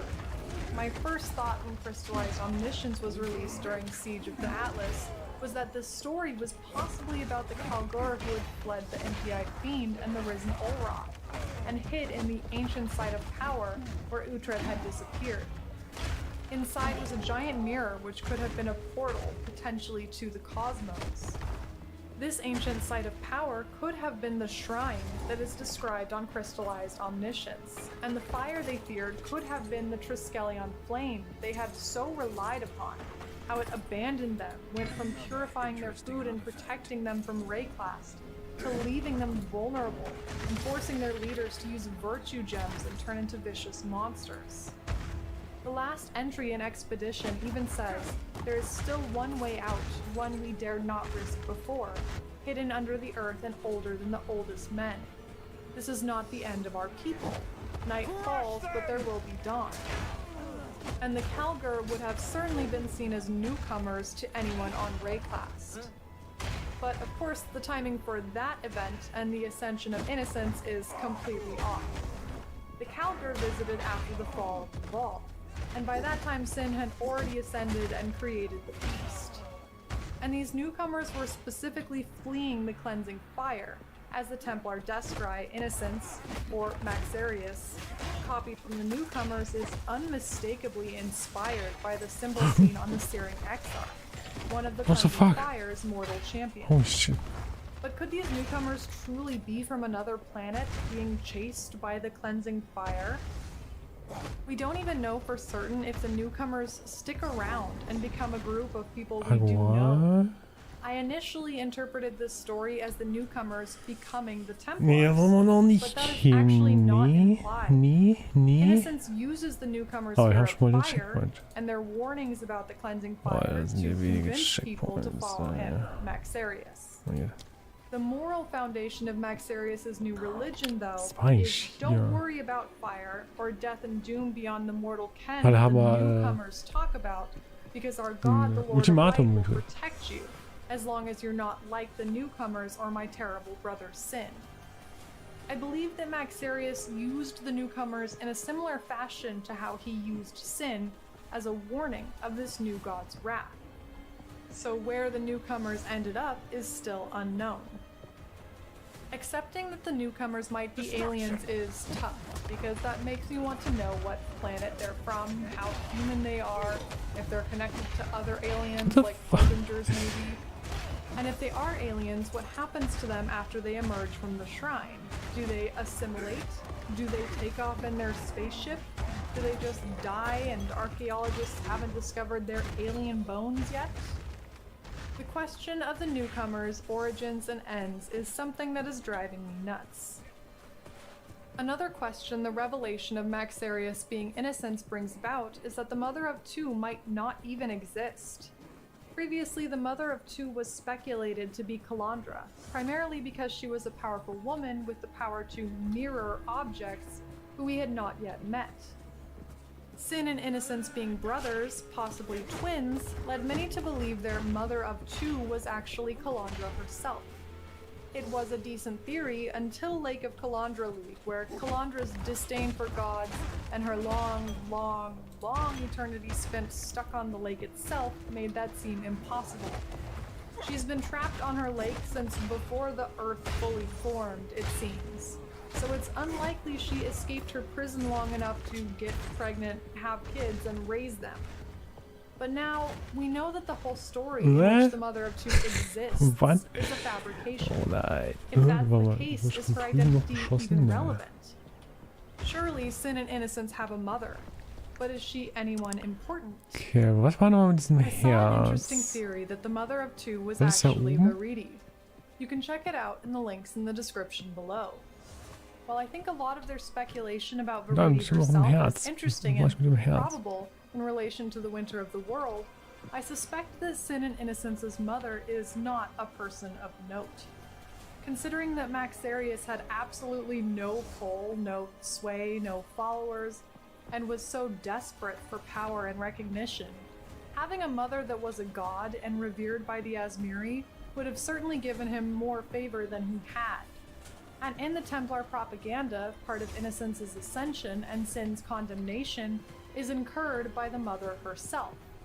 This never actually happened, so her real identity likely had no sway on their ascension story. And finally, I have questions about the pact that Chaos made with those high priests of the Vaal long ago, which gave them the blood crucible they passed down for centuries, eventually ending up with the last to die. Was the original purpose of the blood crucible Ich to bring the fight mal to the Sacrificial Scourge, Heart. or was there some other reason it was gifted? It is a device that allows dimensional travel, at least to the ravaged lands where the Scourge come from. But we can only presume that Last to Die is able to shift between other dimensions with its power. So if we assume that the Blood Crucible's main purpose is the fight with the Scourge, that not only reiterates the question of how long the Scourge has been a threat, but also, what stake does Chaos have in this fight? We know that Chaos sees many dimensions and the various outcomes of acts across each dimension. Ja, muss ich The weitergehen Trial ins Master tells us, Agorat. through the grace of Chaos, Tachtaki. I now understand that Guten all Abend. things that can happen do. Alles, was nicht fest Even genug now, I dran am ist, testing Dagi. the might of another survivor who washed up on Rayclast instead of you, and to her, you are dead. Chaos sees all outcomes and enjoys seeing the different possibilities. Chaos seems to act as a neutral Kitten party, Cat Noodle. more interested in how an So individual's abilities might end up Lore-Zusammenfassungen. weighing the coin toss of chance between dimensions. Das habe ich gestern schon erzählt, einmal, If dass ich that's die the gerade am Hören case, bin. why would he give the High Priests a tool that would clearly help them in the fight against the Scourge? Maybe it is that all the worlds will end without this tool, and Chaos wants to continue observing. Maybe Chaos is in danger if the Scourge succeed. Auf YouTube ist das. The Trial Die Master hat da, does keine Ahnung, hint wie that viele Chaos Videos, may wo actually die be ganze in Lore danger. zusammenfasst. Krass ist so Chaos bei has Forbidden often Sanctum felt dran. there is a sinister force lurking in the unknown mists of raw creation that seeks to oppose him. It does not show itself. No, it is a cowardly impulse, one that subtly tangles the threads of Mach das weg. fate to bring together mortals in each era for the purpose of order, a cold conflict that has raged eternal, with only one exception. But this just Oh no. does not sound like the Scourge demons. Bringing mortals together for the purpose of order? Oh, What what does the that fuck? mean? Ich krieg ja keinen And what is Dämm. the one exception? Once again, I am left completely uncertain. I don't know the connection between Chaos, the Scourge, and this unknown impulse of order. However, that doesn't mean I'm going to leave you only with questions I cannot even theorize on. Because I do have a theory, and it actually expands far beyond the bounds of the Forbidden Oh shit, Sanctum. okay. I have had a Genau. growing Bitch. sense that the recent leagues, starting with Ai, Ultimatum, ai, ai, to ai. be specific, are building up to what I'd call a new core Pick it up. story for Path of Exile. Or maybe even Path of Exile 2. Right now, the current core story of Path of Exile is the Purity Rebellion and the Cataclysm. Almost all of the stories we are told, past, present, and ancient, have had these two events as the central point connecting them. The Purity Rebellion introduced various peoples of Rayclast and Oriath, the important historical figures on the sides of Templars or Thaumaturgists, and the architecture and history of the land we are exiled to. The Cataclysm explains the beast, the virtue gems we use, and ties us back to the Vaal, the gods, etc. The use of map Lockmotul devices, Xute, the views of Lockmotul Purity Jahre versus Elwal. Thaumaturgy, the Shaper What the and Elder, fuck? the Exceptional Labyrinth. Idol. All Das of schnapp these ich mir. things can be related back to the Das ist mir. Purity Rebellion and Cataclysm. What I see brewing Oops. is a new core related to Chaos, the Scourge, and Eldritch beings. Da bin ich raus. Nein. There have been so many small connections between these new concepts between leagues. Wie that I are have no almost room. independent from the previous I core, am the that I room. believe a new foundation for the story of Zack. Path of Exile is being set. Siehst Not du? Geht to doch. replace, but to create more opportunities for stories that can explore different parts of the past and allow new paths for the future. So, what the heck am I talking about? Let me try to walk through what has been set up so far, league by league. Ultimatum League set up the entity Chaos, a being who is interested in the fates of mortals and the concept of chance. He is able to view multiple dimensions to see each possibility of each decision that is ever made, and he enjoys testing those mortals he finds the most interesting, namely ones who seem able to influence their own fates. We are also introduced through flavor text to the concept of high priests of the Vaal, and a god named Yaumak, a three-headed serpent. 25%! Expedition League Let's seemed mostly go. self-contained in its lore, besides some hints that the Kalgar possibly faced the Elder, a being they called the Empty-Eyed Fiend, and that some Oh, Kalgar had schade. potentially survived on Rayclast after their unsuccessful colonization attempt following the fall of the Vaal. But one seemingly throwaway story about a particular city the Kalgar visited, Oh, die Utsal, beiden Dinge. is what connects to this new core. The city of Utsal had mountains of Was gold, habe ich schon with alles nobles and angeguckt? priests Wait, lurking near the what? treasures, unwilling Das ist so to ein give them up, T5, holy shit. locking themselves in their own tombs to protect the treasure. The nobles had purposely drowned themselves to spite would-be looters, Damn. and had done so successfully, as the War schon Kalgar had krass, to dass move das nur on, Tier for 5 ist. they could not drain the deadly waters. In Scourge, we're introduced to the concept of Scourge demons, which are replacing Bum, bum, or bum, bum, assimilating bum. the previous Beyond Bum, demons. bum, bum, bum, bum, bum. These are part of the interdimensional threat that High Templar Venarius had feared, which is lore that had already been established. But Last to Die Ja, mentions that her Mama, ein ancestors, Traum. High Priests of the Vaal, had made a pact with Chaos to receive the blood crucible used Ja, to vielleicht fight the irgendwann weiter Scourge. craften. We also learn that a dimension in which High Ich will Templar jetzt keine Venarius is still Exalteds alive is the draufhauen. only dimension Last to Die has visited that has fought and survived a full assault of the Scourge. This gives question to the means which Ich hasse es, Venarius dass used to es fight off den the Map-Tab Scourge, nicht gibt and the und die dann reasons einfach why hier Last to reinkommen. Die would entrust Das us ist zum personally Kotzen, ey. with the Blood Crucible. It makes me suspect that the real way to fight the Scourge has something to do with eldritch powers. Venarius may have used the Elder, and we have the Maven. Then we get Siege of the Atlas, where more eldritch entities have decided to come visit Rayclast, and we do a classic protagonist teams up with antagonist to fight their common villain, and help the Maven as her mortal champion to fend off these new entities. These entities are the Tangle and the Cleansing Fire. We don't know if the Tangle has visited our world before, although similarities between the imagery of Sin's flesh assimilation in the False Templar origin story of Sin and Innocence is a possible hint the Tangle has visited. If Crystallized Omniscience was about Rayclast, maybe the flavor text of items like Ceaseless Feast are also. No! What But the it is fuck? in this league we learn that the Cleansing Der Fire mich has fast been to gemacht, Rayclast, der alte even if we do Panda. not yet understand what we are being told. Sentinel didn't really have lore, and Lake of Calandra's moly. lore's only purpose for this theory Okay, da is spring that ich it sowed drüber. doubt that Calandra could be the mother of the two. But Calandra League actually gave us a bigger piece of information hidden on the unique map Sterb, that ihr leads to Narren! the Trial Master Hier bin fight, ich. the Tower of Ordeals. Ich It bringe reads, euch on the outskirts of Erleuchtung. Utsal, at the Temple of Chaos, the Trial Master awaits Agnostik. your challenge. Now we Ihr can connect Lappen. Utsal, the city the Calgar had visited, the only Trial all of city given a name in the Sakrifice. Calgar Kann ich hier das lore, Herz to the abgeben? worship of Chaos. Please. And thus Nee, we hier can geht's tie the weiter. high priests, Ja, the so wie ein Boss, ey. ancestors of the Oh, last to die, to the city of Utsal, and say that's where the pact was made and the blood crucible was given.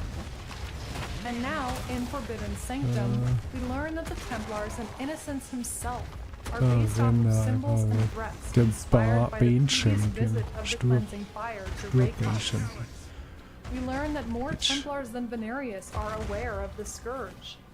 More Templars than Lycia know that Innocence's origin story das ist is eine Sackgasse. propaganda, and they possibly know about the Cleansing Muss aber Fire's sein. visit to Rayclass. Ich muss so der We see Opferaltar, that finde ich, sollte Divinia has sein. read a note left by the last to die, and based on how cagey Divinia is with her knowledge, she may have even met the last to die in person. Which means Divinia and other Templars may know that Chaos has put things in motion to fight the Scourge, namely the Blood Crucible. And the last to die may know that Eldritch powers are what's really necessary to fight the Scourge, from her shifts to different Rayclasts.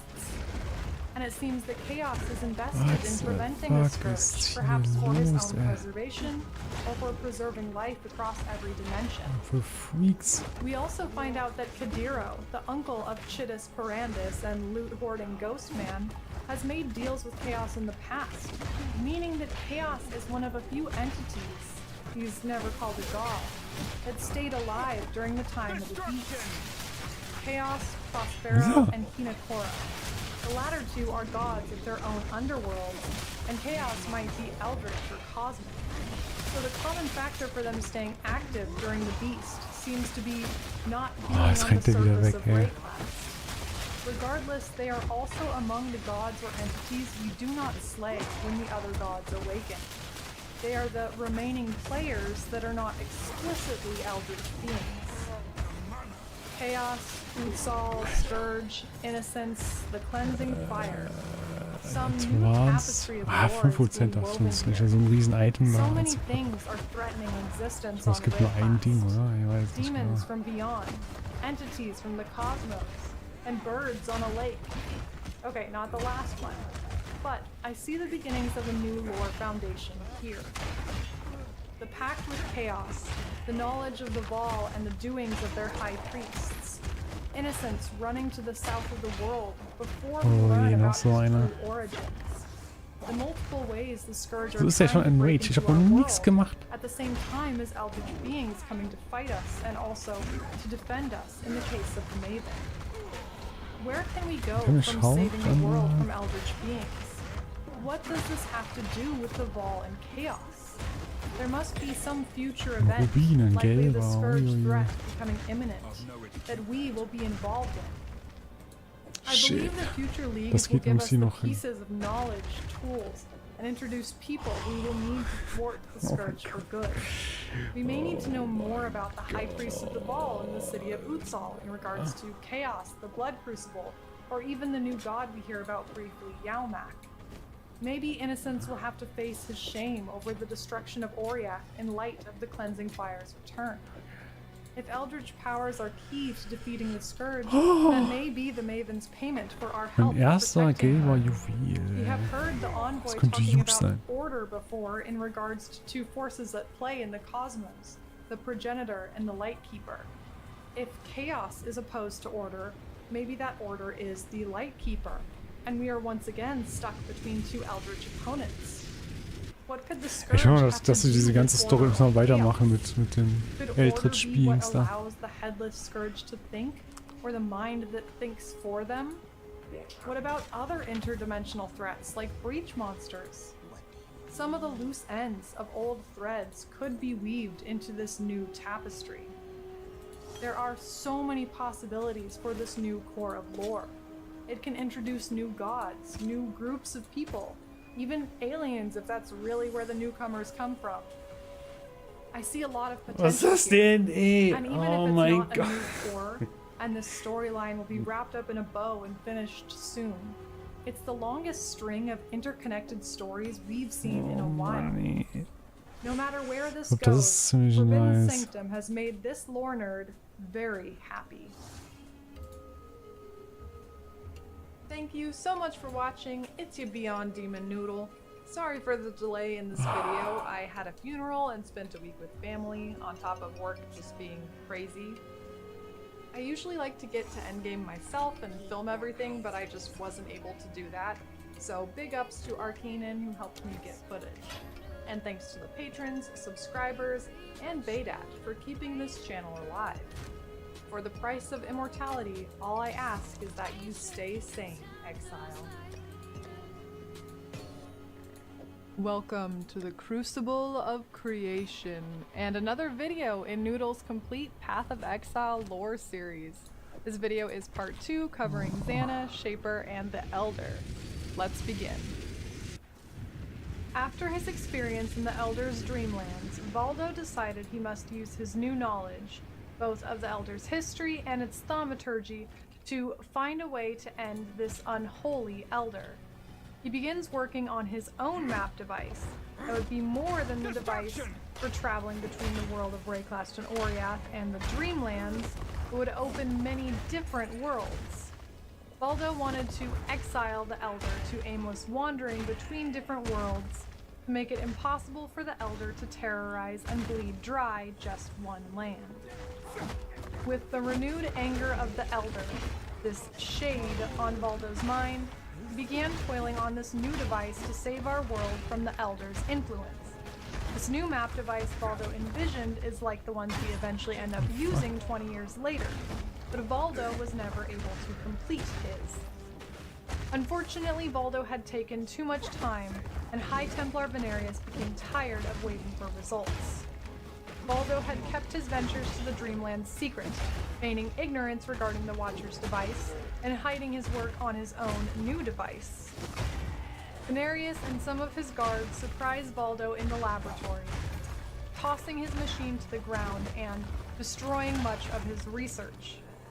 Valdo is taken to the Theopolis prison for not completing Venarius' task. A guard in the prison allows Valdo to continue his journals, this book of memories we are able to reference.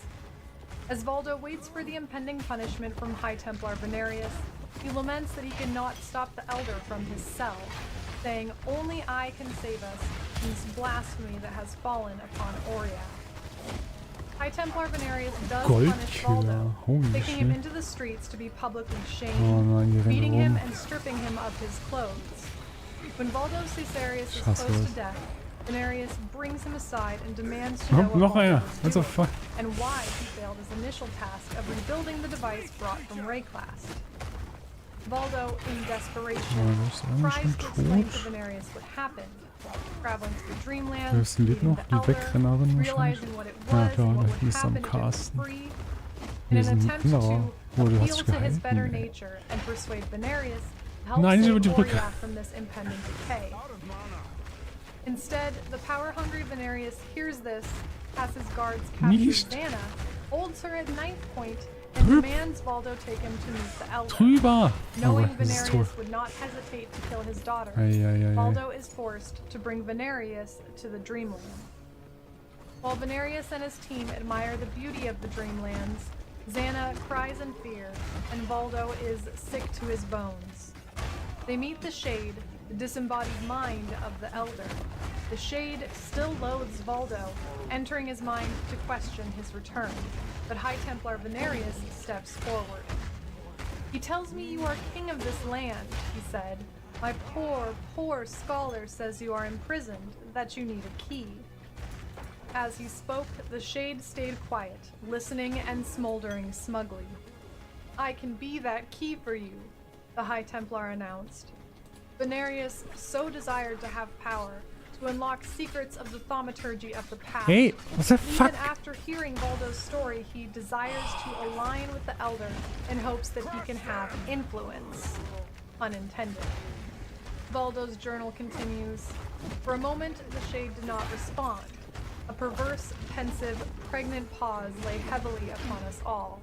Then finally, casting an image at once upon all of our minds, we felt it ask of Venarius, "What dost thou want?" The High Templar smiled. "Why, power, of course." So the Elder leads everyone back to the statue and asks Venarius to pull the sword from it. In all his vanity, Venarius didn't hesitate Was ist for a das denn? second. The ground Hier haben wir noch shakes, irgendwo and the Plot Shade Sacrifice. reunites with its physical form before them. Venarius drops the blade. Some white light in the hilt flickered and shrank until it at last was put out by the great darkness of that tentacular void. With the Elder free to feed, Valdo grabbed Xana and fled, as the richness of light fled from the quickly shriveling bodies of the High Templar and his men. This is how High Templar Venarius lost his memory and became Kvass. The Elder does not feast on one's physical body, but on their mind, their imagination, and their memories. This is why the Elder takes its victims to the Dreamlands, so that it can properly feed. Kvass, aka Venarius, has likely been stuck in these Dreamlands since this incident. He and his men were never seen in Oria again. Since Venarius has survived in some form since the Elder fed on his memory, perhaps other victims of the Elder exist still in the Dreamlands or elsewhere. Valdo and Xana escaped back to Oria, and Valdo took a nearby tool and jammed it into the infernal device to break it. But while he and Xana were escaping, Valdo realized that only he had the knowledge to truly stop the Elder from wreaking havoc on Oria, like it had on Rayclast so many years ago. He hid Xana in a closet and, with the portal flickering and shrinking steadily, he turned back and stepped forward into the Dreamlands one final time. Danke. Oh nein, And jetzt noch this was is how Blaues. Valdo Caesarius, Xana's father, disappeared 20 years ago. He disappeared to save the world from the destruction of the Elder, of the decay it brings. Valdo says the decay is the Elder's true master, and that the fungal monstrosity will manifest and spread forth its mighty tendrils. The mold from before time and space began will seek out the destruction of all things.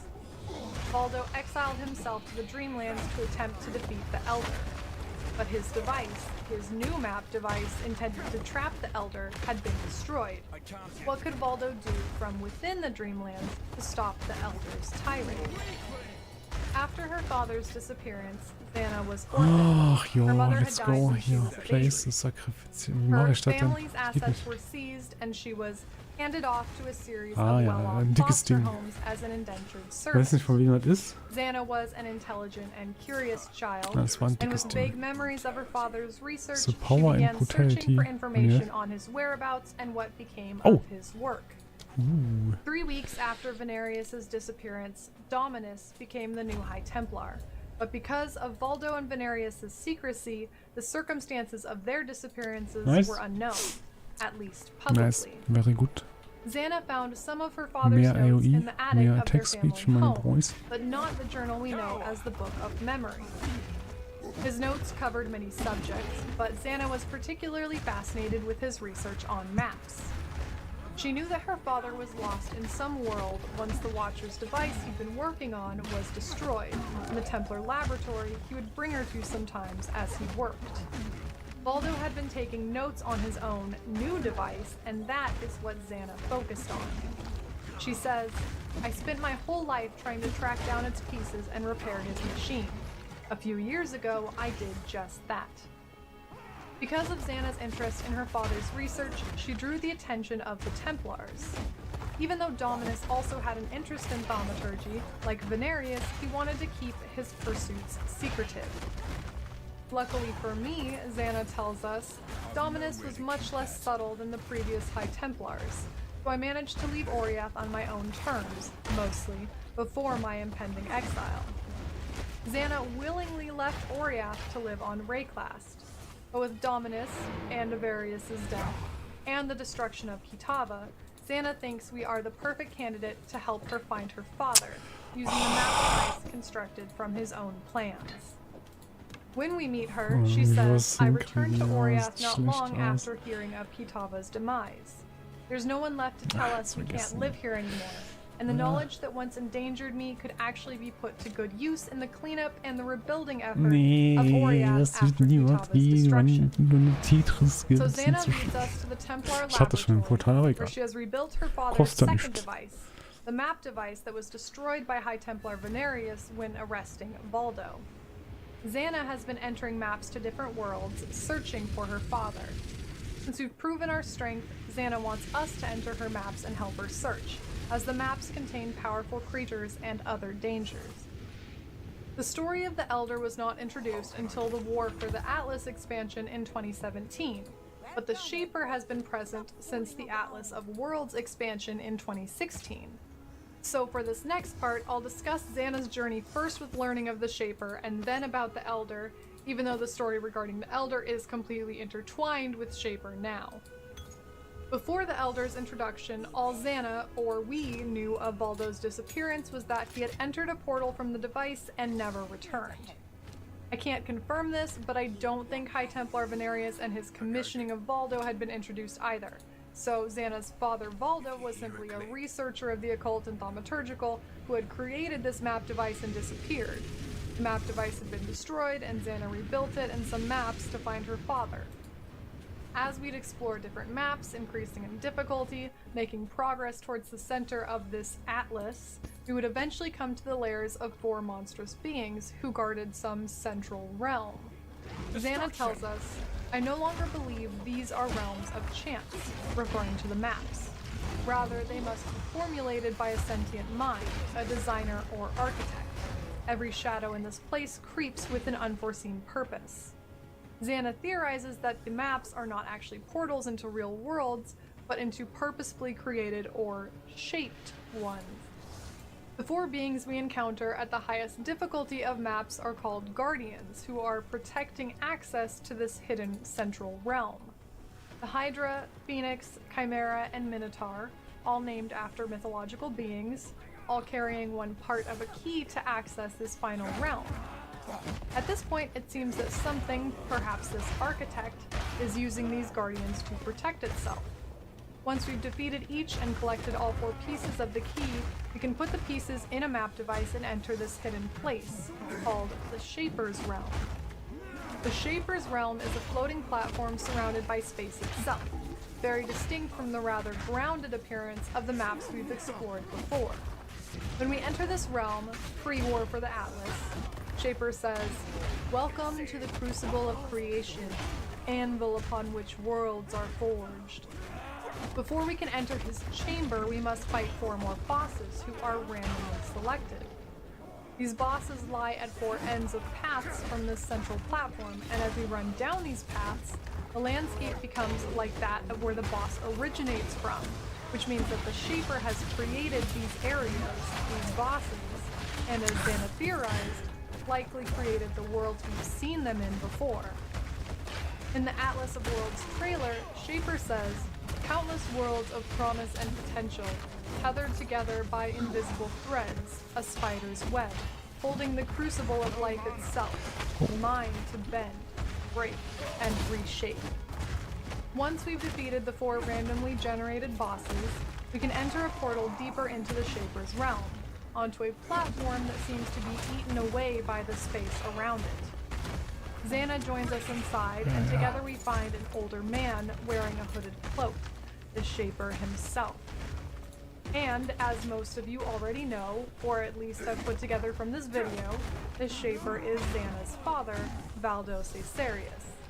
He has been in this atlas creating these maps, and is now a powerful and malicious being. While Xana recognizes him, the Shaper does not recognize Xana, and the fight begins. The fight has 3 phases, and after each of the first 2 phases, the Shaper transports us to different realms we must traverse to re-enter his realm to delay our attack and fill our flasks. Thanks, Dad. When we enter for the second phase, Xana cries, "Father, why would you do this?" To which he responds, "Imperfection must be reshaped. You must be reshaped." The Shaper continues his attack. In fact, Xana can even die in this fight if you do not protect her during the portal ad phase. On the 3rd phase, we can defeat the Shaper. The ending of this fight has changed for the Elder's introduction. At this time, the Shaper's final words are, "Xana, you were my greatest creation." Xana replies, "I'm so sorry, Father. I'm so sorry it came to this." And the Shaper is gone. It appears the story during this expansion is that Valdos sought the power of creation and created the Atlas and its maps to assume this power. The Shaper was absorbed by this desire and lost his memories because the power consumed him. Quick note, after defeating Uber Elder, Xana says that the Elder created the Atlas, but the rest of our information suggests the Elder created the Dreamlands and can travel worlds, but the Shaper created the actual Atlas. This is supported by Atlas of Worlds trailer. When the Elder is introduced in War for the Atlas, our understanding of the Shaper changes. While the progression leading up to the Shaper fight remains largely the same, we're able to gather the books of memories, the journal entries I summarized earlier, when we defeat the boss of a map influenced by the Elder, 1 entry for each of the 16 tiers. We are recovering Valdo's memories from the Elder. In this expansion, Valdo's true reason for disappearing is made clear. He did not desire simply to create new worlds, but to save Oriath and his daughter from the Elder. The Elder had taught Valdo how to create things from his imagination out of nothing, and this is how the Shaper was able to create these maps from inside the Atlas. He was attempting to recreate his plan for exiling the Elder to endless hunting between worlds, rather than the Elder accessing Oriath or Rayclast once more. However, it seems Valdo has not been entirely successful. Xana tells us that the Elder has been free for the better part of 2 decades. Its taste in food could explain the steady disappearance of children in the upper class of Oriath. While the Shaper has been creating and influencing worlds to fend off the Elder, now the Elder is beginning to successfully spread its own influence. This decay. The Watchers, the first people to fight off the Elder, called themselves the Watchers of Decay, and Valdo knew how dangerous and powerful this decay was as well. The Elder comes from before time and space, and from Xana's research, she believes this Elder is not a lord unto itself. It serves a greater master or a greater purpose. I'm unsure. It's confusing. Both my father and the Watchers refer to the Elder as coming from nothing, while also being a carrier for the nothing. There are also mentions of an unholy desire to spoil and decay. Perhaps it all relates somehow to those fungal growths we've seen in the maps. The Elder is simply an agent of this decay, feeding on memories and imagination to spread itself. The War for the Atlas is a war between the Shaper and the Elder for control of the Atlas and the maps within it. The Shaper's influence Weihnachten. appears as a celestial pattern enveloping maps, and the Elder's appears as a gray and black tentacled or fungal pattern. As we complete maps, the Shaper begins having areas of influence, and the Elder appears adjacent to these. With each completed map, they war for power in that area, and completing a map that is already influenced by one will give power to the other. Without context, this could seem like a battle simply for power or control. The Shaper's mind has been affected by the Elder, as Valdo foreshadowed earlier. But we know Valdo, whose memories are still partially in the Shaper, wants to control the Atlas to keep the Elder from leaving it. We've seen through Kavas, aka High Templar Venarius, that the Elder does not always destroy physical form when it feeds on memories. Valdo, aka Shaper, is still alive, although he seems to fight the corruption of the Elder in his mind constantly. Xana wonders if the children the Elder has captured, either in Oriath or in the distant past on Rayclast, are still here in this place. Twisted, tormented creatures clinging to whatever fragments of happy memories they've left. We do not get concrete evidence of these children remaining, but Xana does say that there must be thousands of them, and they beg to be set free from their torment. Killing them would be an act of mercy, so maybe they are the creatures we see throughout the Atlas.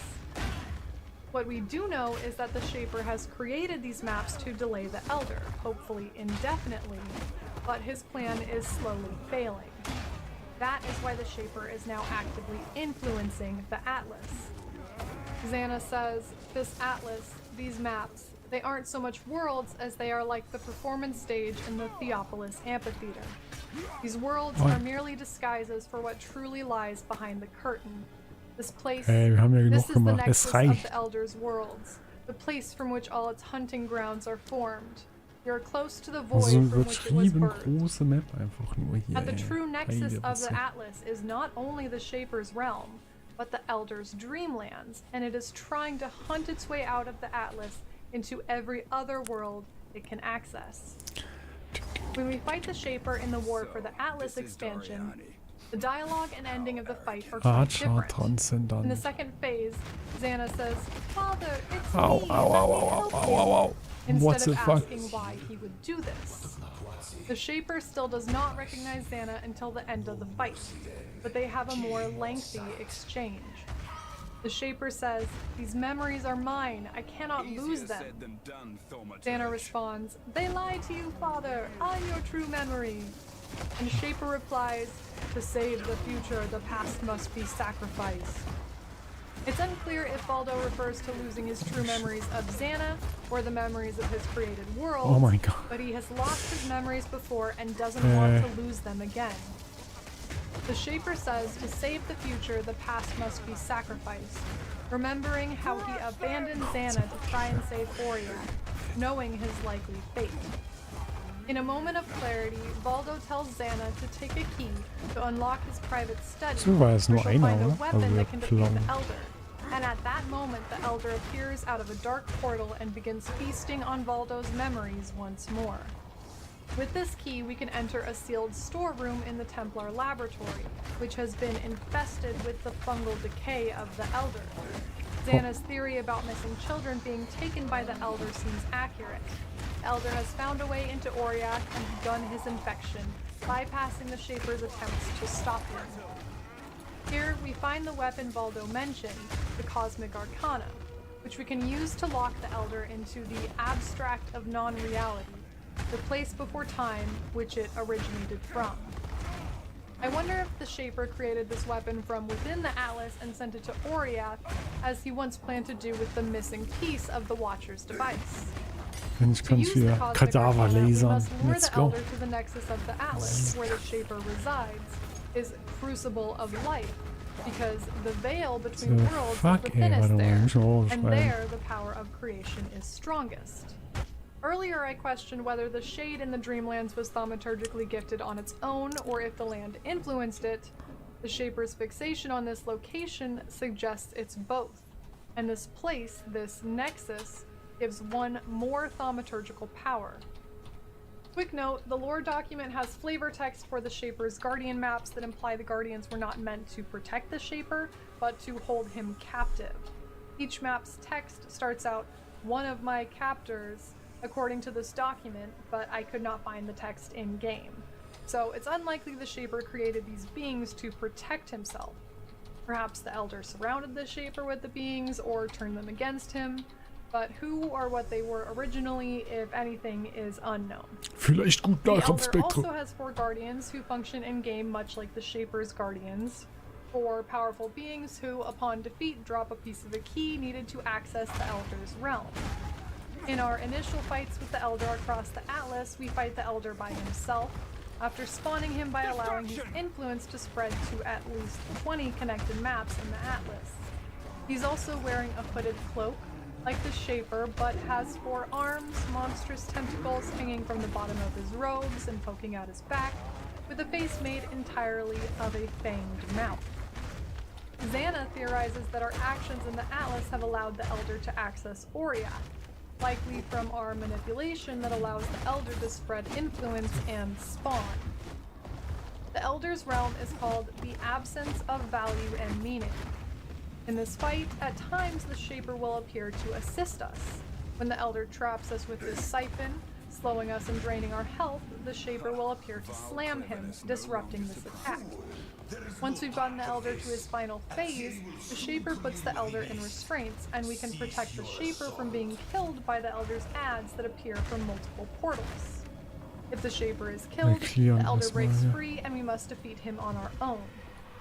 If the Shaper is saved, we enter phase 3, where the Elder is restrained but still able to attack and spawn adds. Keeping the Shaper alive is the only way to have a Watcher's Eye Drop, a powerful jewel that reflects the grim fate of those Watchers of Decay who stood up to the Elder so long ago. For our final encounter with the Elder, we push his influence to the center of the Atlas, over the Shaper's realm, and defeat his 4 guardians to get the key to entering this Elder-influenced Shaper's realm. Once inside, the Shaper's realm looks mostly the same, but the 4 paths that once led to recreated boss zones are now blocked by the Elder's tentacles. We enter the portal to the Nexus where we once fought Shaper, and Xana follows. Inside, we see the Elder holding Shaper by his arms, hovering before one of the Elder's portals. We follow the Elder into his portal, which takes us from the Shaper's celestial nexus to the absence of value and meaning. And now we must fight both the Shaper and the Elder. The Shaper's mind has been fully ensnared by the Elder's influence. In fact, his first words to us in this realm echo the Elder. Putrefy, rot, spoil, and fester. Years of being feasted on by the Elder, of having his memories drained, it seems finally he is fully gone. The Shaper and Elder fight in sync. When we defeat both, Xana uses the Cosmic Arcana to open a portal into which the Elder is drawn away, clawing at the ground to fight this power. The Shaper, Valdos Aesarius, Xana's father, is nowhere to be seen. When we talk to Xana, she does say, "My father, wherever he is, I can sense him. He's at peace. Thank you, Exile." Perhaps Valdo is not totally gone. In Valdo's final entry to his Book of Memories, he writes, "My war with the creature is far from over. I've no upper hand, but like a cornered animal, I will bite until I am gone. I've attempted to sleep and awaken in Oriath many times, hoped that one night I might get to hold you in my arms once again, but instead of my study, I dream of nothing." He could create worlds or destroy them, but he could not make his way back to Oriath, to his daughter. Xana, following in her father's footsteps, recreated the device Valdo had wanted to build, this map device, and in doing so, ultimately weakened the barrier between the Atlas's worlds and our own that Valdo had fought to create.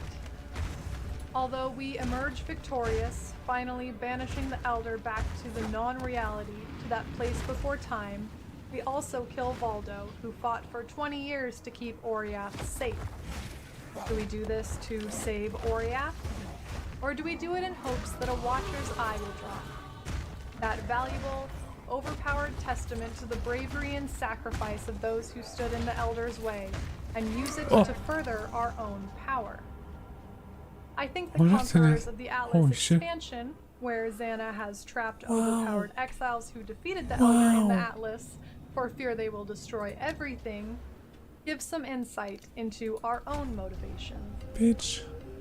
Das war gemein. Thank you so much for watching. It's Und your eine boy kleine Noodle. blaue If Kugel you am like this Boden, video, hab make ich. sure to check out part 1 and the rest of the videos in my lore series. I'll be making some shorter form videos, so if you want to vote on the next topic, check out my Patreon, link below. Thanks to all my patrons and subscribers, and please, if you feel your sanity slip away, just stay sane, Exile.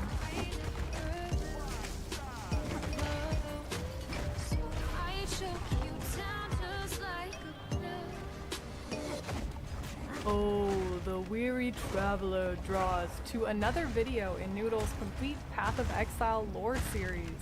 This video is part 1, covering Izaro's Labyrinth. Let's begin.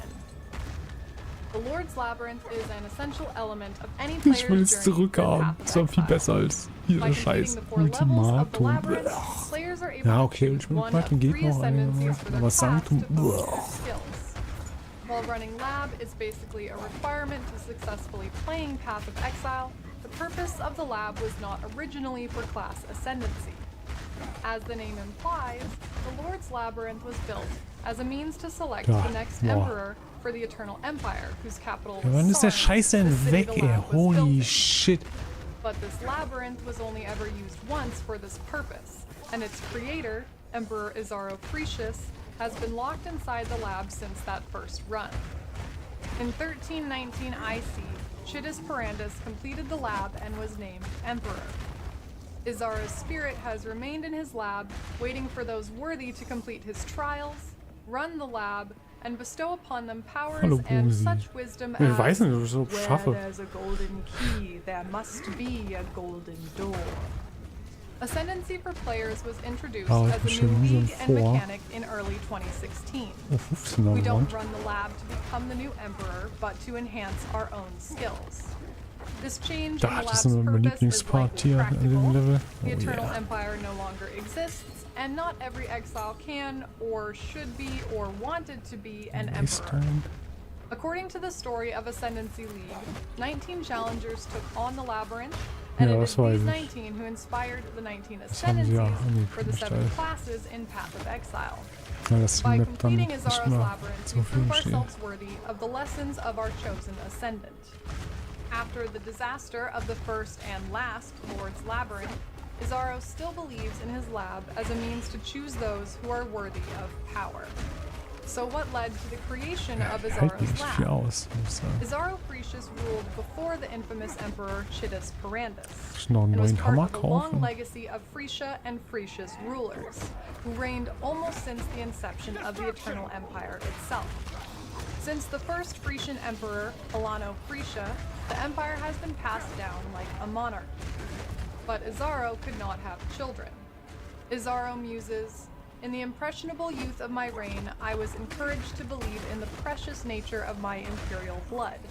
Unfortunately, try as I might, with a lovely procession of young and ever dutiful wives, my noble seed simply would not sprout."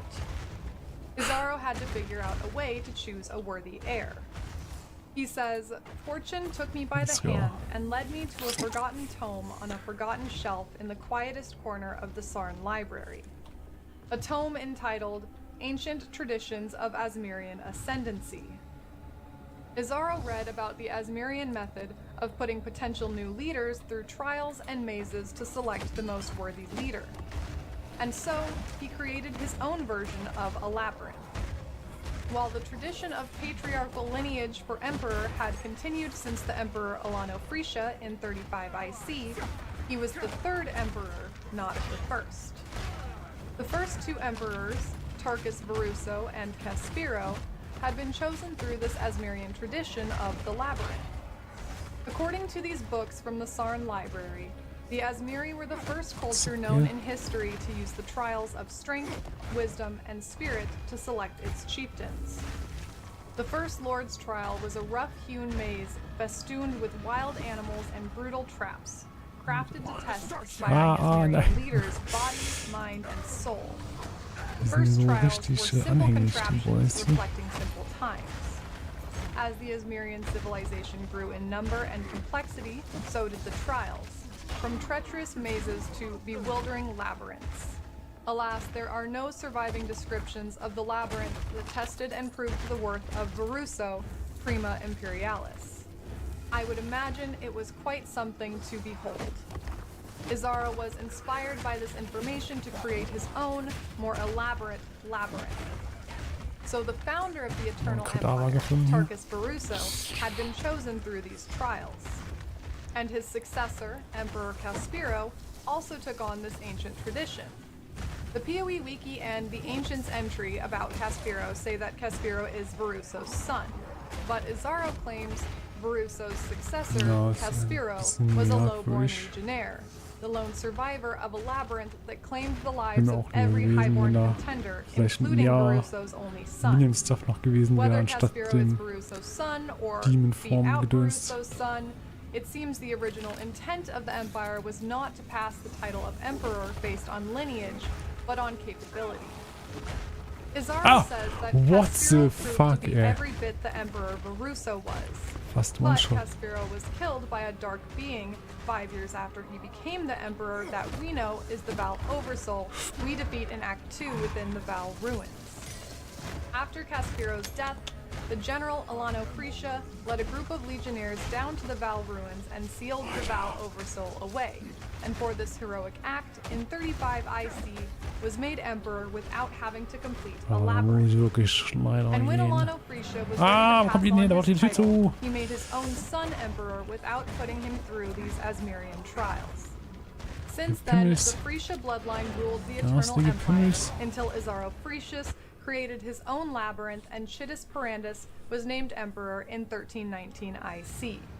The Frisha family ruled for almost 1300 years.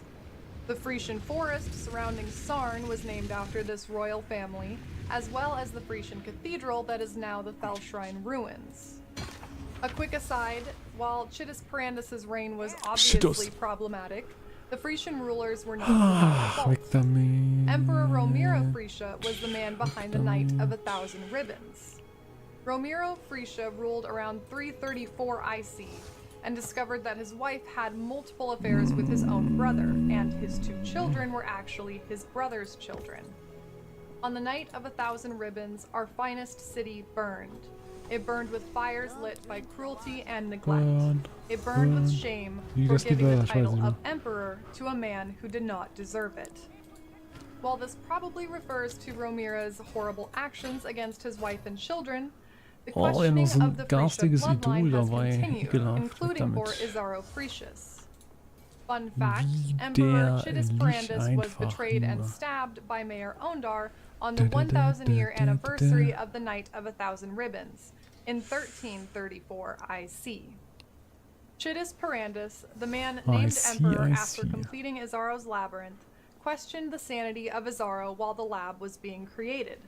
The Parandus family had been integral to the financial stability of the empire, and Chittis felt that allowing whoever completed a labyrinth to rule, rather than acknowledging and rewarding the contributions of the Parandus family, was tantamount to madness.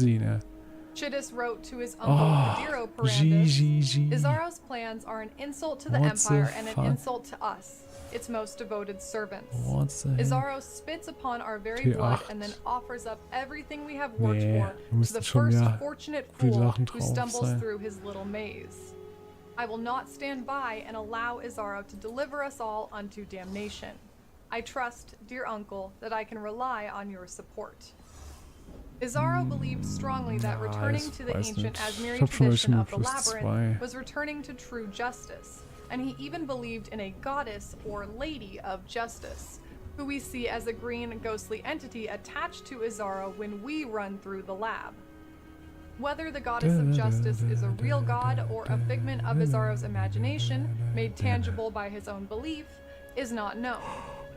No information on this goddess exists except in reference to Ah, ich muss mich echt mal um bessere Ringe Isaro kümmern. wrote that, alas, the Lord's Labyrinth was Hast du corrupted Ringe? by those with the Soll vanity ich to consider their Gambling-Ringe? blood Nee, erst more muss nicht so. precious than their empire. Da kann nur Schrott bei Selfish rauskommen. blood breeds selfish times, and the empire paid for it with its own blood, with the Knight of 1,000 Ribbons, with that most regal of cannibals, Emperor Romira.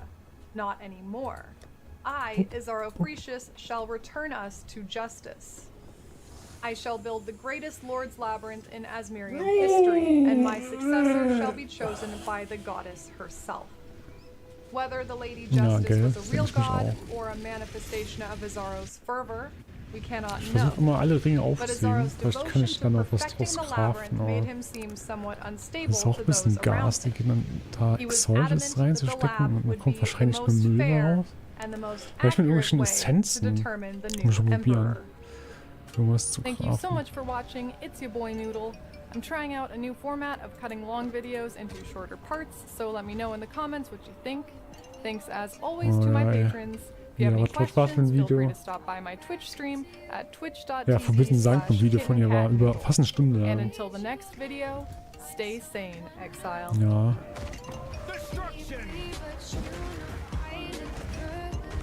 Ja, genau.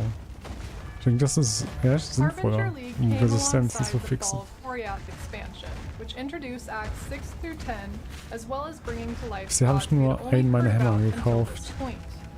While Harbinger resembled past leagues like Breach or Beyond, a portal opens up, baddies come out, loot is obtained, there was one striking difference. These interdimensional beings and all the items associated with them were depicted in the new pictographic language created by GGG. Now, this is strange.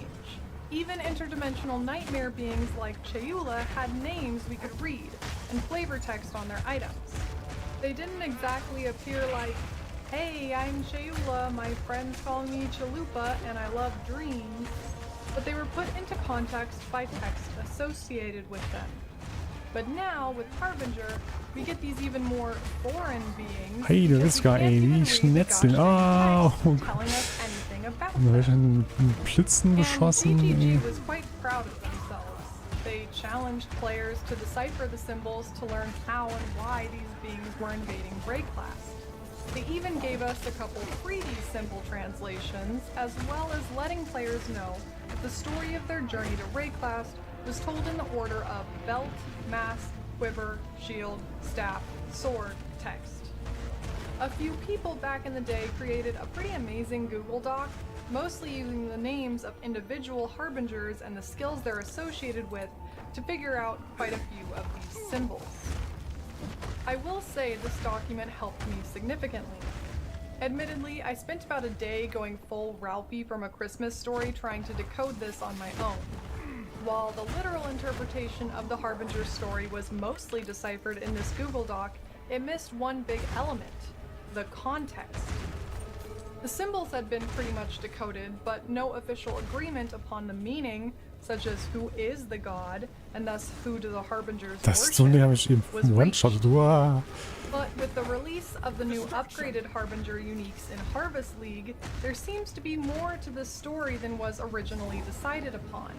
And I think some of the ja, new wir haben items, Jackpot, this second part Checkpoint, of the Mensch, story, help Checkpoint. illuminate some remaining questions about the first story. So I'll link a document I made with every symbol translated below if you'd like to follow along while I go Es ist schon through ein my bisschen interpretation. Jackpot, wie lange ich hier schon First, rumrenne, let's ohne sowas zu establish finden. some Hier im basics. ganzen Bereich gab es All gar of the nichts. symbols in rounded brackets are concept or word symbols. This means whatever symbol is contained in the brackets is its own unique word. The smaller symbols between these words are used as syntax. They have general purposes but are not concretely one concept. For example, the symbol with arrows pointing towards each other vertically can be a possessive S, is, of, while the singular diamond can be and or was. So there's room for interpretation within these, while the bracketed word symbols are a meine. bit more fixed. Oh, The two schreckliche symbols Map, GGG ey. confirmed were the symbol was for the so. god of domination and the symbol for the beast. With this in mind, I present to you my full interpretation of the first story presented in Harbinger League. I'll put the individual words under each symbol, but I'll write the story in a more grammatically correct way. Leave me alone. God has the skill to become the master of maps. God has the skill to become the master of time. God's followers are empowered by God's Was? skill. Surgical When the time of the Experimentalist? beast began, God was weakened and fled. God's followers saw their God imprisoned, or God's followers have imprisoned their God. God's followers have divided God's arcane power amongst themselves. God is the master of attacks. God is still imprisoned. God's followers divided God's mastery of attacks amongst themselves. Macht er, ja. When the beast's time is done, Also er würde mit God seinen will Klöten use irgendwas his rage schießen. to escape from imprisonment. God's mind will not be broken. Dr. Eckner. God is enraged over his imprisonment. God's power is hungry to expand. Ich wünschte, der wird in einer kleineren Map wohnen, ey. God's power to Einfach mal, expand ey. comes Was a soll denn hunger das? for God's followers' Wow. powers. Oh nein, ein Boss sogar. God's Ja, ein followers Boss. Oh have shit. mastery of attack. Oh nein. God's followers have the skill to expand. Oh fuck. God's followers became focused on descending. The followers are focused on Rayclast. Let's break that down. The god that the Harbingers followed was weakened when the beast was created. Then, somehow, either by others or the followers themselves, their god was imprisoned. The Harbingers took powers from their god while he was imprisoned, and this made the god even angrier. Their god now wanted to take its powers back from the Harbingers. The Harbingers then decided to come to Rayclast, to descend and escape their god, and use their new powers. At first, I toyed with the idea that the god in question was Kitava. Kitava and Harbingers were introduced at the same time. And Kitava is the god of endless hunger, and hunger is represented in the story. The god's hunger to expand, and his hunger for the power of his followers. But there's a few major issues. Kitava was initially imprisoned in the underworld by Kunekora, before the beast was created. And after the beast was created, all the gods of our known world were put to sleep, not weakened or imprisoned.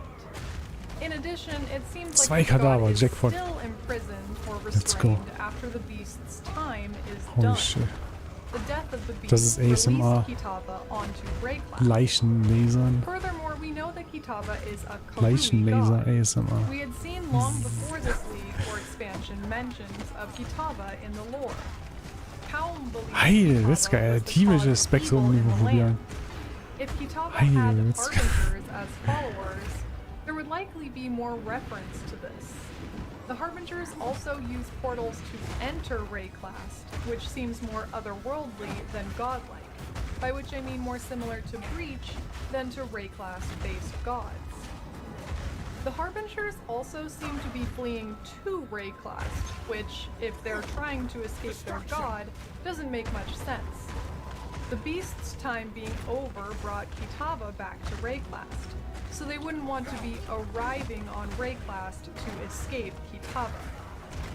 But then I thought, what if this refers to a being that we didn't meet in Fall of Oriath? What if it refers to a being we were going to meet soon? One that certainly also has a desire to expand, one that comes from another dimension. What if their god is the Elder? Das glaube ich. The Harbinger's god was not imprisoned Bestimmt by the irgendwas, beast's creation. das noch nicht irgendwie Instead, it behandelt was wurde. weakened, which led to its imprisonment. The Elder was imprisoned by the Watchers of Decay, using the blade Starforge to seal his body in stone. But his mind remained free. This is supported by the line, God's mind remained unbroken. If we look at the Shaper's Book of Memories, he describes the Elder as a shade, a mind that has been trapped outside of its body. The Shade is also able to teach Valdo his thaumaturgical, perhaps arcane, powers, but requires someone to remove the blade from his stone body to be free. While the timeline might not make sense initially, I looked deeper into it. The Watchers of Decay were apparently started by a god speaking to a woman who had lost her son to the Elder. And this god taught her about the Elder and his Ja, doch, das war noch 18 Gold This und 18 means Gold. that Ja. the Watchers learned about the Elder before the beast's creation. However, it wasn't until the Order of the Jinn Ich mag, that dass the die Türen Starforge was automatisch created to aufgehen. seal the Elder and split his mind and body. This happened after the Eternal Empire was founded, so after the beast's Och creation. nö, But way och before we nö, destroyed och the nö. beast. Ich muss doch kurz nach Hause gehen. And this is also supported by the god being enraged at his imprisonment, but not being freed by the beast being slain. It wasn't Ich until hab schon mal einen Voldo zweiten Hammer, Caesarius ey. recreated the Also ich habe ja Watcher's 2 map Hammer, aber device, der eine ist noch and High sehr Templar schwach. Venarius went inside, Ich brauche was that the Besseres. Elder was free. And even then, the Elder was free within the Atlas, or as Voldo put it, his pocket dimension. So the Harbingers escaping their god by going to Rayclast would make sense. In addition, the Elder's ultimate goal is to spread his decay across everything.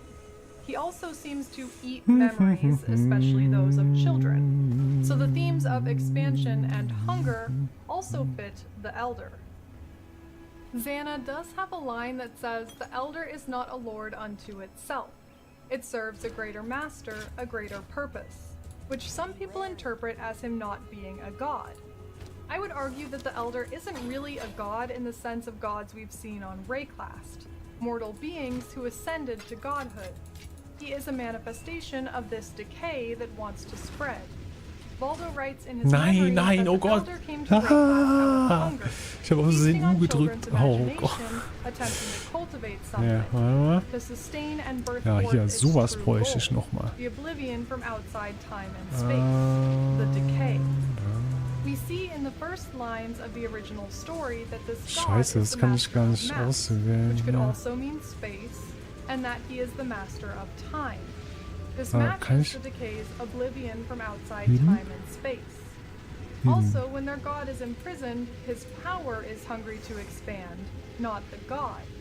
That could mean the force within him, this goal, this power, the decay, is pushing him when the physical manifestation is Ach, not warum complete. denn? Wieso muss ich Voldo mich writes, jeden "The fucking Elder's Tag da form is einloggen, ey? trapped in stone, but its agency Oh, runs leck mich free." doch am Arsch, The ey. div card called the Messenger might support this theory. Zu Players kotzen, had ey. worked out that this symbol refers to beings or harbingers, as it is present in every harbinger's name. For example, the boss of Beachhead Map is named the being that leads God's So ein followers. dummer Müll, ey. My rough translation of the messenger text is, "A being not broken goes to the best mind of Rayclast. Da The müsste being er wants to move stimmen. to ascend into our realm. The being is divided by God. The device on Rayclast will bring fire and destruction to the maps." If I'm anywhere near correct, this could be the story of Venarius asking Voldo to recreate the Watcher's device, wanting to talk to the Elder, and being summarily Jetzt hat er es devoured alles by the übernommen, ey. Elder. Was ist das für eine Scheiße? Venarius forced Voldo to bring him to the Elder by threatening to kill Xana. And once Venarius was in the Elder's dreamlands, he offered to free the Elder in Alter, exchange ey. for power, of course. Venarius removed the Starforge, releasing the scheiß Elder, drauf, schau who immediately Filter. killed his guardsmen, feasted on his memories, but importantly left him alive, and Voldo fled. Voldo broke his original map device, but as we know, Hallo, darf ich hier auch it was- is warum darf ich nicht eventually editieren? restored and used by us. Oh mein Gott, das ist One more alles ätzend, ey. translation before I move on to the new story.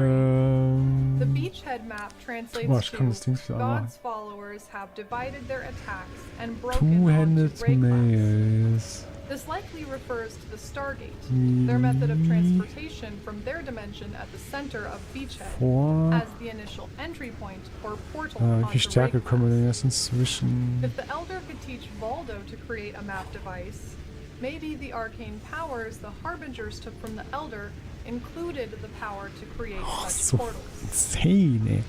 Something Oh important to mein consider is Gott, that this ey. story was introducing a new character Max or event, 80 the sagen wir mal. Elder, from the upcoming expansion. Physical. So in a way, these harbingers are not only telling the story of their past, but of our future.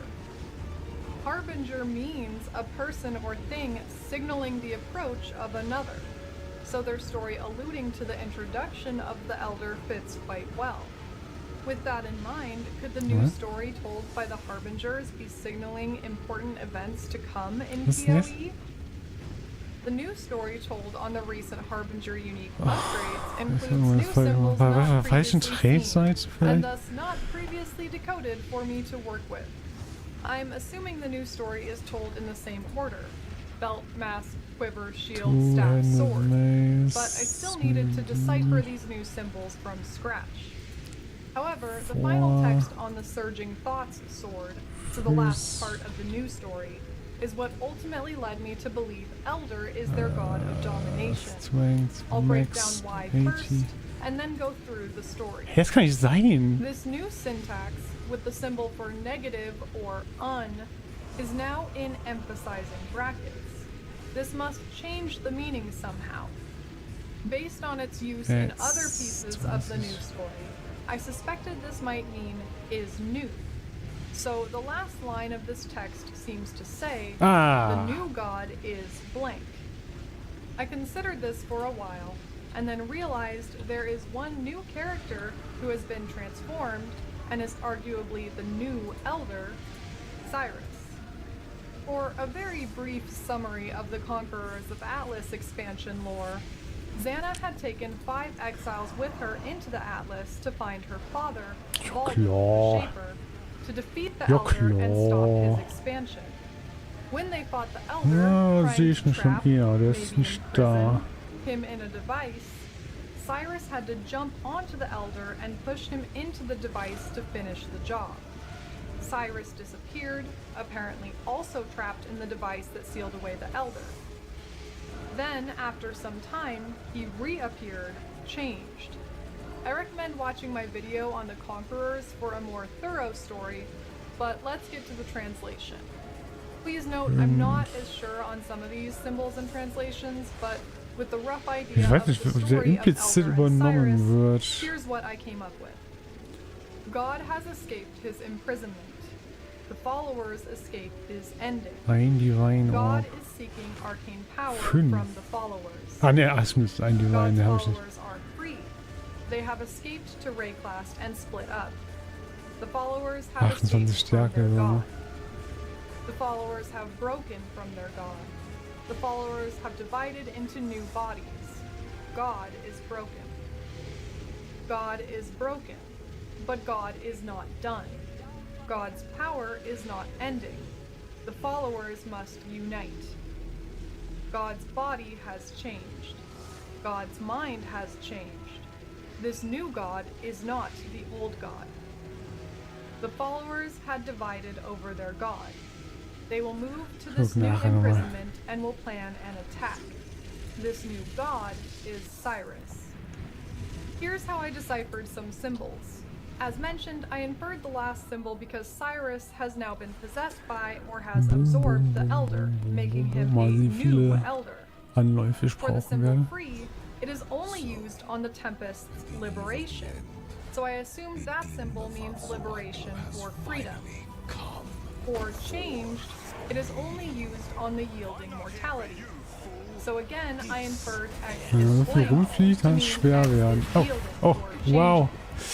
For body or possibly pieces, the symbol itself resembles the symbol for being for Harbinger, but split apart. This initially made me think pieces, but contextually body makes more sense. Oh, ich hab das will schon verwandeln, ne? But with an arrow pointing to it, making me think it's a direction towards done, thus ending. Unite, I am the least certain of. It looks vaguely like the symbol for followers, which I see as 3 pairs of raised hands. It looks like they are moving towards the center. This one could have a different meaning, so let me know if you have any other ideas. While there's certainly room for interpretation, here's my summary of this new story. The Harbingers had escaped to Ray class to Blitzresistenz become their own wäre beings and not be gewesen. attacked by their god. They spread out over Ray class to exert their own power. But the Elder, now free, began seeking them. We know the Elder was trying to get to Ray class. That is why we, and the past conquerors, tried to help Xana stop the Elder's spread. But then, when Cyrus pushes Elder into the Cosmic Arcana, the Harbingers can tell that their god is broken. But the Elder's powers have not ceased to be. The Elder became something new. Perhaps the Harbingers traveled back to the maps to discover this new imprisonment, the Cosmic Arcana. Maybe that is how Cyrus, now possessed or become one with the Elder, was released. Huh? Or maybe the new imprisonment is the Atlas itself, which Xana tried Oh! inside. Maybe the Harbingers, sensing their god is now a mortal being, plan to attack Cyrus. If the Elder was immortal before, perhaps he has yielded or changed into this new mortal form, so the Harbingers could defeat or attack Cyrus. The Elder had wanted to reclaim their powers for himself, but was then shattered. Ach, ich muss reingehen. While the Elder's will is immortal, his body has now yielded to mortality. And this may have given the Harbinger's thoughts to surge against him. Could this be foreshadowing some new event? The Harbingers either joining forces with or attacking Cyrus? Again, I didn't have much to go on for this second story, but I think this could be the intended interpretation. It wouldn't make sense for the Harbingers to be connected to a god we know from Ray class, as their language is too foreign, and they escaped to Ray class, not from it. While they're too ancient to worship the Shaper, they are also too mystical and interdimensional to be tied to Kitaba. It could be some other god we don't know much about. I toyed with the idea of this last symbol being all because of the crown looking similar. But Cyrus also has a spiky crown. All is blue, so he has that going for him. Das war ja gar But he nichts. doesn't seem to be a god. Whether I'm correct or not, I hope we can get some more information about the Harbingers. What do they want? Why do they throw shards of loot at me like they're making it rain pennies? And why the hell did I spend so much time deciphering these symbols? Thank you so much for watching. It's your interdimensional being, Noodle. Sorry for the long delay in videos. Obviously this... It is too late for us here. This era is over. I pleaded with Aziri for her patience, but she would not abide me. She will attempt her communion with the beast, and utter devastation will ravage our people. But the fact that you are here, a living descendant of our people, it gives me some hope for our future. I will come to your era. Perhaps there is still time. Sehr gut, sehr vernünftig. Let's hurry back to the time portal. Endlich. Mach ein Portal. Du bist doch Doriani, du musst das können.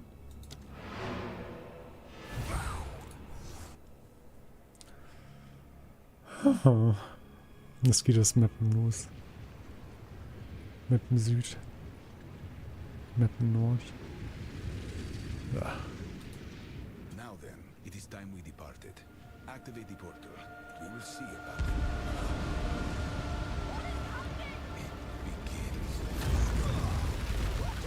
Das habe ich das letzte Mal gar nicht gesehen, nämlich auch das Portal gegangen.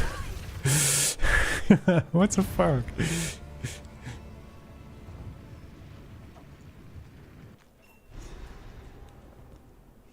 Ja, ich bin mal gespannt, wann es kommt. Oh, shit. Oh, das bin ich.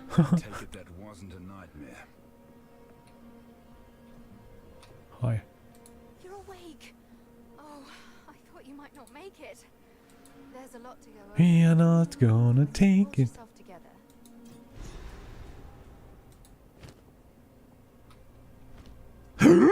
Was?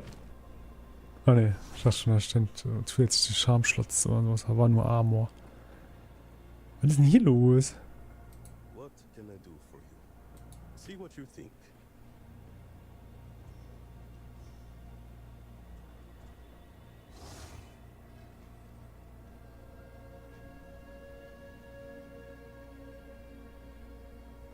Baby, baby, baby.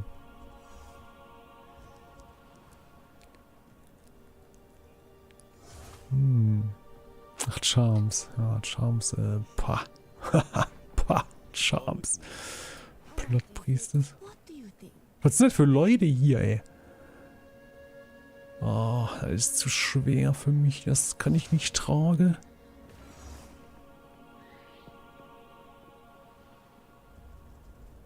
We're not gonna take it.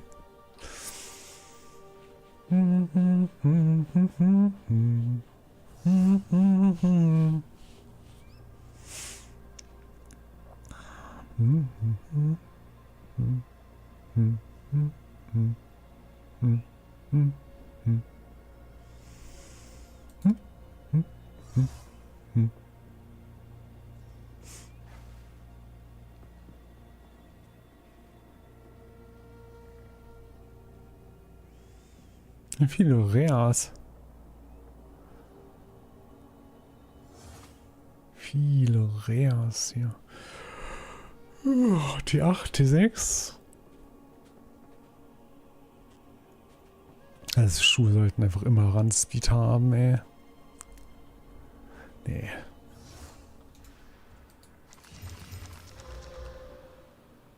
Don't spend it all at once.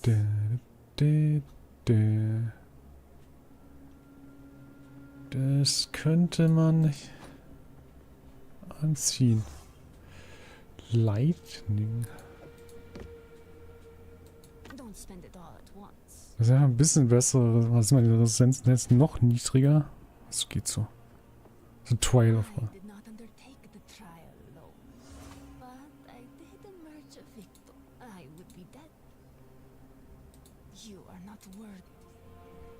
Oh mein Gott. Ja, ich will das alles gar nicht wissen. Who needs enemies? Oh. Hat man eigentlich schon einen Hideout oder muss ich mir den erst verdienen?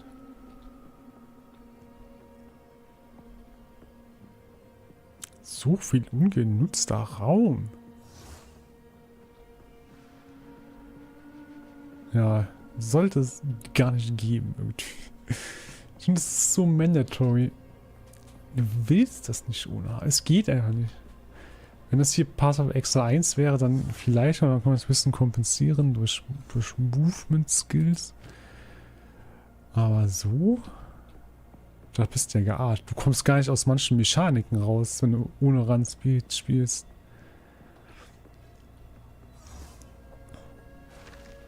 Das Spiel ist dafür designt, dass man schnell unterwegs ist.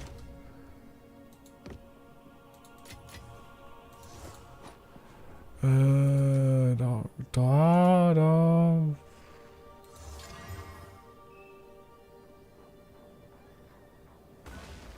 Leben wäre nicht schlecht. Aber ich habe ja auch kein Leben drauf. Leben haben wir gekriegt.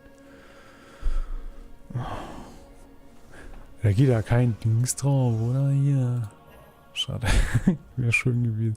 Ja, da hätte ich noch viel Potenzial, um, ja, hier auch. Aber ich will unbedingt dann auch sowas mit Level. Habe ich nicht noch Handschuhe? Level of all. Ah, scheiße. Da brauche ich Dicks für.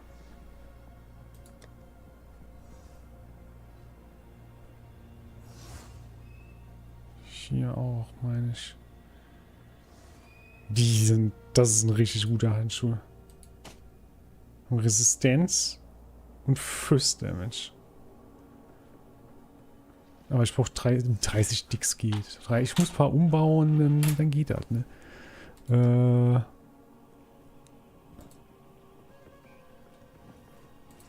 Da mache ich auch noch Exalted Orbs drauf. Ah, das ist scheiße. Was hast du gekriegt? Leben, ne? Ja. Ja, das ist nicht verkehrt. Das brauche ich 30 Sticks. Wo ist der Typ, der mir Dicks geben kann? Hier. Wo ist er? Sin.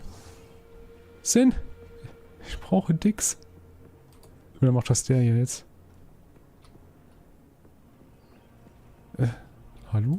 You made it. It has been devastated by the cataclysm and is no longer habitable. We must cleanse corruption so that civilization can... We are living the worst possible outcome. This ziggurat contains a translocation device which will allow us from here.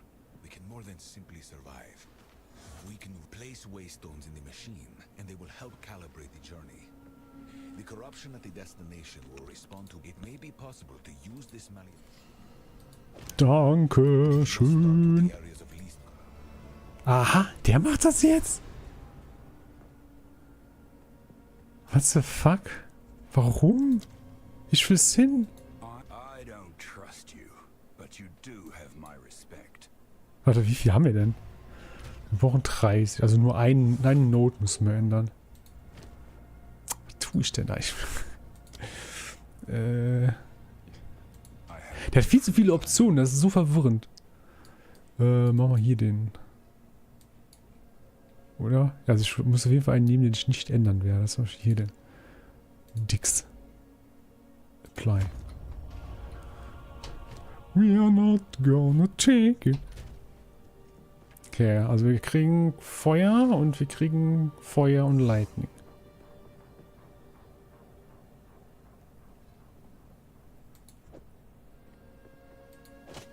Ah, scheiße, wir haben zu viel Feuer. Ja, man kann auch keine Resistenzen wechseln. Ne? Das wird mir so viel Cold. Kann man eigentlich vernichten oder verkaufen. Alter, das sind zu viele Optionen, das ist so verwirrend. Ich tue ihn mal weg, falls ich irgendwas in der Richtung starte. Ich glaube es nicht. So ein Low-Level-Item hier. Ja, was ist das denn, du? Da habe ich jetzt weniger Lebensregeneration. Aber das ist auch nicht so schlimm.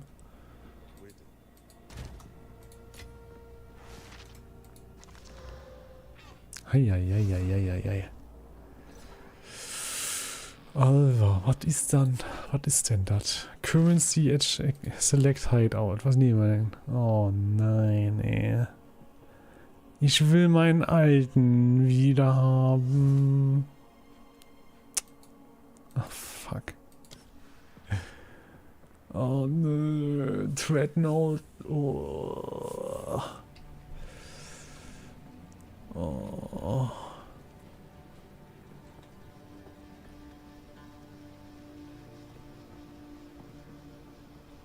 Ich meine, das Vieh sieht ja schon cool aus. Aber das ist doch viel zu groß, ey. Oh mein Gott. Ich will mein Baleful Hideout haben. Das hier ist auch kacke. Das war so schön designt. Da haben wir so viel Mühe gegeben.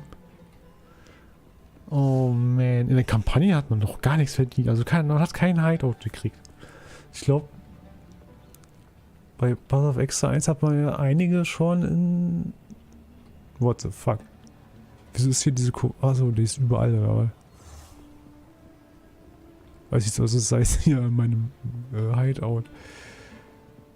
Ach du Scheiße, okay. Also der Well, der ist ja komplett kacke platziert. Das ist alles komplett kacke. Packe. Oh, das machen wir weg, oder? Wie kann ich das löschen? Ich will nicht Reclaim All, ich will nur das wegmachen.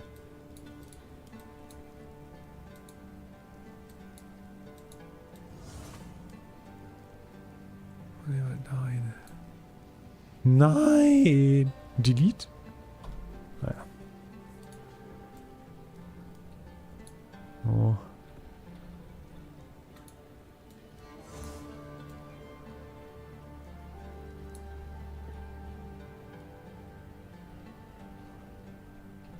What the fuck? Was haben wir denn nur? Was haben wir denn für geile Sachen? Decoration. Utility. Relic Locker haben wir, Stash haben wir. Salvage Bench.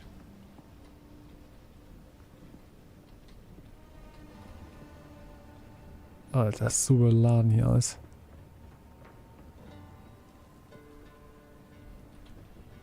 Da ist die Salvage Bench.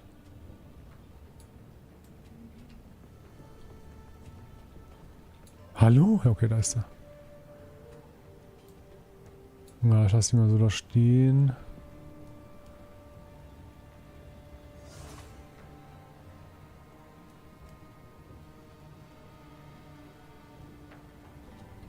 Ja. Angels and Demons. Das meiste ist einfach noch nicht verfügbar anscheinend hier.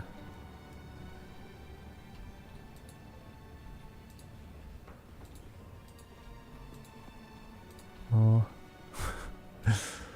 Kiwi Power. Oh Mann, ey. Oh Mann, warum? Ey, was? Warum ist das alles unavailable? Oh nee, das ist das schlimm. Faridun. MTX. Das will ich aber sehen, ne? Oh ja. Oh, nicht schlecht. Ah, wo waren wir? Unavailable Gothic. Man kann gar nicht 2 Pets machen, leider. Oh. Oh. Eis. Oh. Maraket. Midnight Park. NPCs. Oh. Okay, ah, gut.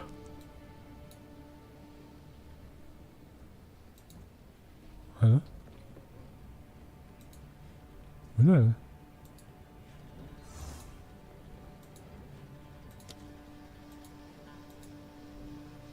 Hä? Ah, steht schon hier irgendwo rum, oder was? Ja, schau gleich mal. Was? Oh mein Gott, oh mein Gott, ey. Oh mein Gott. Ultimate Chaos. Scheiße. Ein bisschen enttäuschend. Alles fehlt. Also das, die ganzen coolen Sachen. Okay, wo ist der hin, Mann? Warte, Stop Editing.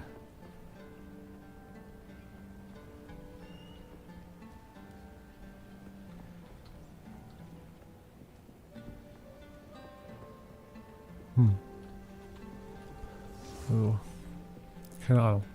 Wir machen einfach mal die Map.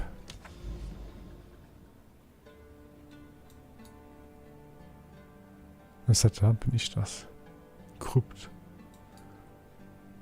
Preach oder was?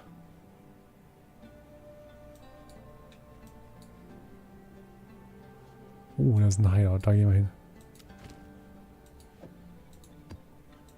Weil ich es schaffe. Weil es halt. Kann sein, dass ich es nicht schaffe.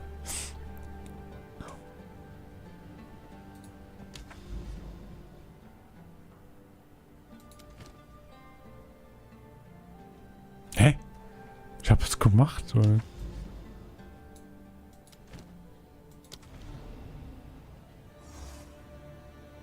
Hä?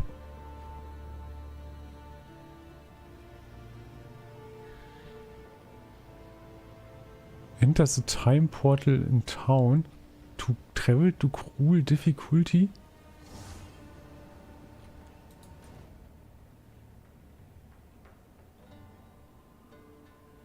Hä?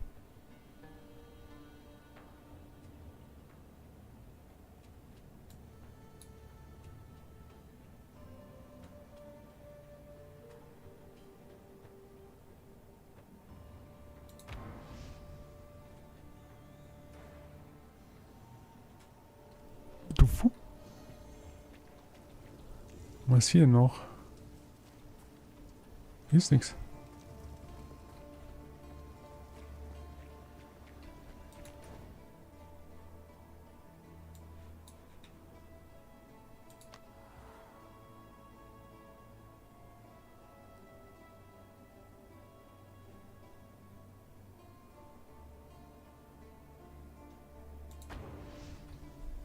Ich bin verwirrt.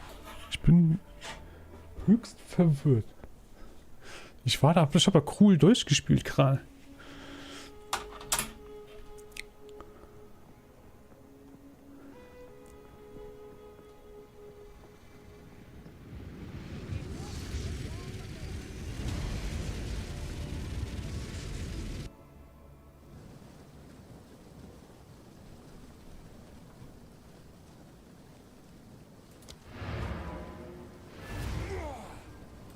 Wo komm ich denn hin?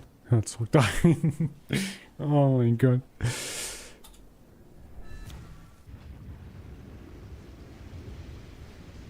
Ja, wir haben es geschafft.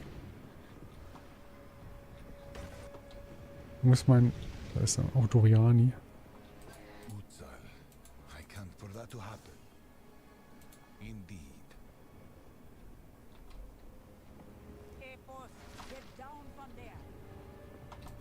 Returning with Doriani. If he, Hab so viel verpasst, ja. Holy shit. whatever it takes.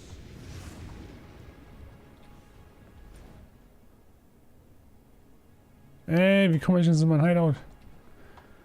Hilfe! Hä? Was ist denn da los? Mein Waypoint ist kaputt.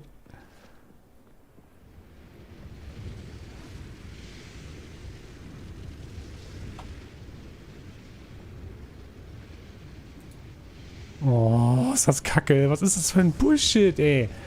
Muss ich jetzt nochmal cool machen? Hey, sei. Ich hab doch schon alles. Oh. First one, you're alive. Crush them.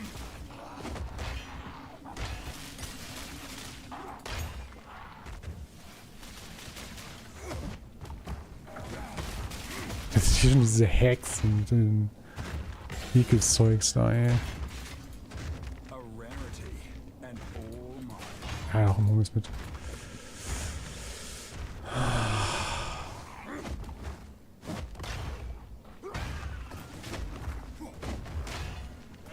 Ah, nicht töten. Ich will nicht trinken.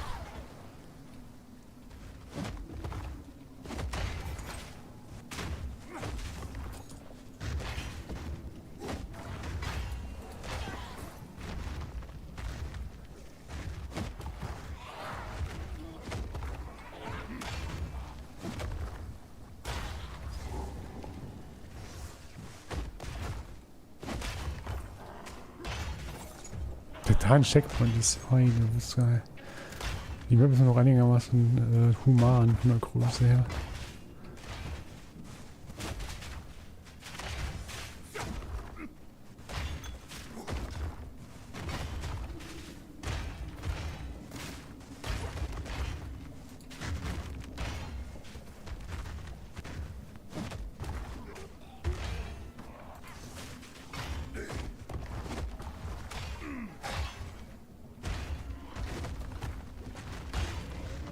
Noch ein Checkpoint. Man wird jetzt zu gespammt mit Checkpoints.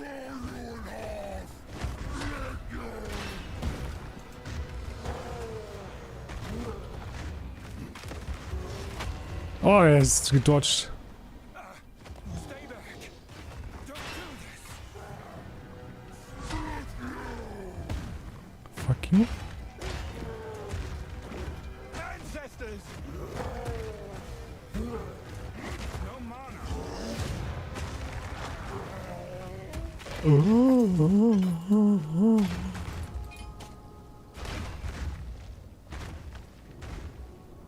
Well done. Please come inside. Ja, ja.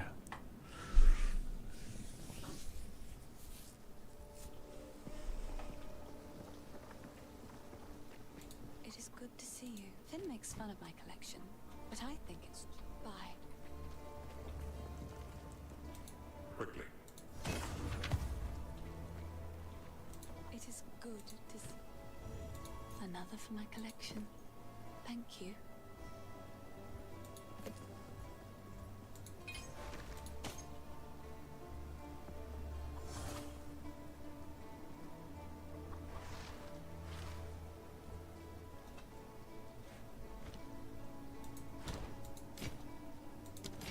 It seems shadows haunt us both.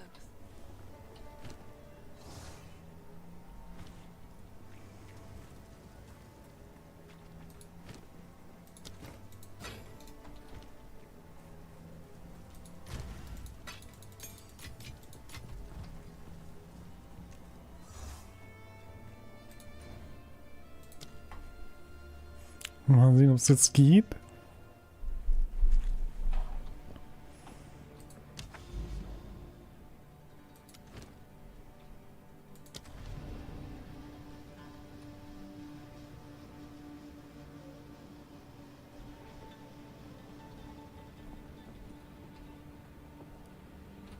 Hä?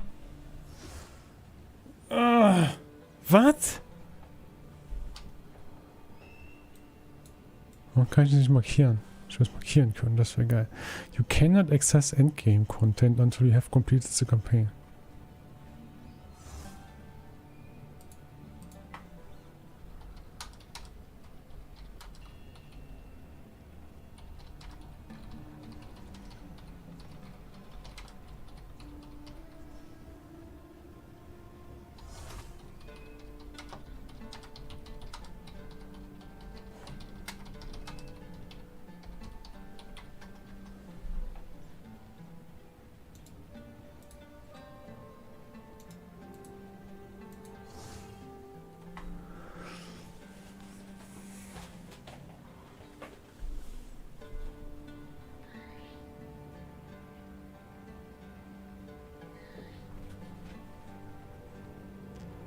Server wechseln? Rein raus? Anscheinend scheint zu funktionieren.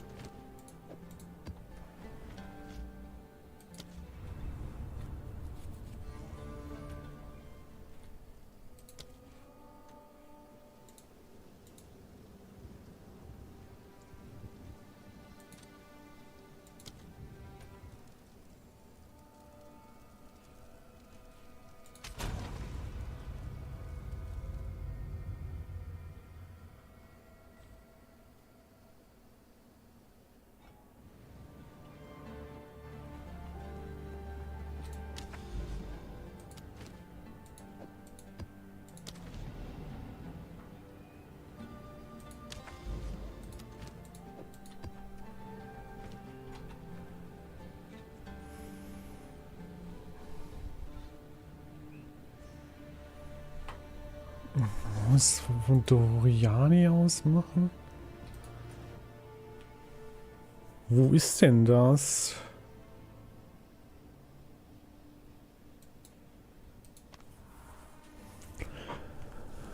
Ah.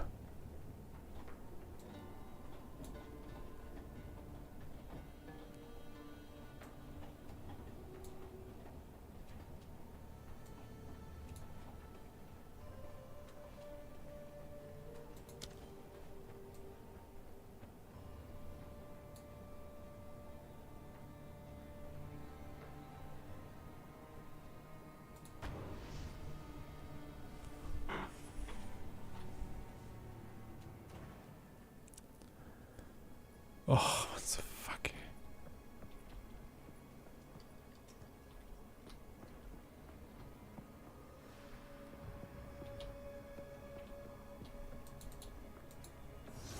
Wo ist denn das?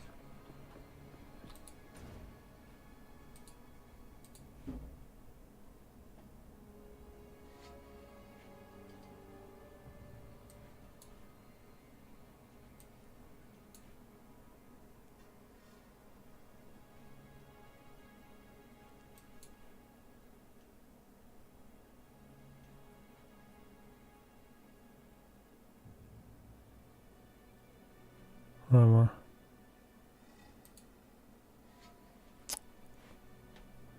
Wie komme ich jetzt zum Präsenzfigur ran?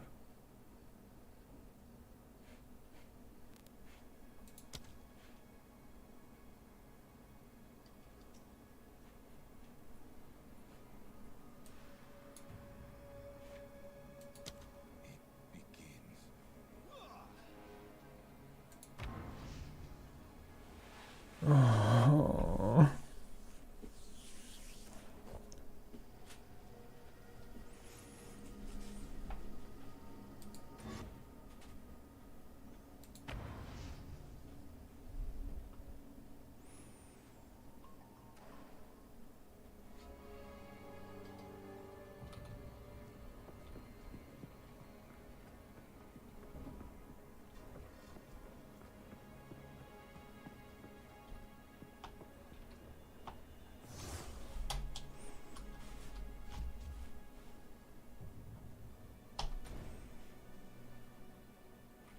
Wow, ist das geil.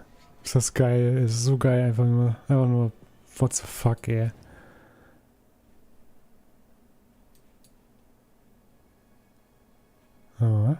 Oh, hier mein Schön. Refuge. Warum ist da jetzt so ein Pfeil drüber oder ein Ausrufezeichen, ey? Habe ich's dabei? Ja.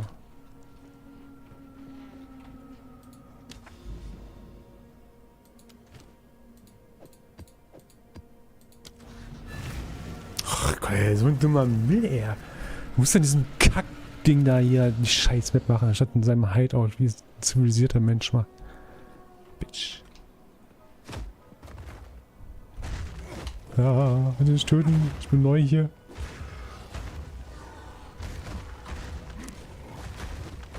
Oh nein. Sie wollen mich töten.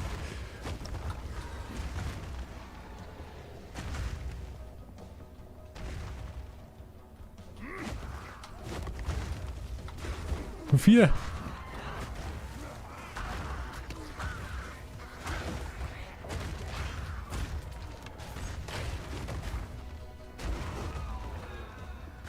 Da ist nix.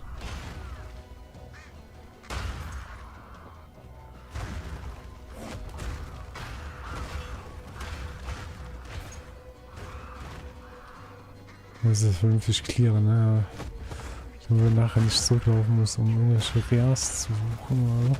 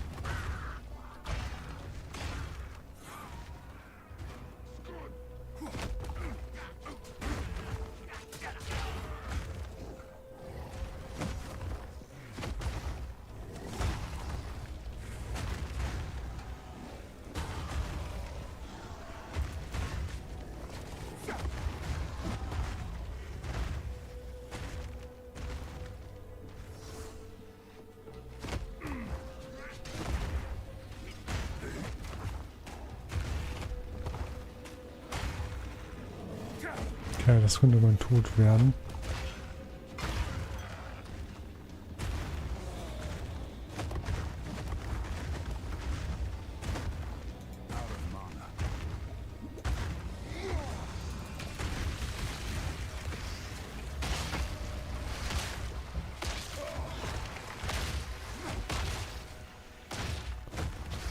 Ja.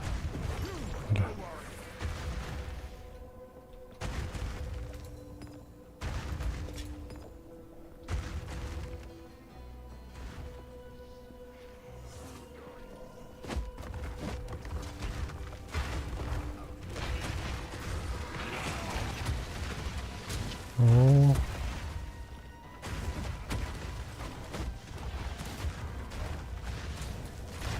Hammer of the gods!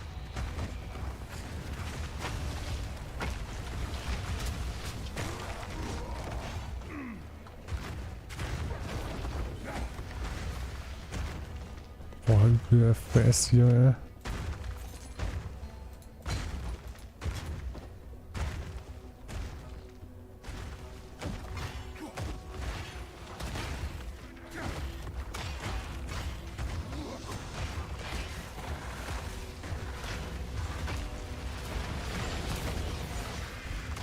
Das ist wirklich übel. Also fuck.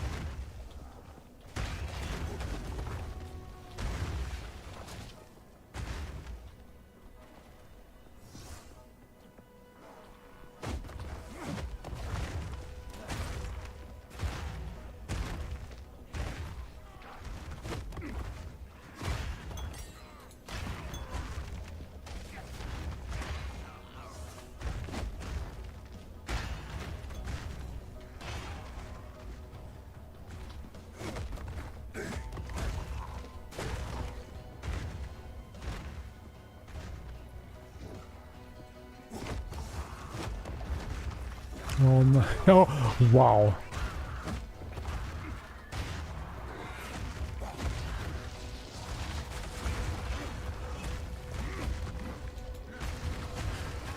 Wow.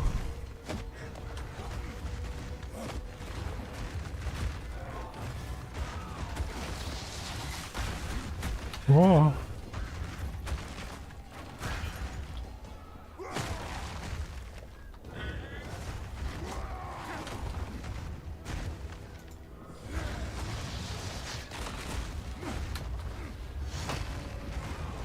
Hey, Rüsker, ja, insane bösartig, ey.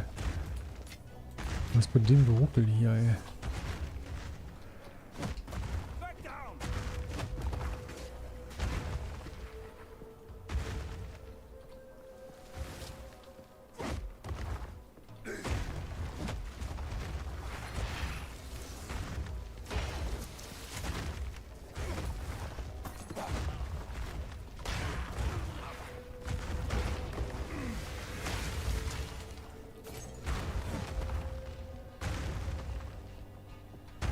Gar nicht zu gucken.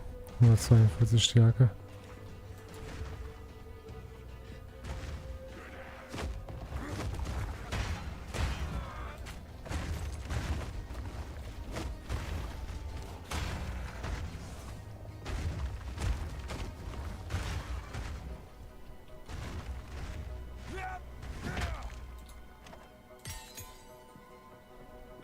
Unbeschnittener Support-Gem.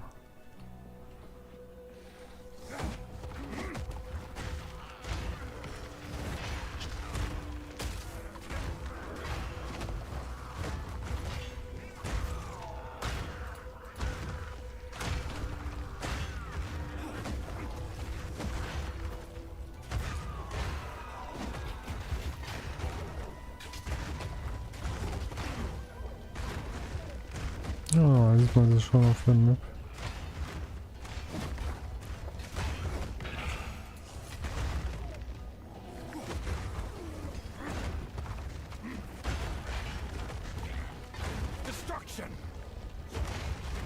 Destruction ist immer gut.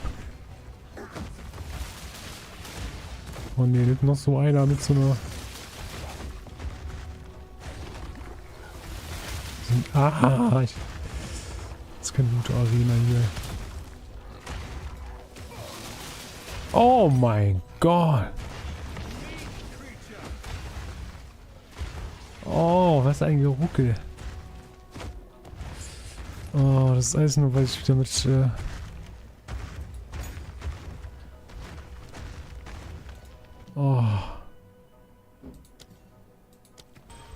weil ich wieder mit Dingen spielen muss, mit Capture Card. Und dann läuft der Sound über die Grafikkarte und das ist ein bisschen suboptimal.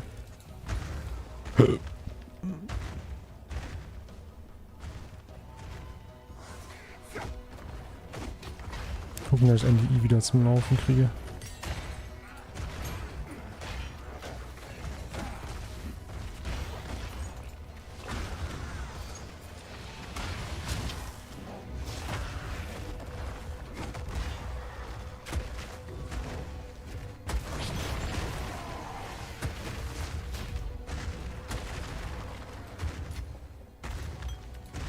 to keep that.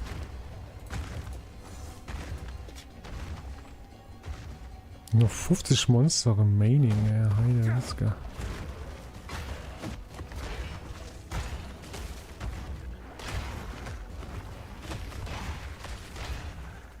Also wenn ich jetzt noch sterbe, dann ist es aber completed, oder? Also dann geht die nicht verloren. Hoffe ich mal. Da, dem muss man auch aufpassen, ne? Wenn man da halt davor steht, wenn die ihren Bauch auslassen, dann macht das böse Aura anscheinend.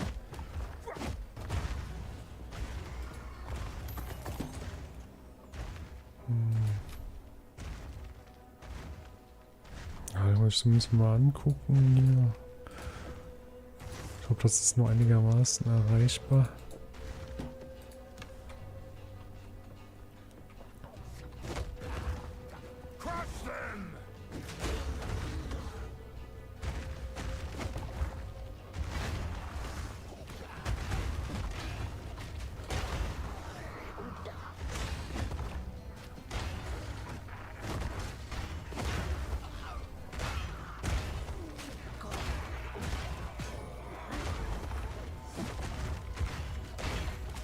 Ja, 38 Monster, ja, wollen wir das sehen.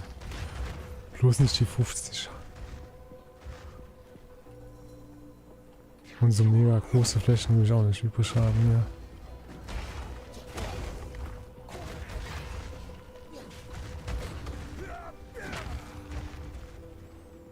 Die noch ein bisschen reinstechen.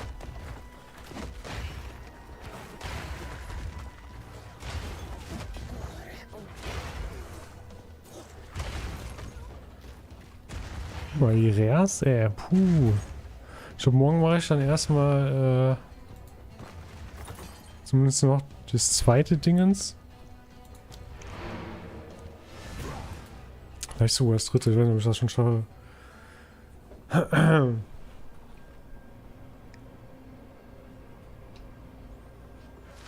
Was das jetzt? Kann ich das von meinem Hideout aus arbeiten? Take your time. I'll find the use for it. Please.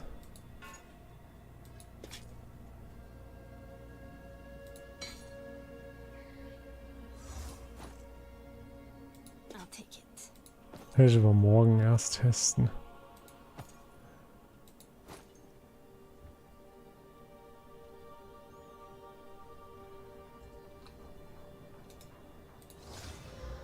Was? Was? Hä? Wie kann das denn? Oh mein Gott. Ja, what the fuck. Ich war so ein Schrott, ey. Aber wir haben einen 14er gekriegt. Den da zerlegen. Und wenn ich hier das Ding finde. Hallo? Oh mein Gott. Warum? So weit weg? Eine Frechheit. Ja, das ist ja auch wieder lächerlich. 3,2. Was ist das denn bitte, ey? So flat. 3, das ist ja gar nichts. Das ist überhaupt nichts. So bescheuert, ey. Das ist ein super schlechtes Game Design. Nur Chaos meine Feuer. Okay.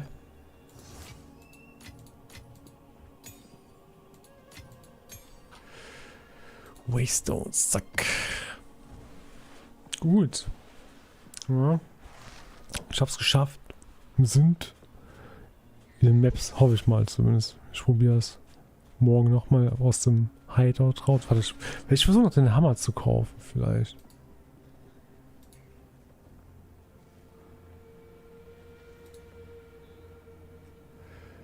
Der ist immer noch auf K, der Penner.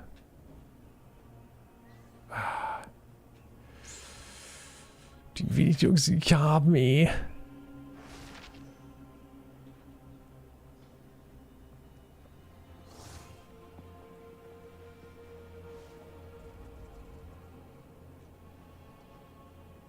Oh Mann, ey.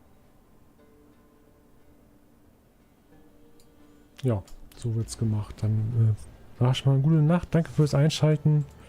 Vielleicht bis später. Schlaf gut. Schönen Rest morgen noch. Und viel Erfolg. Bye, bye.